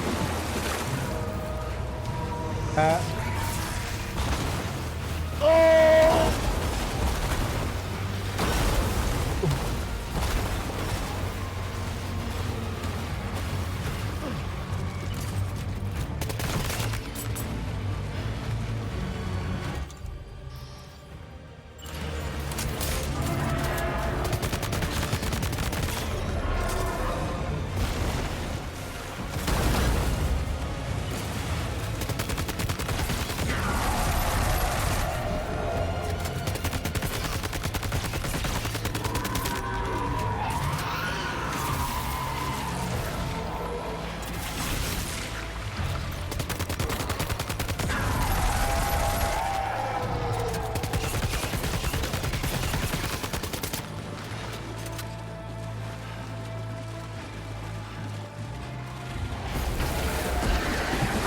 Oh God.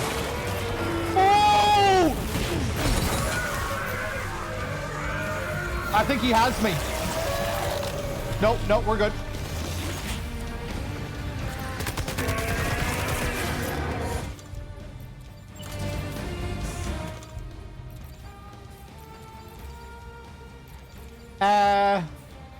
Did I eat all my cryptobiotes? All my blood bags are gone.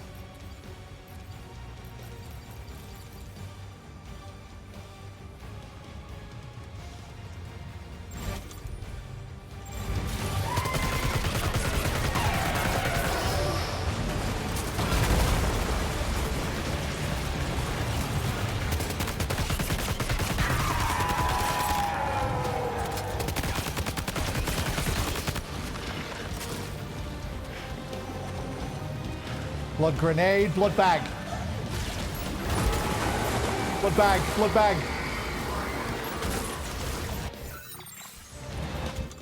I'm gonna get smacked straight away here. I shouldn't have went for it.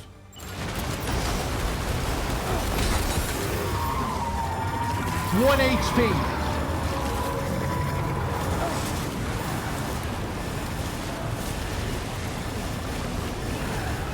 The blood bag is kicking in.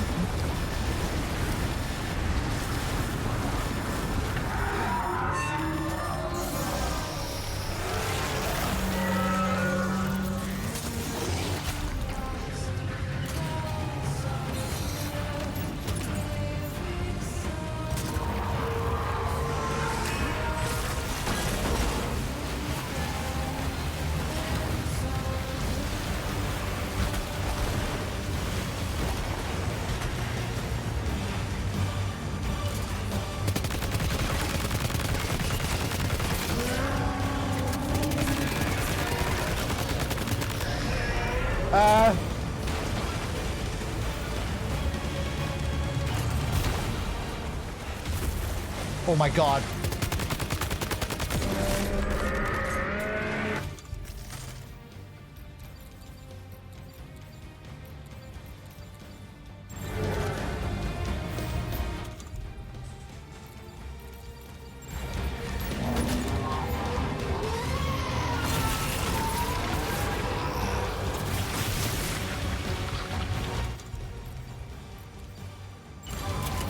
Equip. Right, I need weapons.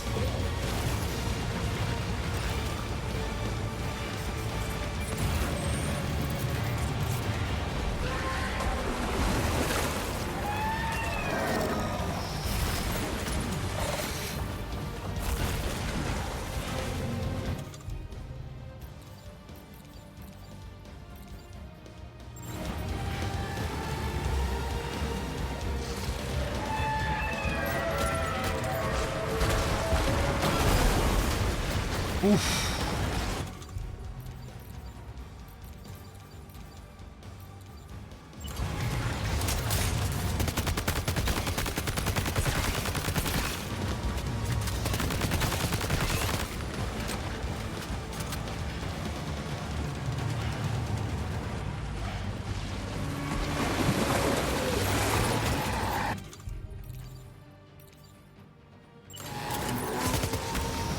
Uh-oh.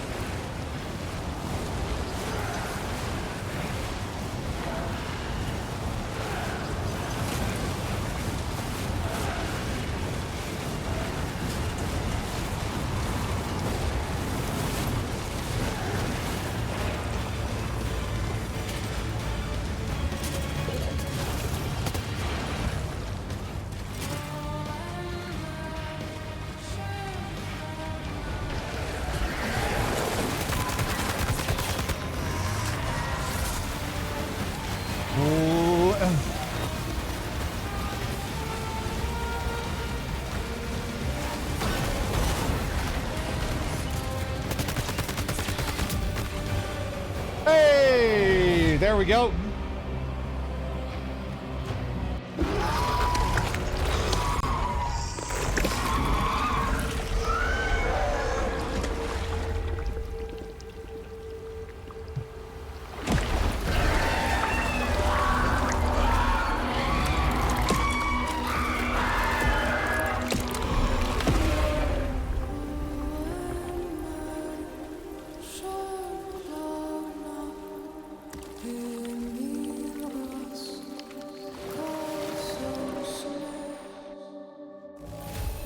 A.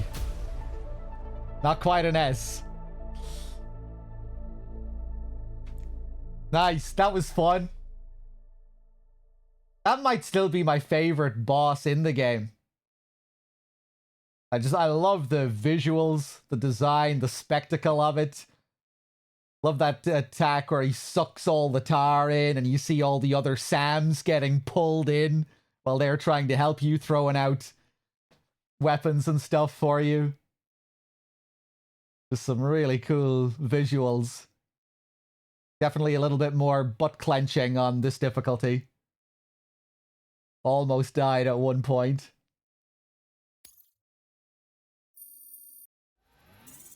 And no doll man to annoy me. Yes.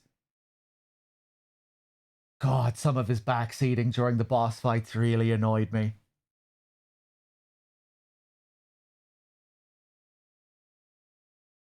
It's the worst for Neil, you know, because you get these long scenes that are driven completely by atmosphere. There's no dialogue whatsoever in those introductory Neil scenes. And then it cuts to gameplay and immediately Dollman starts yapping, backseating. It's like, it's just such a, it's really jarring tonally, you know? You go from these completely silent, atmospheric scenes straight into Dollman yapping his ass off.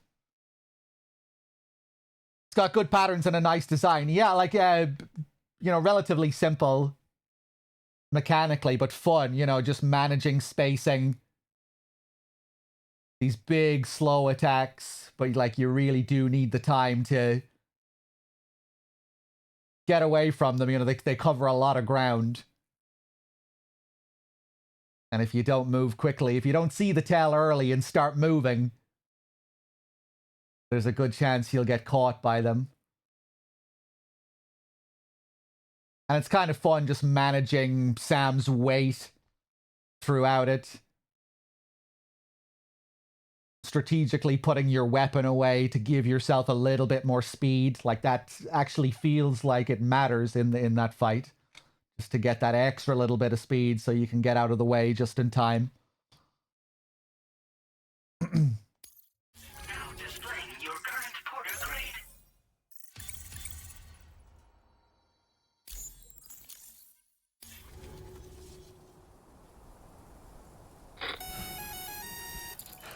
Sam, this is Alex. You did it! We've confirmed the chiral crystallization of the giant BT. Local chiral density is already dropping fast. I think we can all rest easy for now. You've saved a lot of lives by killing that monstrosity. We won't forget that. Head to the research lab's private room and take a break. You've earned it. These moments are funny where Sam is... He really doesn't look like he's up for this talk right now.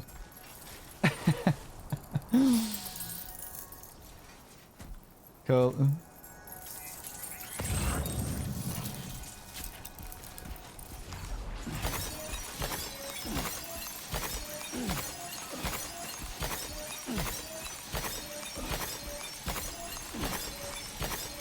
Give me all those crystals.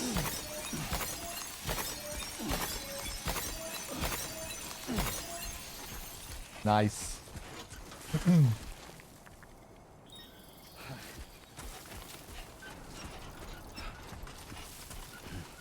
Did he just say Nirvana? Is this some kind of realm for the enlightened?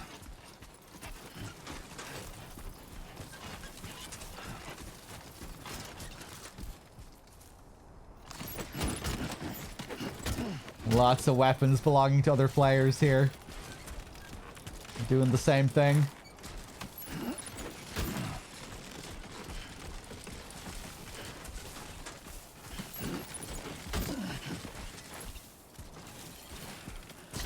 Whoa.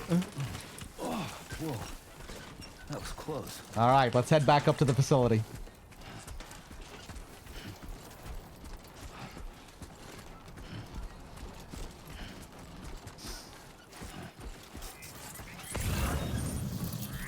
Very promising fight after coming off a DS1, yeah. Yeah, much more interesting mechanically, I think, compared to most of the fights in DS1. Much more visually dynamic. Much more going on. Big spectacle. Or, you know, if you're comparing it to the BT fights, at least, in DS1, specifically.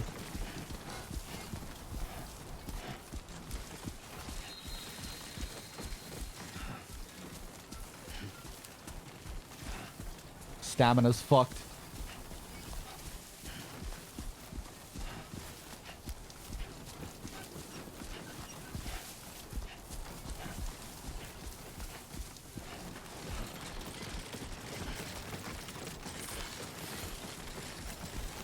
Yup, it's got some weight to it.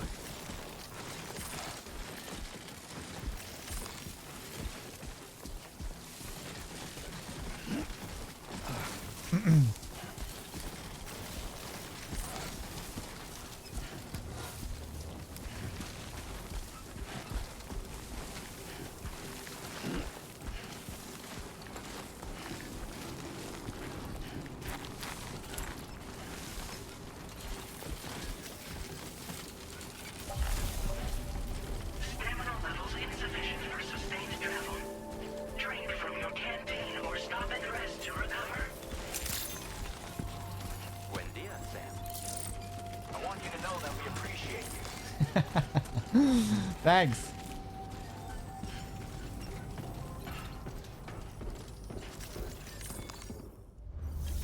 Okay. Yeah, I'll share this stuff.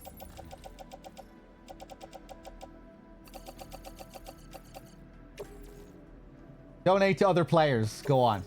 Thank you for your cooperation. All contributions are welcome.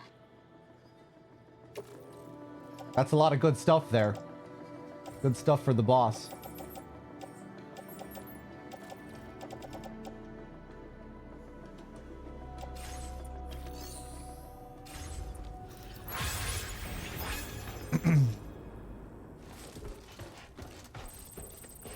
More human versus human fights have their own comparisons. Yeah, I quite like the final Higgs fight in the first game.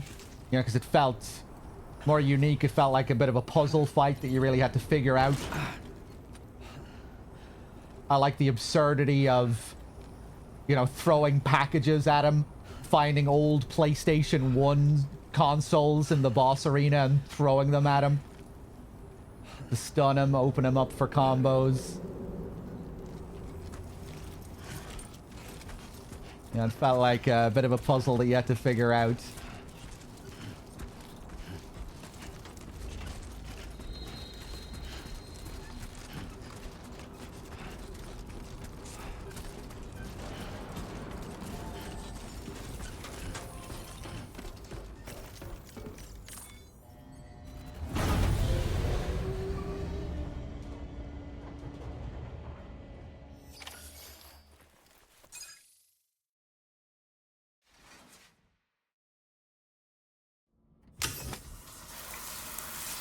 Be curious to see the final Higgs fights on this difficulty. They were pretty disappointing on normal. Like, it was like he was barely even trying. The ninja version, the guitar version, the final MGS4 fight, which, like, barely had gameplay. So the guitar stuff kind of made up for it, because that was genuinely a good time. Pretty hilarious stuff. Forget the order of the phases.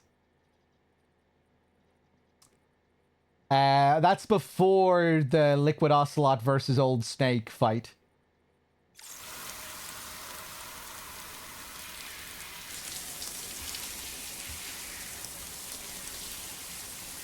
So this is the game that really goes full MGS4.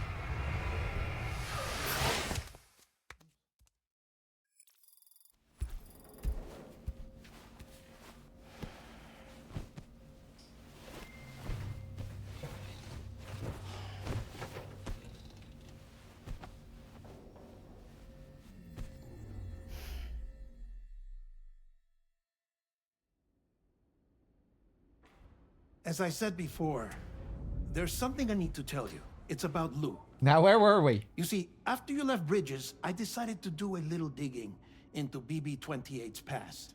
That is, Lou's. I found the BB decommissioning records. Now, according to them, BB-28 was flagged for disposal and subsequently incinerated 4 years ago, long before you and Lou first met. That's BB-28?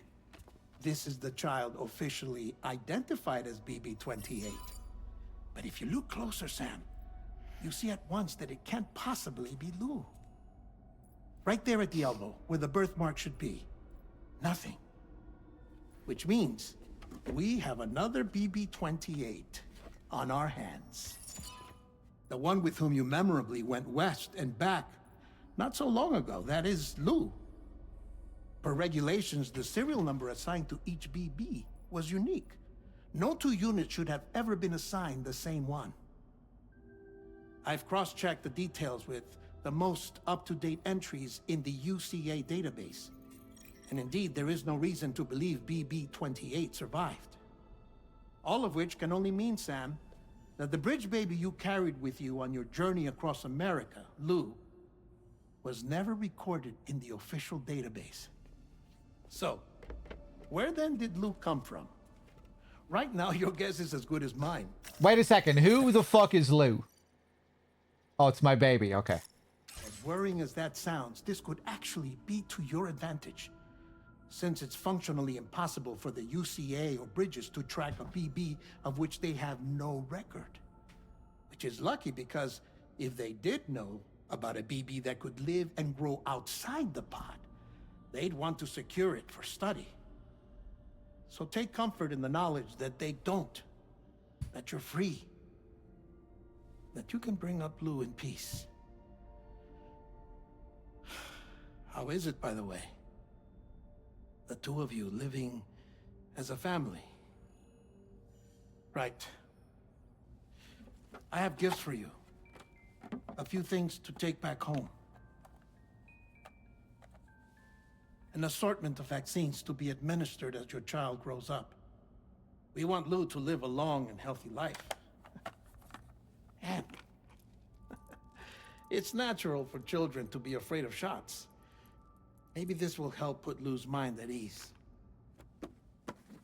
A token of my affection. You can collect it via the delivery terminal when you leave. Aw. I wonder how big Lou will get. Anyway, there's one more thing I wanted to share with you. As you know, everyone is meant to go to their own beach when they die. But unlike most people, I wasn't born from a mother. I was born from an artificial womb. Transplants provided the organs I never had. I was incomplete and had no beach, I believed. But I wasn't about to accept that.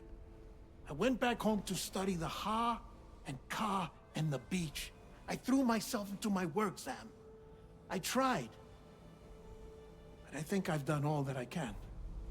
In the end, I'm still a patchwork Frankenstein's monster. One that's just about worn out. As a doctor, I can tell you, I don't have long left.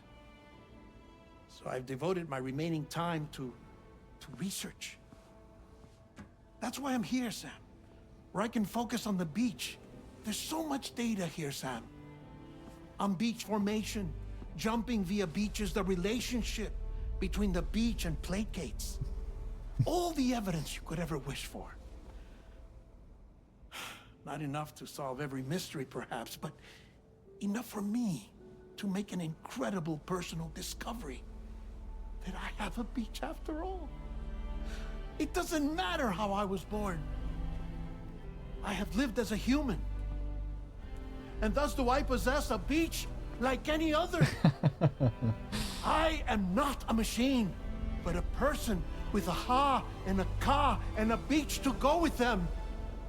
Good for you, dead man. Lastly, I have a confession for you, along with a heartfelt apology.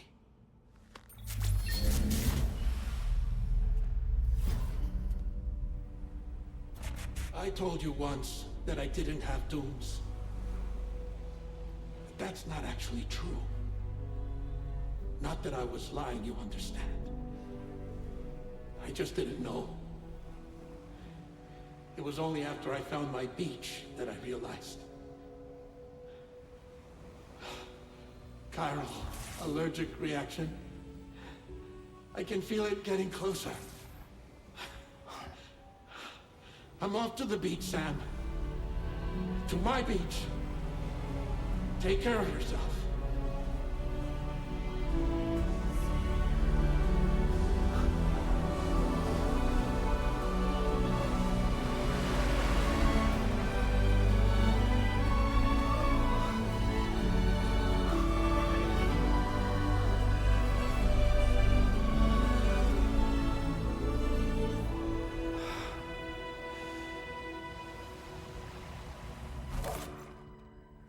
Sam.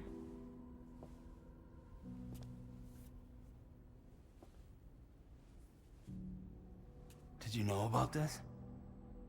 No. It's news to me, too. I'm sorry that that man is gone. But he would have been pleased that you managed to extend the UCA network all the way to his lab. Thank you, Sam.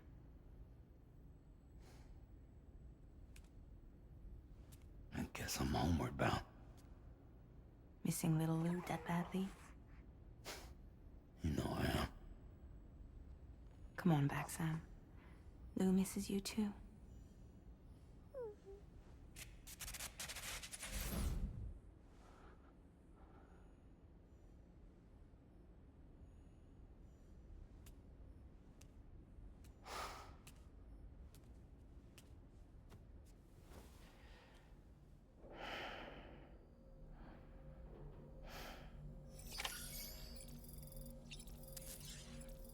All right.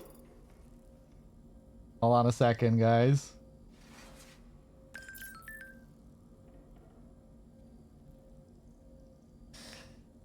New feature map filters. What do we have here? Is this old shit or is this new shit? I really thought that was going to be the end of Dead Man on my first playthrough. I thought, okay, this is his little cameo now. This is a way to wrap up Dead Man's story. He gets his little moment here. But no, there's more. There's more to it.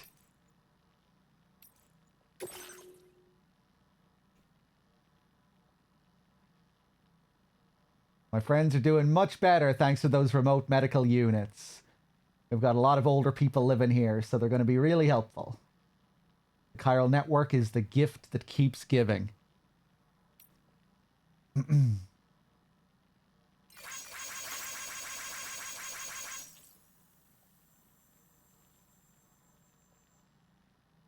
You okay, Sam? We just had a gatequake over here. Is everything okay where you are? A bit more shaking than usual, but no harm done. Lou's playing happily like it never happened. You're so close to the lab now, right? This is when we got much earlier. I forgot to look at this one. I wonder, do you miss out on messages from Fragile if you just do main story stuff? If you spend a lot of time doing optional stuff, will Fragile continue to send you messages while you're doing that? Or will she only send you stuff as you're doing main story stuff?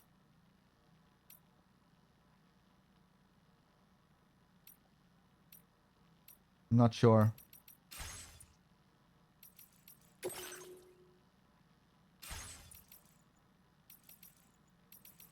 Yeah, it'd be cool if there were like optional messages you could get from Fragile for doing optional deliveries.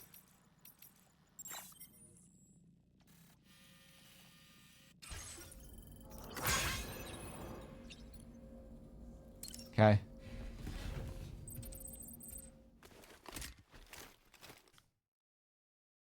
At nighty, hello.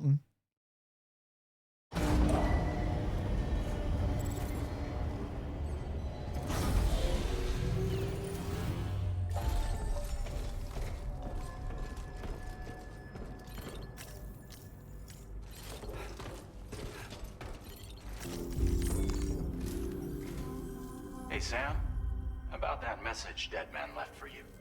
I hope you understand that he wanted to tell you all that himself. He didn't want it to come from me or anyone else. Naturally, we respected his wishes. We'll also be carrying on his research in his stead.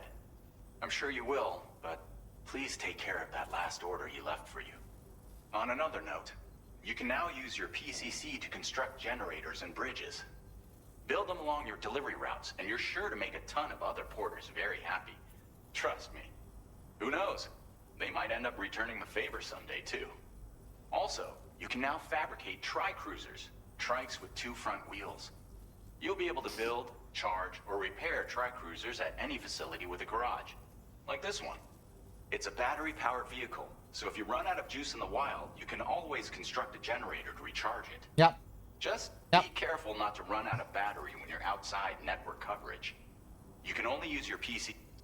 Be safe out there. Thank you, thank you, thank you. I know. Sam, I just reviewed the list of UCA associates. You can rest easy. Any data concerning your life on the run has been erased. So once you've taken care of Dead Man's final request, you can come straight home. Access the terminal on site for the details. I'll take care of Lou. Just focus on the job.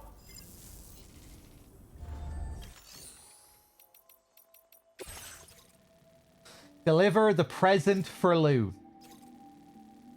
You've done what Fragile asked of you. The research lab in southern Mexico has been connected to the chiral network. Head back to your shelter where Fragile and Lou are waiting and bring the present for Lou with you.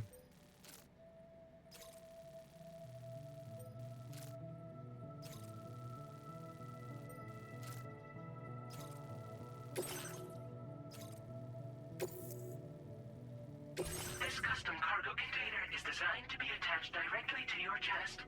The words, "For Lou," are written on it. Aww. A gift from Deadman, tucked inside a BB pod-shaped case. It consists of various infant vaccines for Lou, like we just saw in the scene. A keyring in the shape of an angel is attached to it, as a kind of lucky charm. Oh, man. Some of these details when you see them the second time around.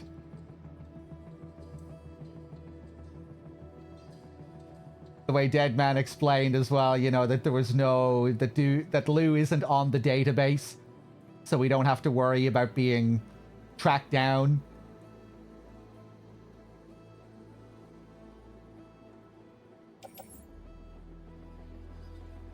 She won't show up as missing. Okay. Stick the toy BB pod on my chest. Tri-cruisers are now available for fabrication.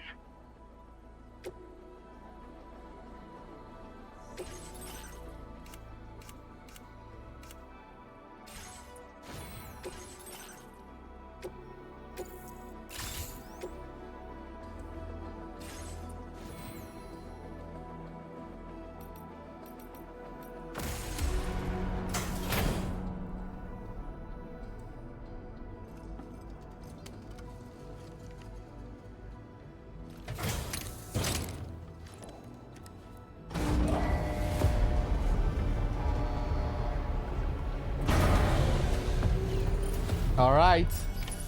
You ready? Accepted. Thank you. You ready for the Jizztown ghost?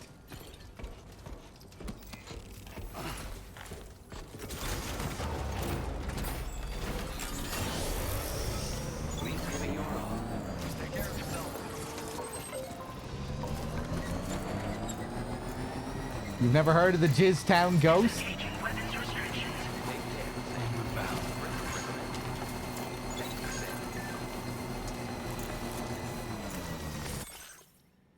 We're waiting for you. Thanks, Sam. I'm sorry about Deadman, but the important thing is that you did what you needed to do. Somehow Lou must know as well. The kid seems really happy. We can't wait for you to come home.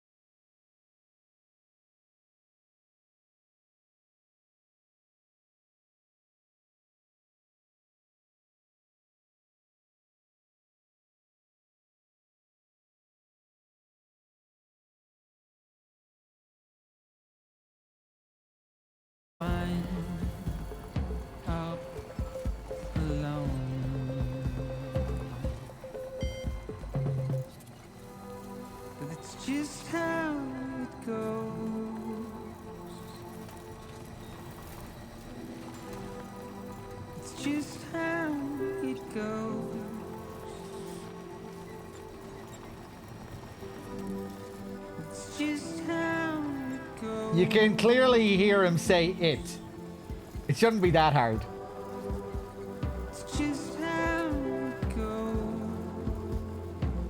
Oh, I guess it does kind of blend in.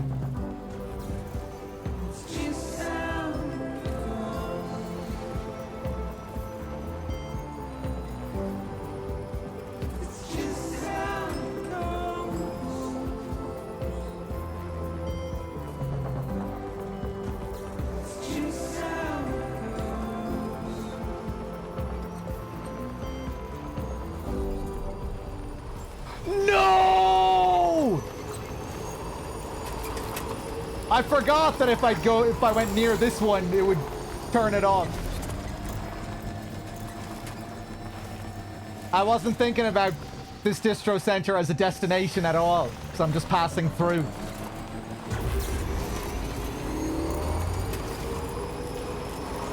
That's okay, it was almost over anyway.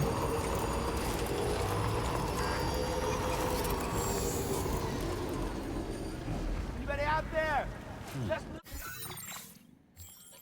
Okay, we still in the network here?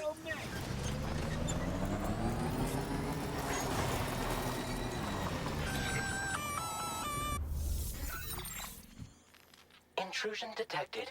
Intrusion detected. Level 5 alert. Multiple unidentified armed hostiles inbound. Your shelter is under attack. They're in danger. I gotta get back.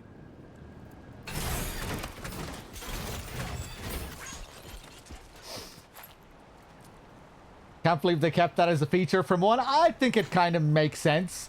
You know, they have to turn it off at some point. When should they have turned it off? When you reach the terminal?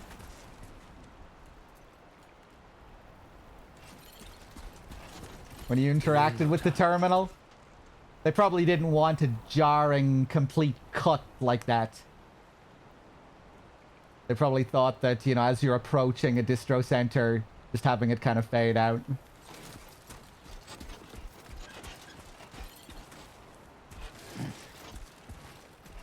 Oh yeah, I guess it isn't much of a fade, but it's not a complete cut either.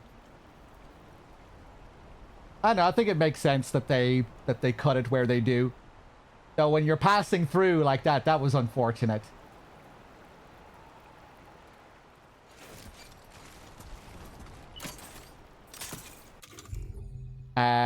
Right, what am I doing here?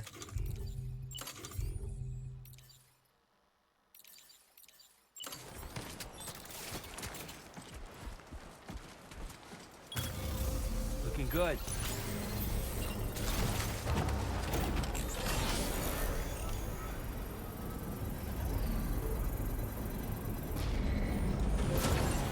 Construction process now complete. Oh, not ready yet. When you enter, yeah, that would probably be better. Let's get going then.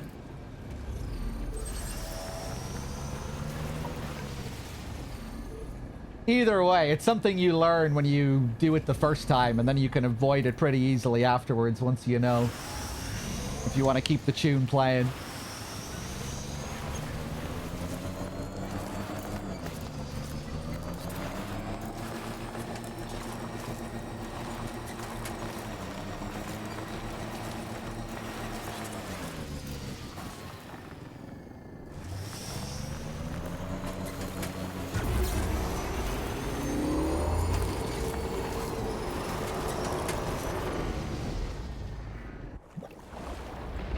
This was a scene that I missed completely on my first playthrough because I took the long way around to avoid the camp.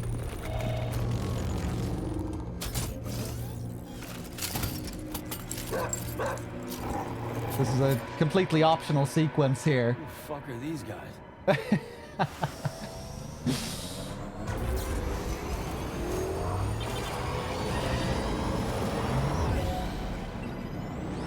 Just passing through. Oh god.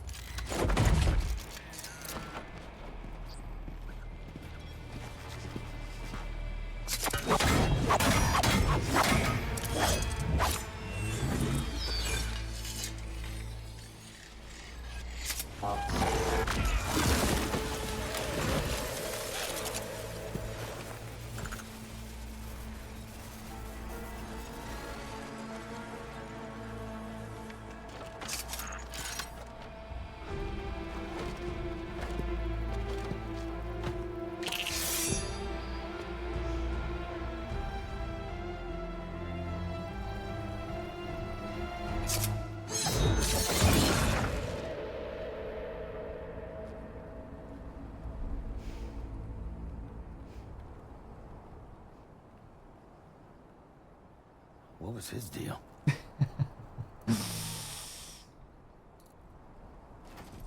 Love all the little circular bits and bobs on the suit. A real Shinkawa trademark. Yeah, so that was not where I encountered the ninja on my first playthrough. I didn't see him until way later, until the Higgs scene. Till the big Higgs action scene. Way later.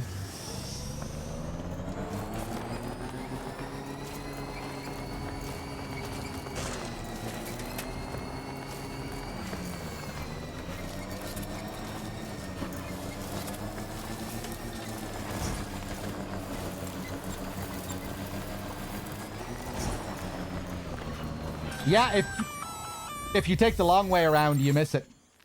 Gunfire detected at your shelter. Destruction of personal database confirmed. Move!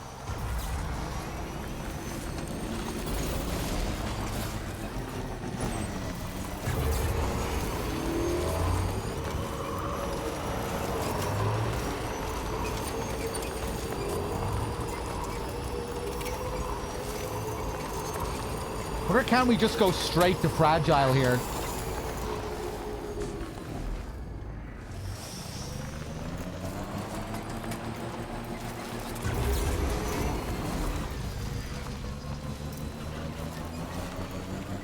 The samurai is dead man here, yeah.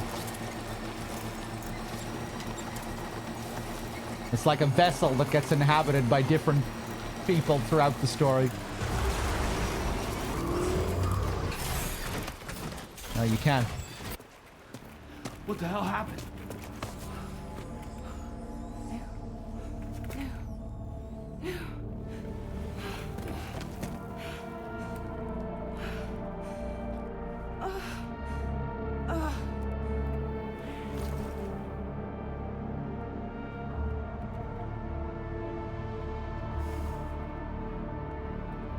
Lou.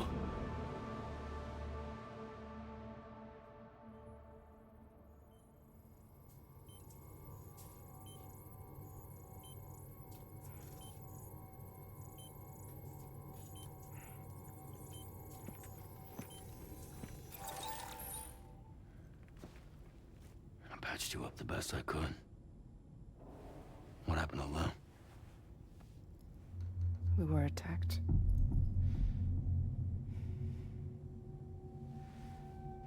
It all happened so fast.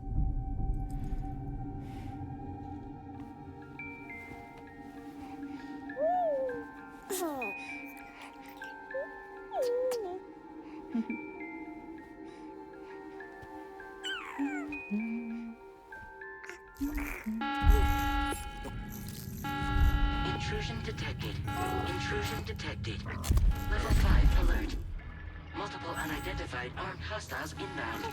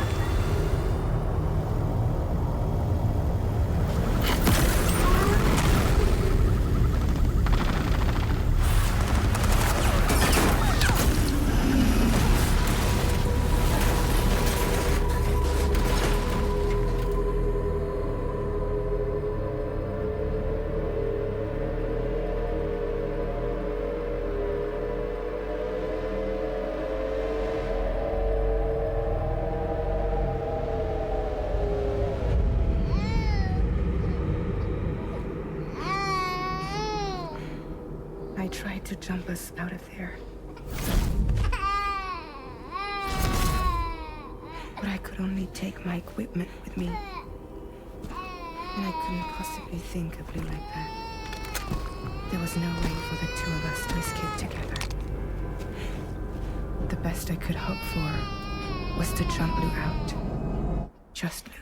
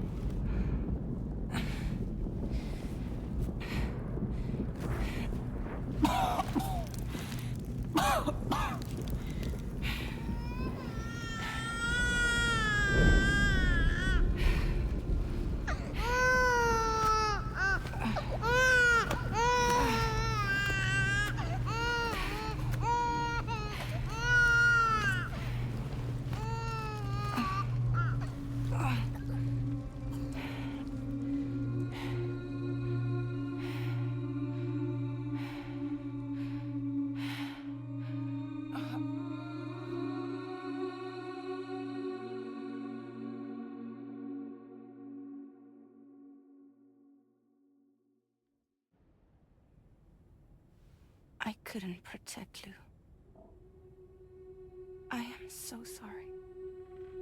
So sorry. I'm sorry.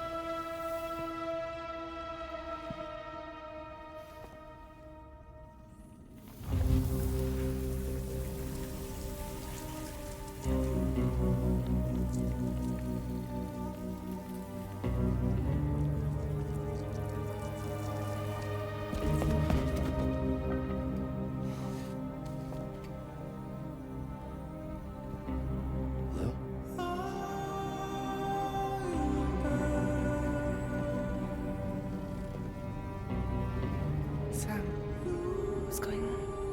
Can you hear me? Can you see me?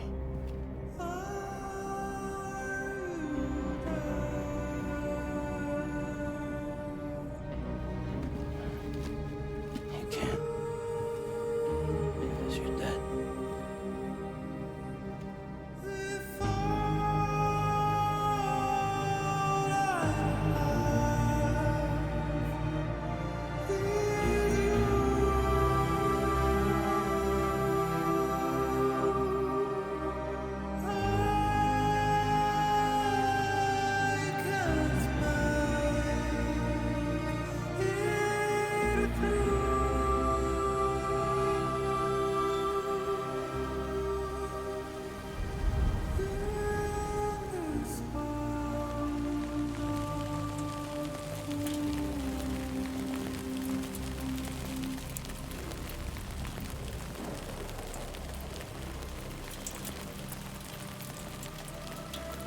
Lou?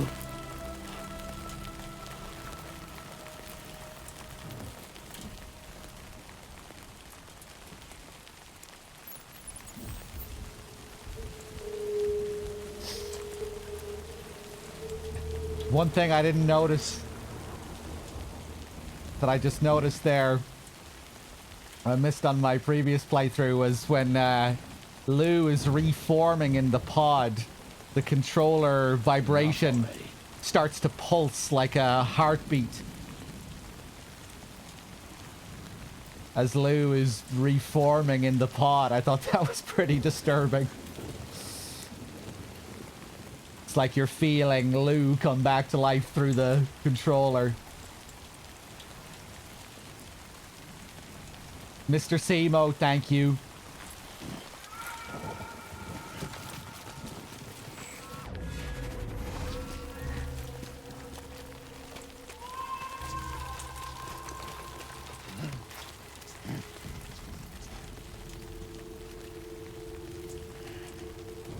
another thing as well. That's Lou down there. These strands are coming off Lou. And orange strands like this are a recurring thing that you'll see throughout the game. And I think they're tied... Are they tied to Sam's repatriation? Like if you go back to a place where you died, you'll see that it's an orange strand coming out of that same spot, I think. Like when you go back to where you left your equipment.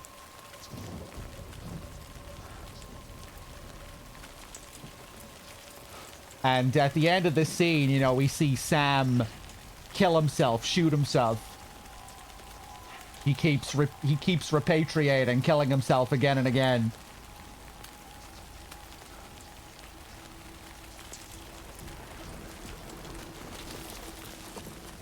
I think that's a little detail that ties in with that you can already kind of see that this is where Sam is repatriating due to the type of strand that it is.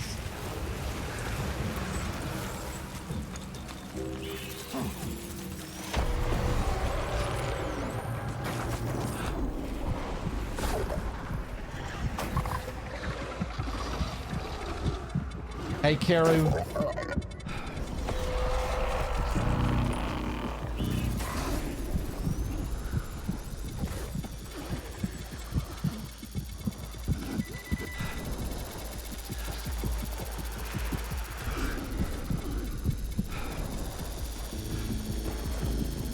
Once again, we're getting the Odradek bug.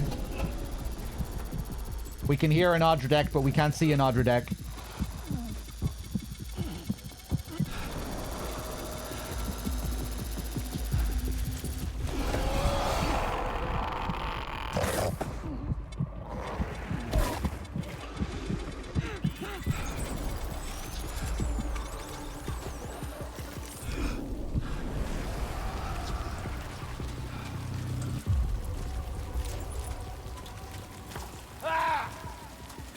Come on! Bring it on! Hey, hey! Ah!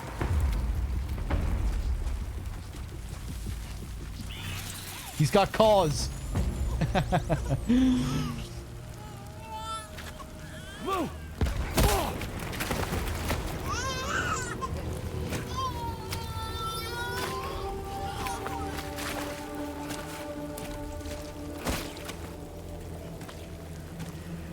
There was no way for the two of us to escape together.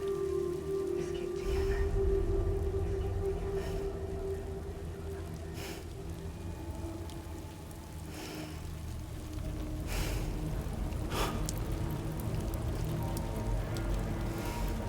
The best I could hope for was to jump Lou out. Just Lou.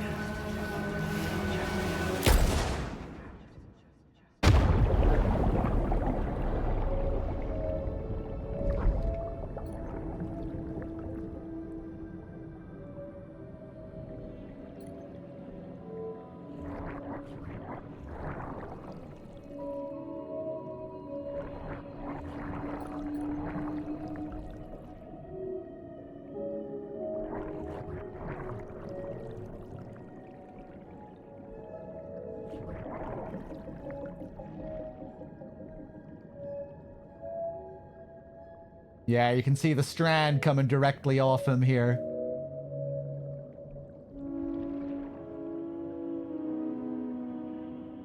So when we see that orange strand at the beginning of the sequence, it implies that he's been...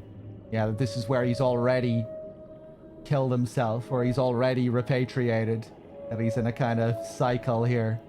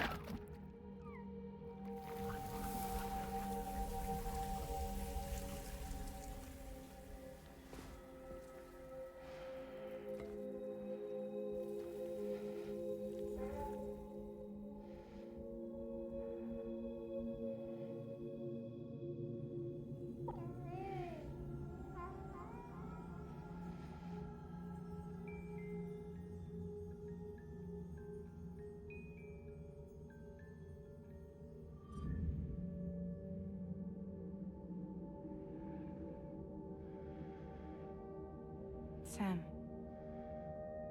I know there's nothing I can do to make it right. I know.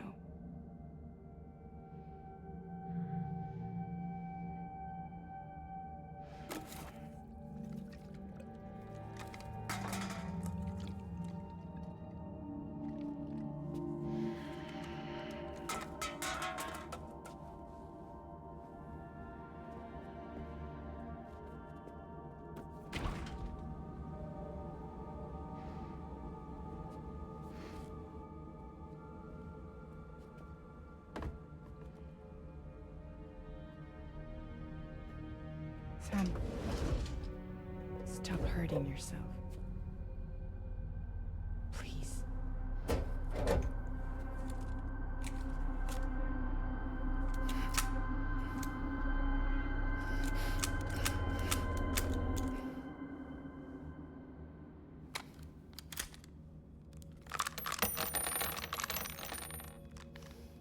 Give me the gun.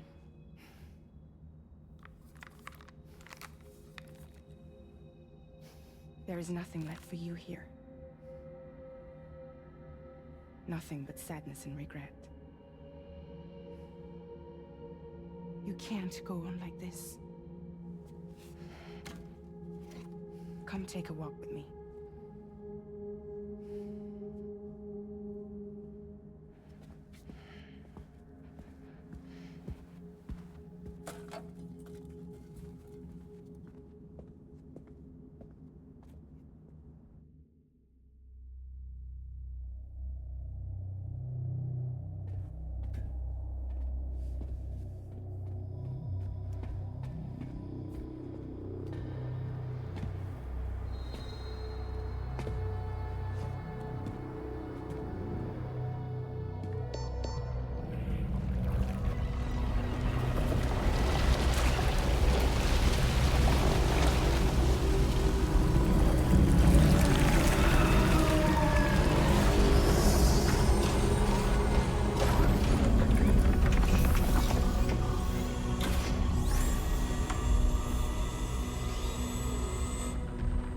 Come meet my crew, Sam.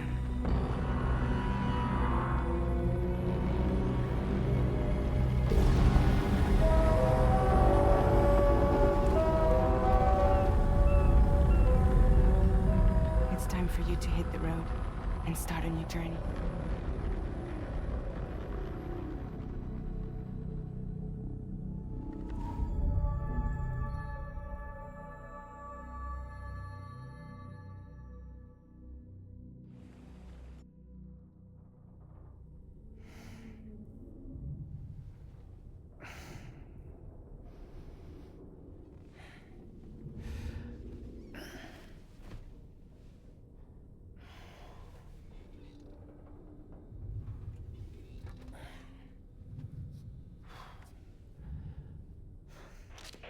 Intoxicants successfully purged.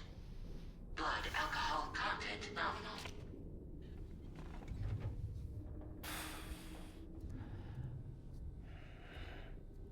Well, it looks like someone needed a nap.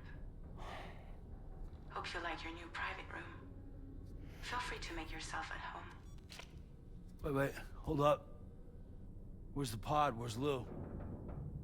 Settle down, Sam. Lou's with me. You'll see us soon enough.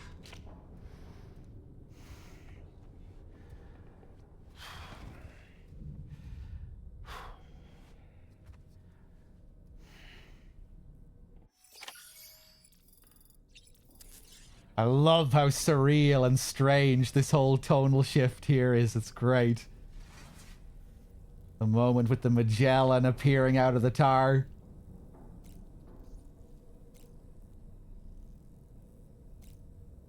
And now this whole mood here. Love the design of this private room as well, just generally, even later in the game. The green color. The very kind of cold, militaristic feeling that it has.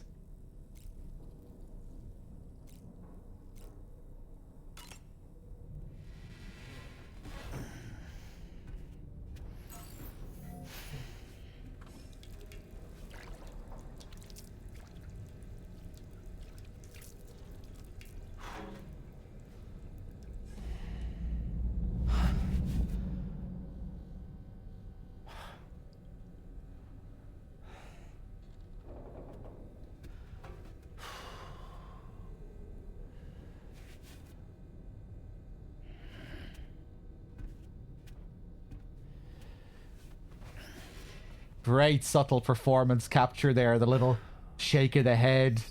You really feel that breath.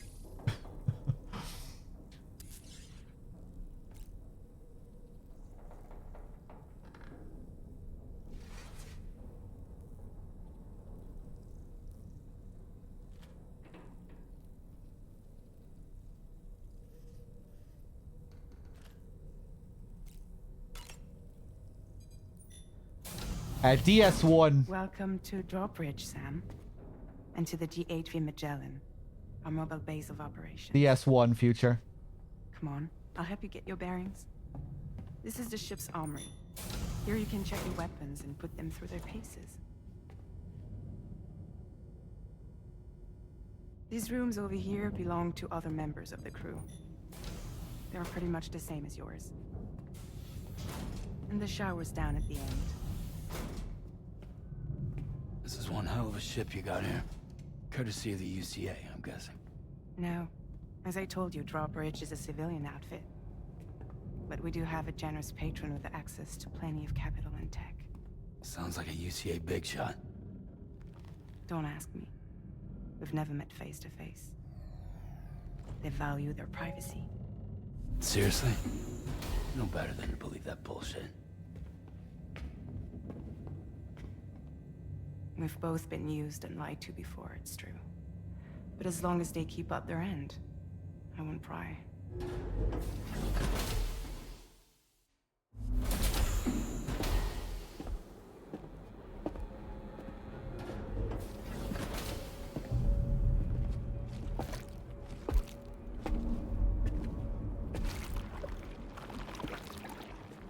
This is the headquarters of our humble operation. The bridge of the DHV Magellan. It's always like this when the DHV Magellan's on the move. Meet Tarman, our resident doctor and geophysicist. He's also the captain and pilot, in case you hadn't noticed. And a fellow doom sufferer. The nav console offers a direct connection to the Tar currents. The downside being that we all have to bathe in Caralium.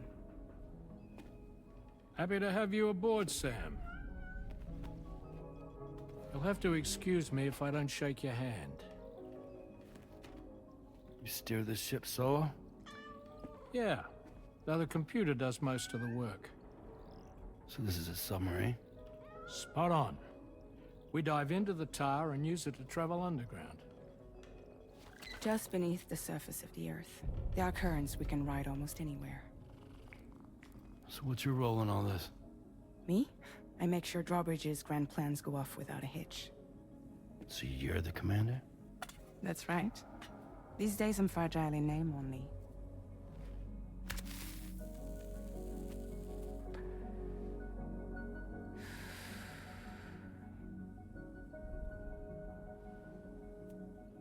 Huh. So where are we headed? At the moment, we're bound for the Plate Gate in Mexico. The one that you put on the network for us. Our destination is on the other side, Australia, which we've been asked to link up next.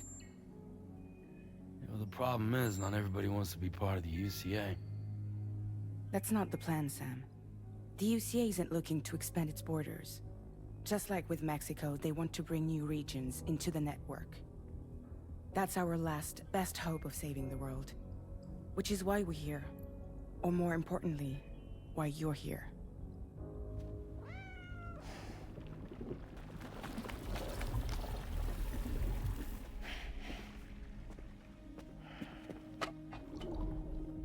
Well? Ah, so Lou is the child's name.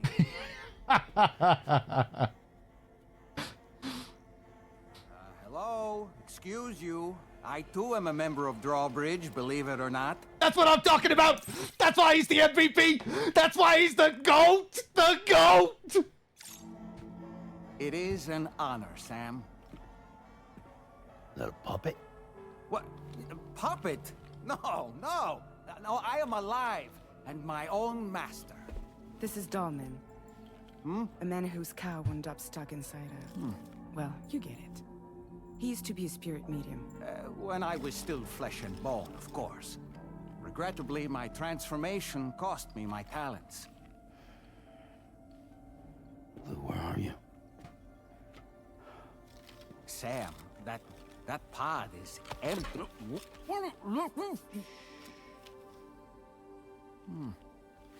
Oh. You know, no one should have to suffer such loss. I understand. Believe me, I do. Which is why, yes, I think you two should go on one more adventure. Hmm? What are you talking about? Well, take Lou. Yes, and link up Australia together. Like you did before in America. Hmm? I'm sure a lengthy journey will help you to heal.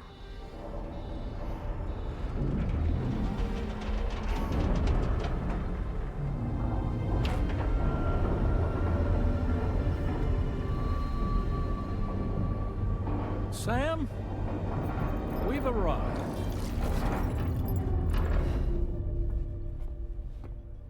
In case you're wondering, my hand is traveling through the tar currents, which is lucky because that's what allows me to keep this ship on course.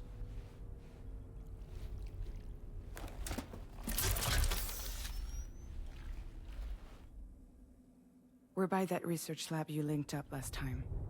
The DHV Magellan can travel to and surface anywhere, provided it's within network coverage. A genuine mobile base of operations. Still not fully equipped, though. It doesn't have any proper guns. Need to fix that at some time. Anyway, the DHV Magellan's here to back you up.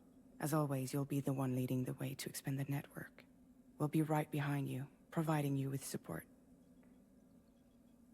Just so we're crystal clear, Sam. Our mission is to connect the whole Australian continent to the existing chiral network here in North America. From halfway around the world, how are we supposed to do that again? By using the Mexican plate gate. One you already put on the grid, remember? To get started, all you have to do is cross over and connect your Cupid to the nearest chiral network terminal. As you extend coverage, we'll move the DHV Magellan to keep up. And you'll of course be traveling with your child. I mean, that's what Lou would want, right? A grand new adventure with Daddy. I'm excited for you. You're all right, doll man. Go and get your gear sorted. We'll be waiting.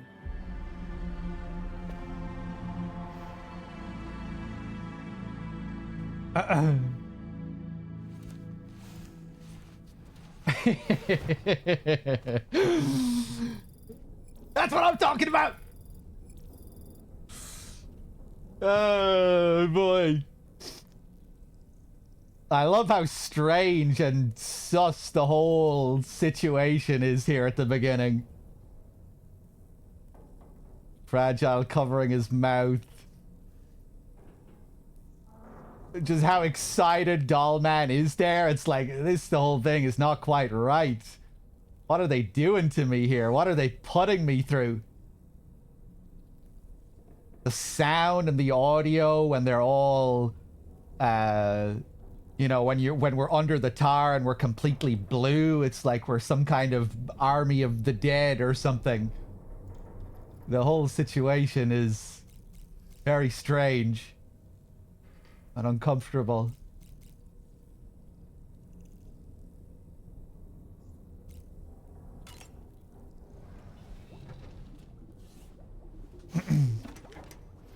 Hey, Storm, as well. Trip with Daddy. Okay, kiddo, let's go.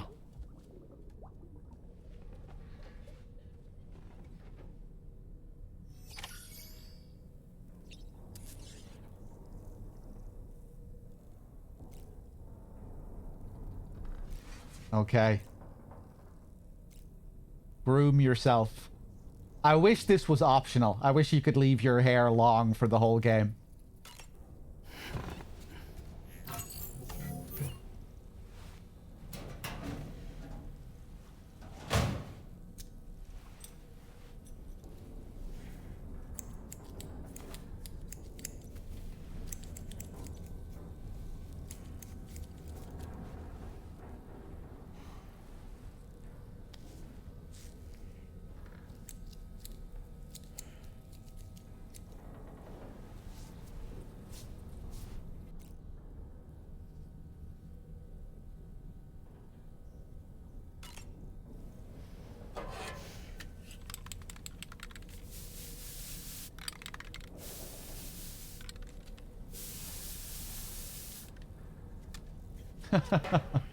His expression there.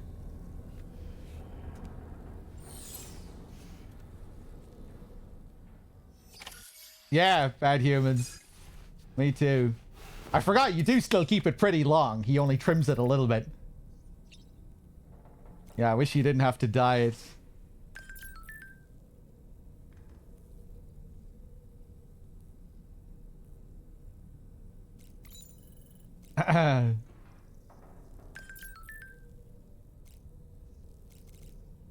Masking the grief.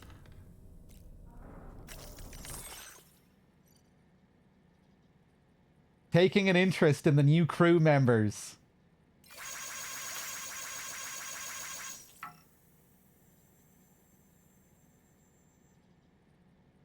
Another thing that's maybe a little bit ominous at this point in the game. What is this cat doing?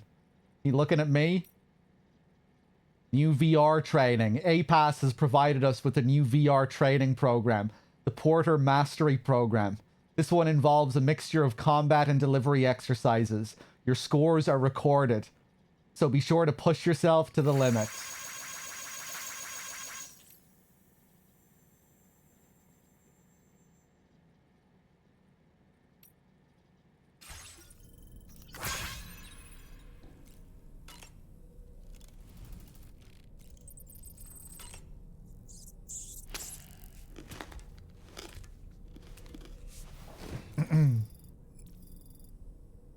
I've never seen Happy Feet.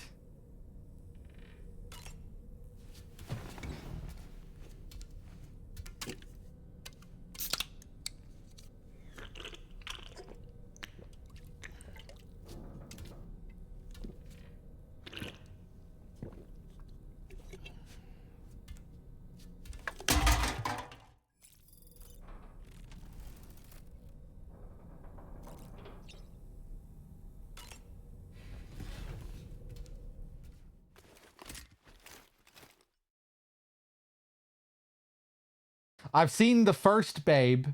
Maybe I've seen the second one. I'm not sure.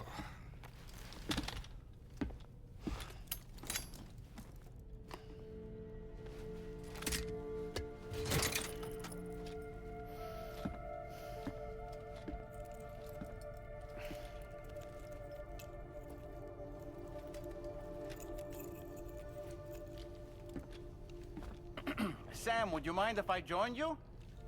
Humor him. His knowledge and experience will probably come in handy down the road. Yes. Really, Sam? Your buttocks? What about shotgun? I prefer the driver's. What about shotgun?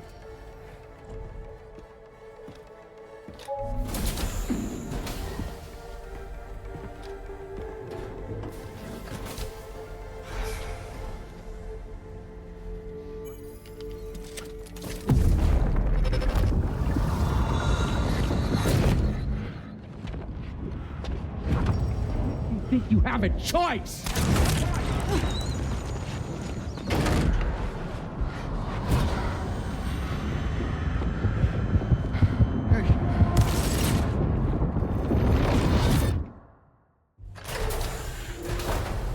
What was that just now? You saw it too, huh?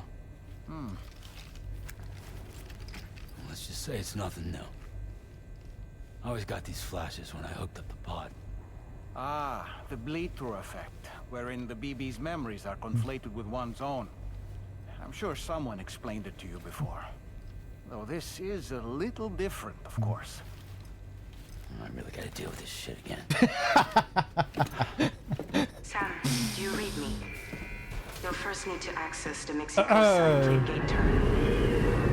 After we've confirmed network coverage, we can take the DHV Magellan and regroup at your position.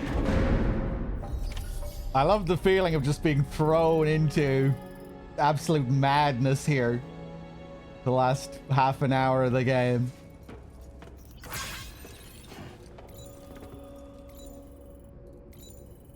Off we go on another adventure with Lou.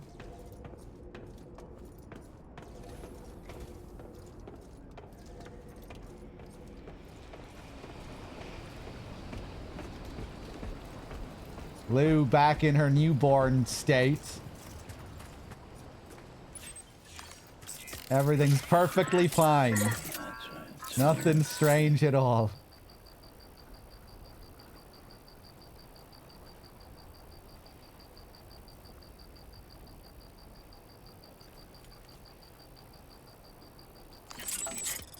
No sounds.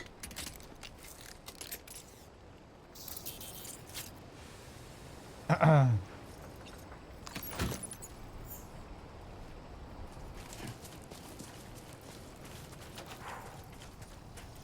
haven't been outside in a long while. Let's get going, If nothing else, this journey should give you a chance to mourn.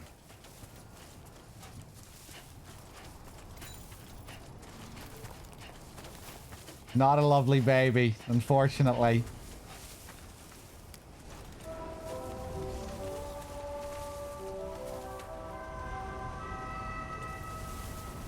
It just gives you a whole different feeling throughout the game. When you're controlling Sam, you don't feel nearly as at one with Sam. You're like an observer. You feel like you're babysitting a mental patient when you're controlling Sam in this game. You're like, yeah, you're more dissociated from him. Just like Sam is dissociated from Lou. You know, I meant it when I said I understand how you feel. But if you hold on to the sadness, it will weigh you down like an anchor. However much it hurts, you must carry on and do what only you can do. Grieve, of course. But keep moving, Sam. And when all is said and done, you can take stock and decide what's next.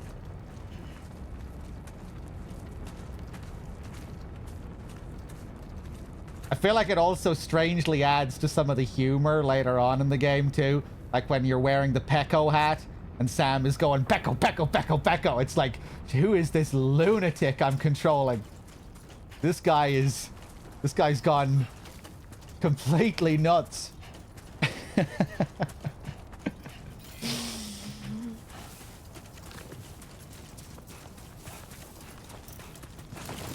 Dollman doesn't do nearly enough therapy. I wish he would speak like that to me more throughout the game. He's supposed to be your therapist, and like, how often does he, you know, have moments like that throughout the game? I don't remember him having too many moments like that. But then at the end, you know, when Sam really starts to come to terms with what happened, he's like, I think we're making progress. What fucking progress, man? You haven't given me any therapy. Last time you gave me therapy was 50 hours ago at the start of the game. Maybe I'm forgetting. Maybe he does give you a little bit more therapy than what I can remember.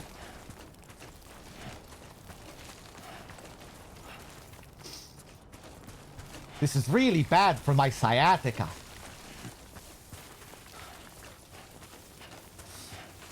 Maybe the backseating is supposed to be like meta therapy, you know? He's helping you. He's helping you overcome your burden. JMP, thank you for the 82. Love this moment here. Love the on the beach track. With its dark industrial vibes.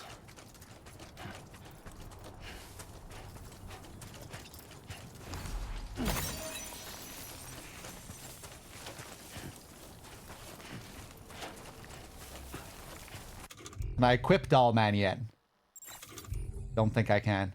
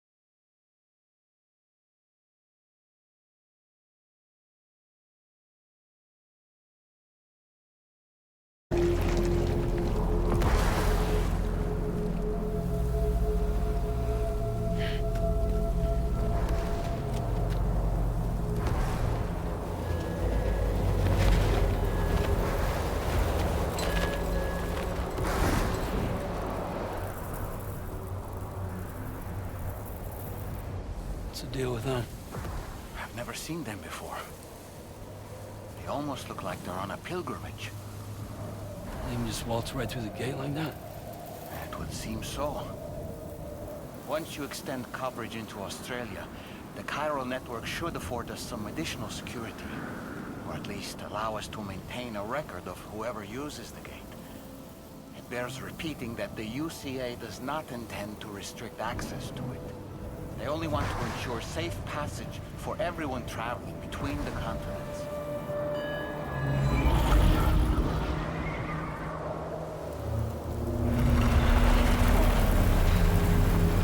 Brace yourself, Sam. It's a gatequake. Oh. And a big one at that.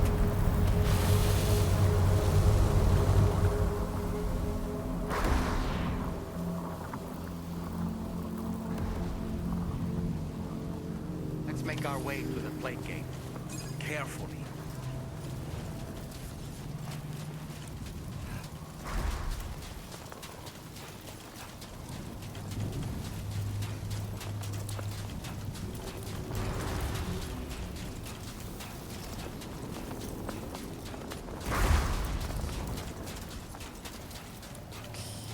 Reminds you of Phantasm, Storm? I need to rewatch Phantasm. I haven't seen it since we watched it for movie nights.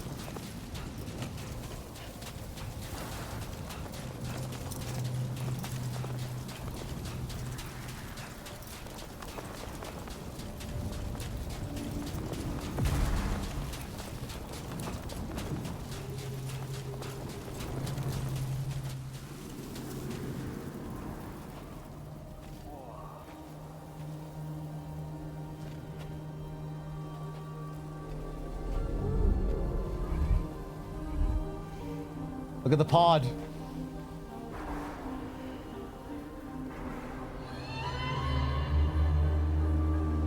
The pod is all cracked and broken in the reflection.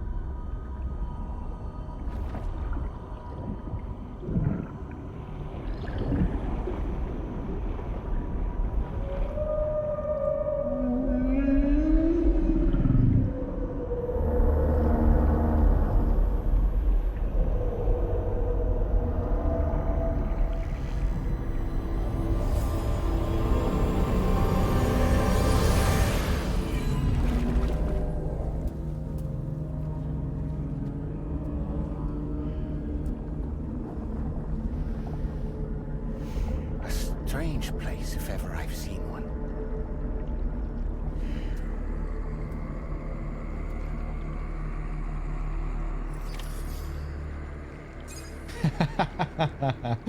Welcome to Australia. There should be a terminal this way. Let's keep moving.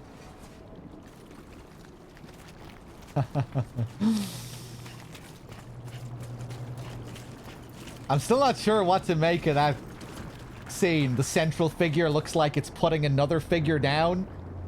Does it look like it's cradling a child? And then it drops the child to the ground?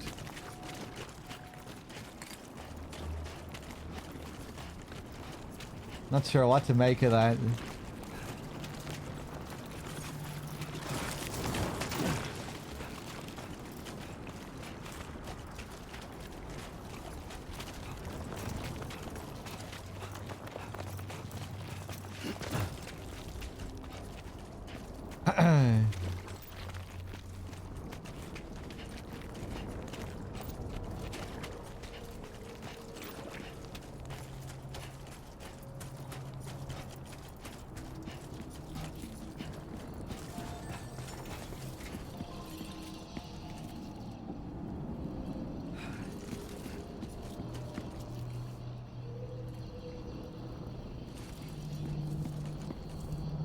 Cool sound. You still got some in the tank? Sure you do.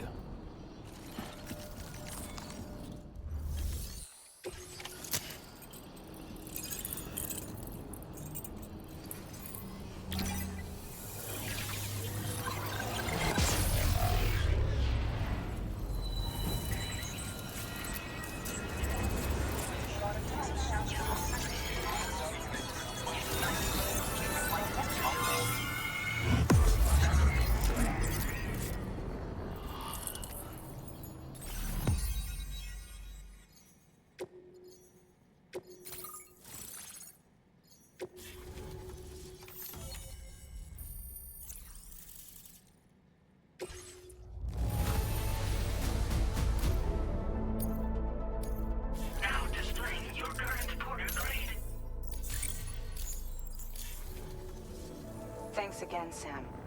The chiral network connection to Australia is holding steady. And you'll be happy to hear we made it here in one piece. Just to let you know, when you come back to the DHV Magellan, our patron would like to talk to you. Oh, here we go. I love this scene.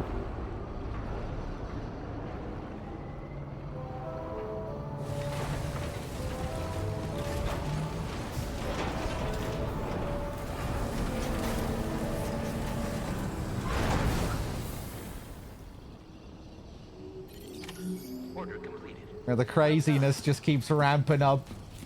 This introduction to Charlie.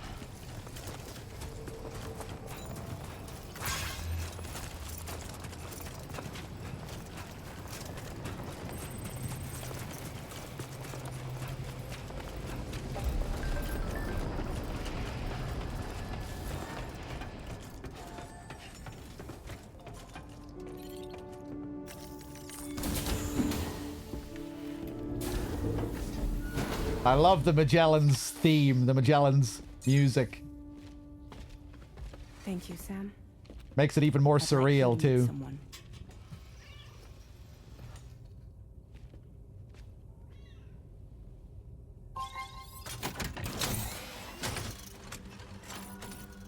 Hello, Sam.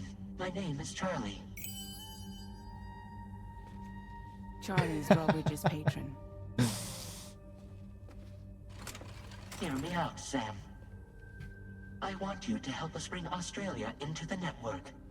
Drawbridge has been selected to oversee this critical operation.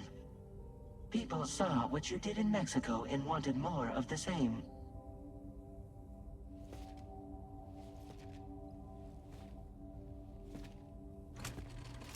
What are you trying to pull? There are reasons why I can't tell you who I am, Sam. But to be clear, I'm not APAS, nor am I your enemy. What, you think I'm just gonna trust the words of some faceless mannequin? I need you to trust me. I'm the one paying for the ship, and this whole operation, at considerable personal risk. Nah, I want to see a face, or no deal. A face? Very well. Since you won't take it from me, maybe it should come from someone you know. How's this? Pick one of your old comrades, and I'll speak to you with their voice. Who would you like? Who would you trust? Yeah, on my first playthrough, I went straight for Die Hardman, because I wanted Die Hardman's voice.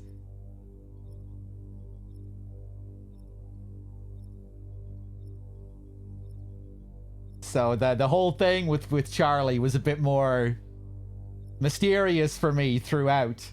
Whereas if you pick all the other options before Die Hardman, you're going to figure out pretty soon that it's really Die Hardman pulling the strings behind the scenes.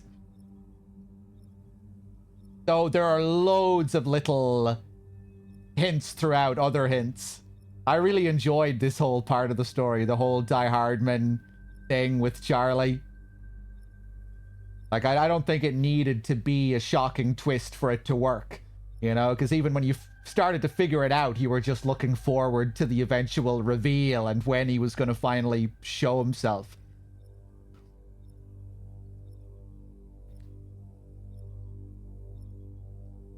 You can literally catch him by using the photo mode. You can see Die Hardman in the photo mode posing behind the girls if you take enough pictures. That's what really sealed the deal for me. And that was a great moment. Just Die Hardman rocking up randomly, photobombing. It was amazing. And then when I saw him there, I realized what they were doing with the optional audio. You know, when you try to go into the back room, Charlie will chime in to say, wait, what, you shouldn't be in here. Making it seem like there's something up with Charlie. That he's hiding something in there. But yeah, the idea is that you're kind of seeing through his cover there. Die Hardman doesn't realize that you can... He doesn't realize you're trying to go through there. And he's kind of struggling to hold up his disguise when you attempt it. He's not ready for it. Alright, let's try and go for the other ones. Call me dead, man. I'm well acquainted with the dead.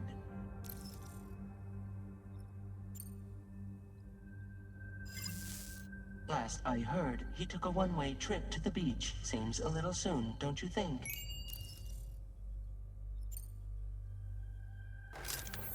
Sam, it's Hartman. No point. The man himself will be joining you on site in Australia. It's been a while, but not really.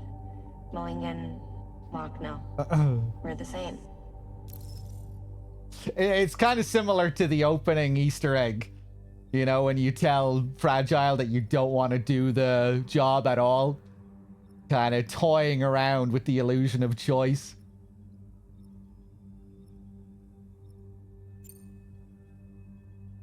As I'm sure you are well aware, Mama's car now resides within Lochna. Adding my persona to the two sounds confusing. No, let's avoid that. He wants us to know it's him.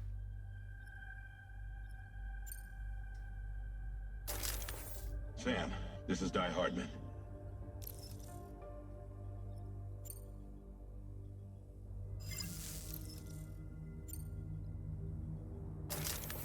Sam, this is Die Hardman.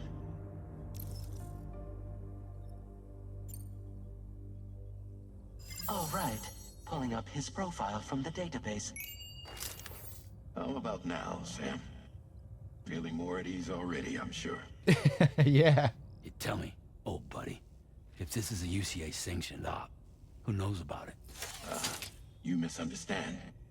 Then again, there's a lot I still haven't explained to you, isn't there?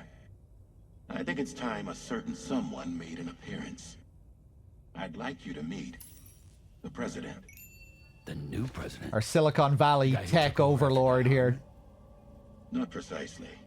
The UCA doesn't have a presidential system anymore.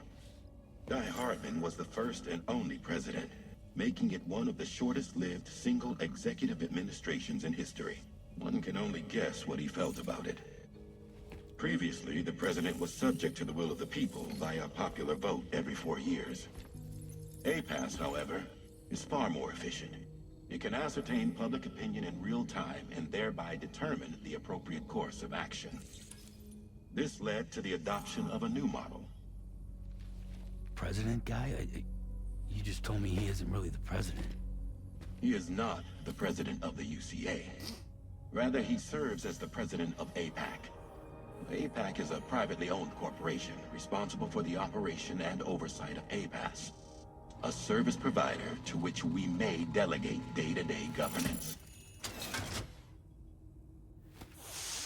What does that text say? It pops up on the screen for like a second. Your performance in Mexico was exemplary. We cannot thank you enough. Well done. Truly. I firmly believe that the only ones capable of expanding the network into Australia are those who helped establish it here at home. That means you, Sam. And you too, Fragile. Gates Becker. APAS has determined that you have the highest probability of success in this endeavor. APAS and the chiral network are all built on UCA tech. If you expand their reach beyond our borders, then you're expanding their influence as well, aren't you? A valid concern. But it wasn't the UCA that made the final decision. It was APAC, a private corporation. The UCA has no involvement whatsoever in this matter. Sam, it may interest you to know that linking up Australia will also serve a greater goal. You see, the plate gate that connects North America and Australia only matured after you united America with the chiral network. On that basis, we believe that a new gate will manifest somewhere within Australia once full chiral connectivity is achieved. At that time, APAS should have sufficient data to calculate the location of other points of connection between continents. With this information, APAS can then proceed to extrapolate the positions of these landmasses. In other words, this mission is not just about linking up a single continent. By connecting Australia, we will be one step closer to reclaiming a pre-Death Stranding world where everyone is part of a greater whole. I hope my answer alleviates your concern somewhat. Guess so. Tell me, though, who's Charlie to you? He may speak for me as necessary to ensure the operation proceeds according to plan. Our corporation, however, will calculate what factors are essential for your success and will provide you with direct support. Welcome aboard, Sam. Charlie, we'll take it from here.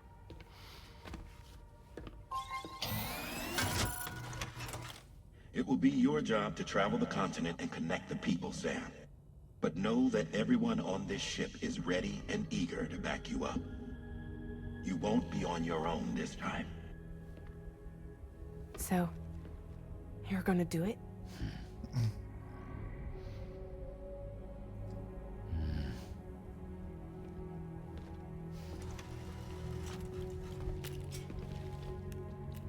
Did it before. Seems like the only thing I'm good at.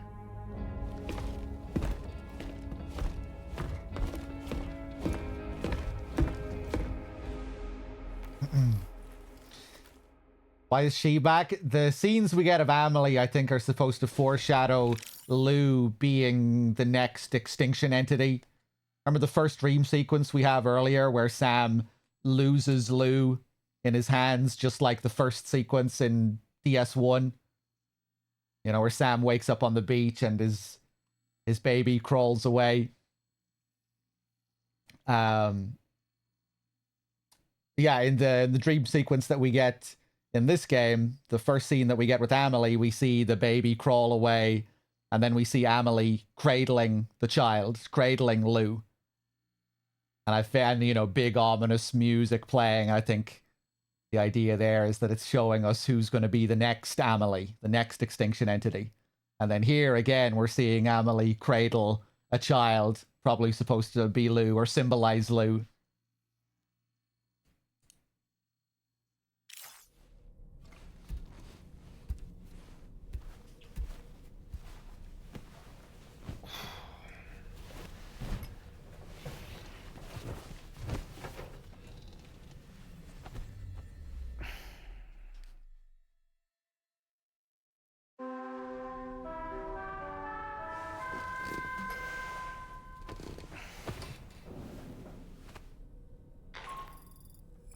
Did you manage to get some sleep, Sam? I'd like to take a moment to go over the details of the request that Drawbridge has agreed to handle. Access the D3 Magellan's delivery terminal when you're ready to proceed. Looks like you've been supplied with a Drawbridge crew head. Try it on for size. I have a feeling it'll suit your style.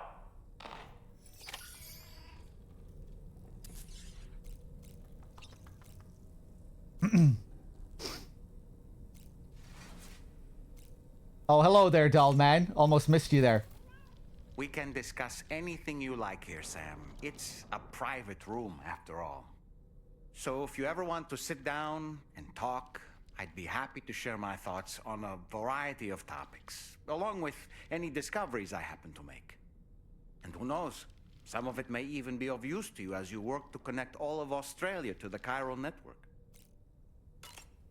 It's important to remember that defeating BTs isn't the same as eliminating a threat once and for all.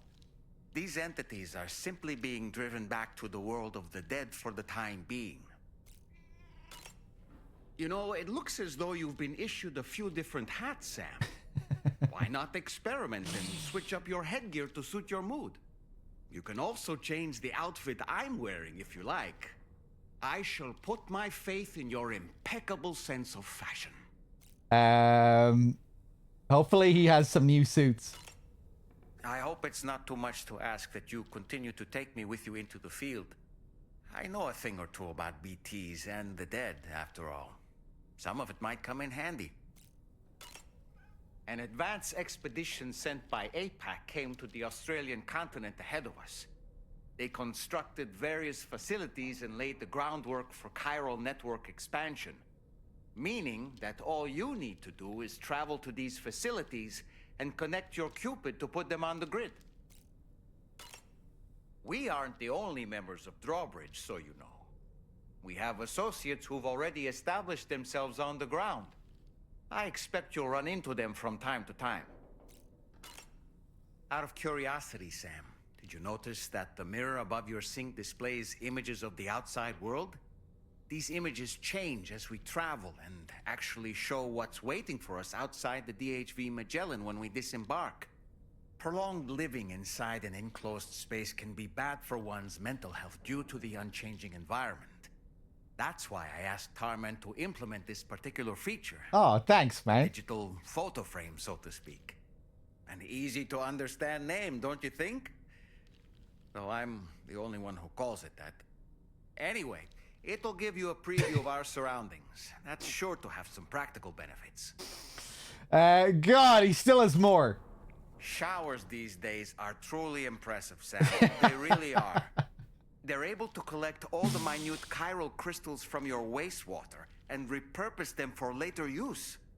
The ones on board the DHV Magellan are the latest model. You would do well to use them regularly. Good morning, Sam.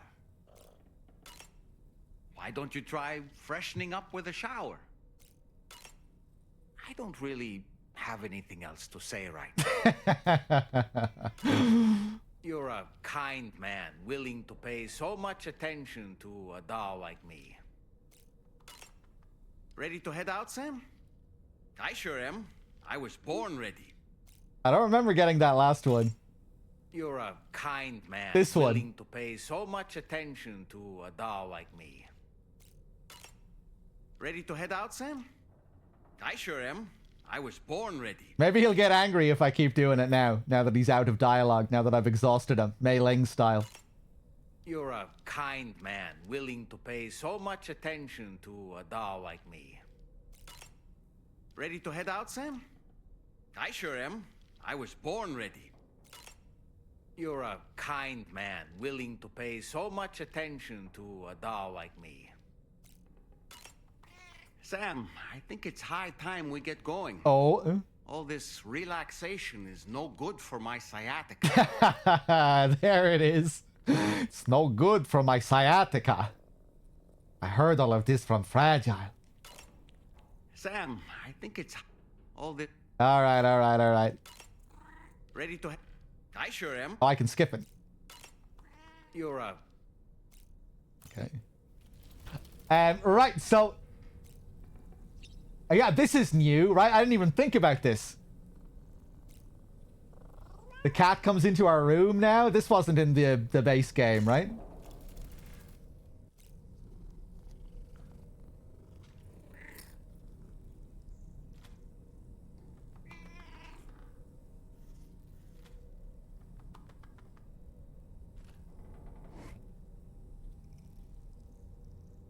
No pets? No pet option?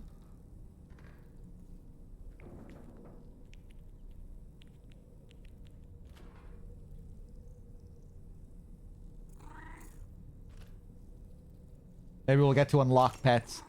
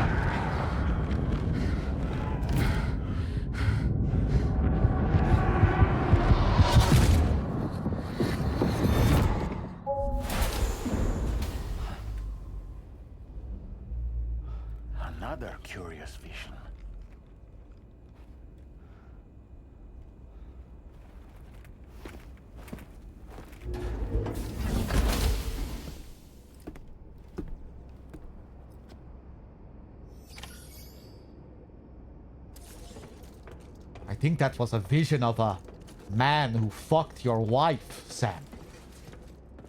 There's no easy way to say it. I believe that man fucked your wife. Oh, dearie me.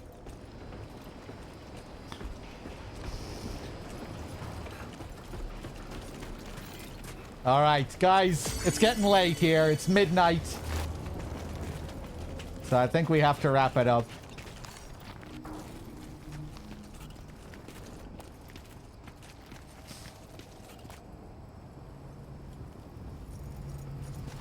Go up for a view. Go up to take in the view up there before we go.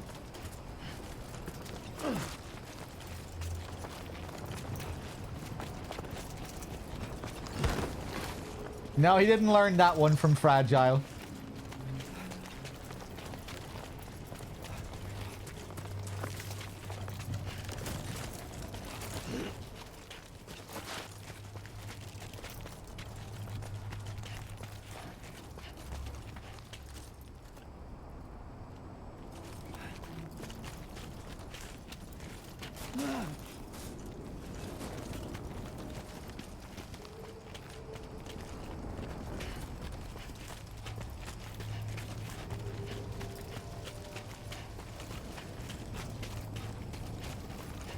Alright, yeah, guys, we'll leave it there for now. I'm not sure what I'm going to do with this playthrough on stream. I doubt I'll do a full DS2 playthrough. But I might come back tomorrow to continue this and do one more session with it on stream. Then I'll probably just end up playing it every now and then off stream. But yeah, we'll see how it goes. You know, maybe I'll be in the mood to go through the whole thing again. We'll see. I don't really know where I'm going to go with this playthrough on stream. But yeah, guys, thanks for being here. Thanks for watching. It was fun checking out the PC port. And I'll see you soon with something. Cheers, everyone. Thanks for watching. Thanks for being here. Good night.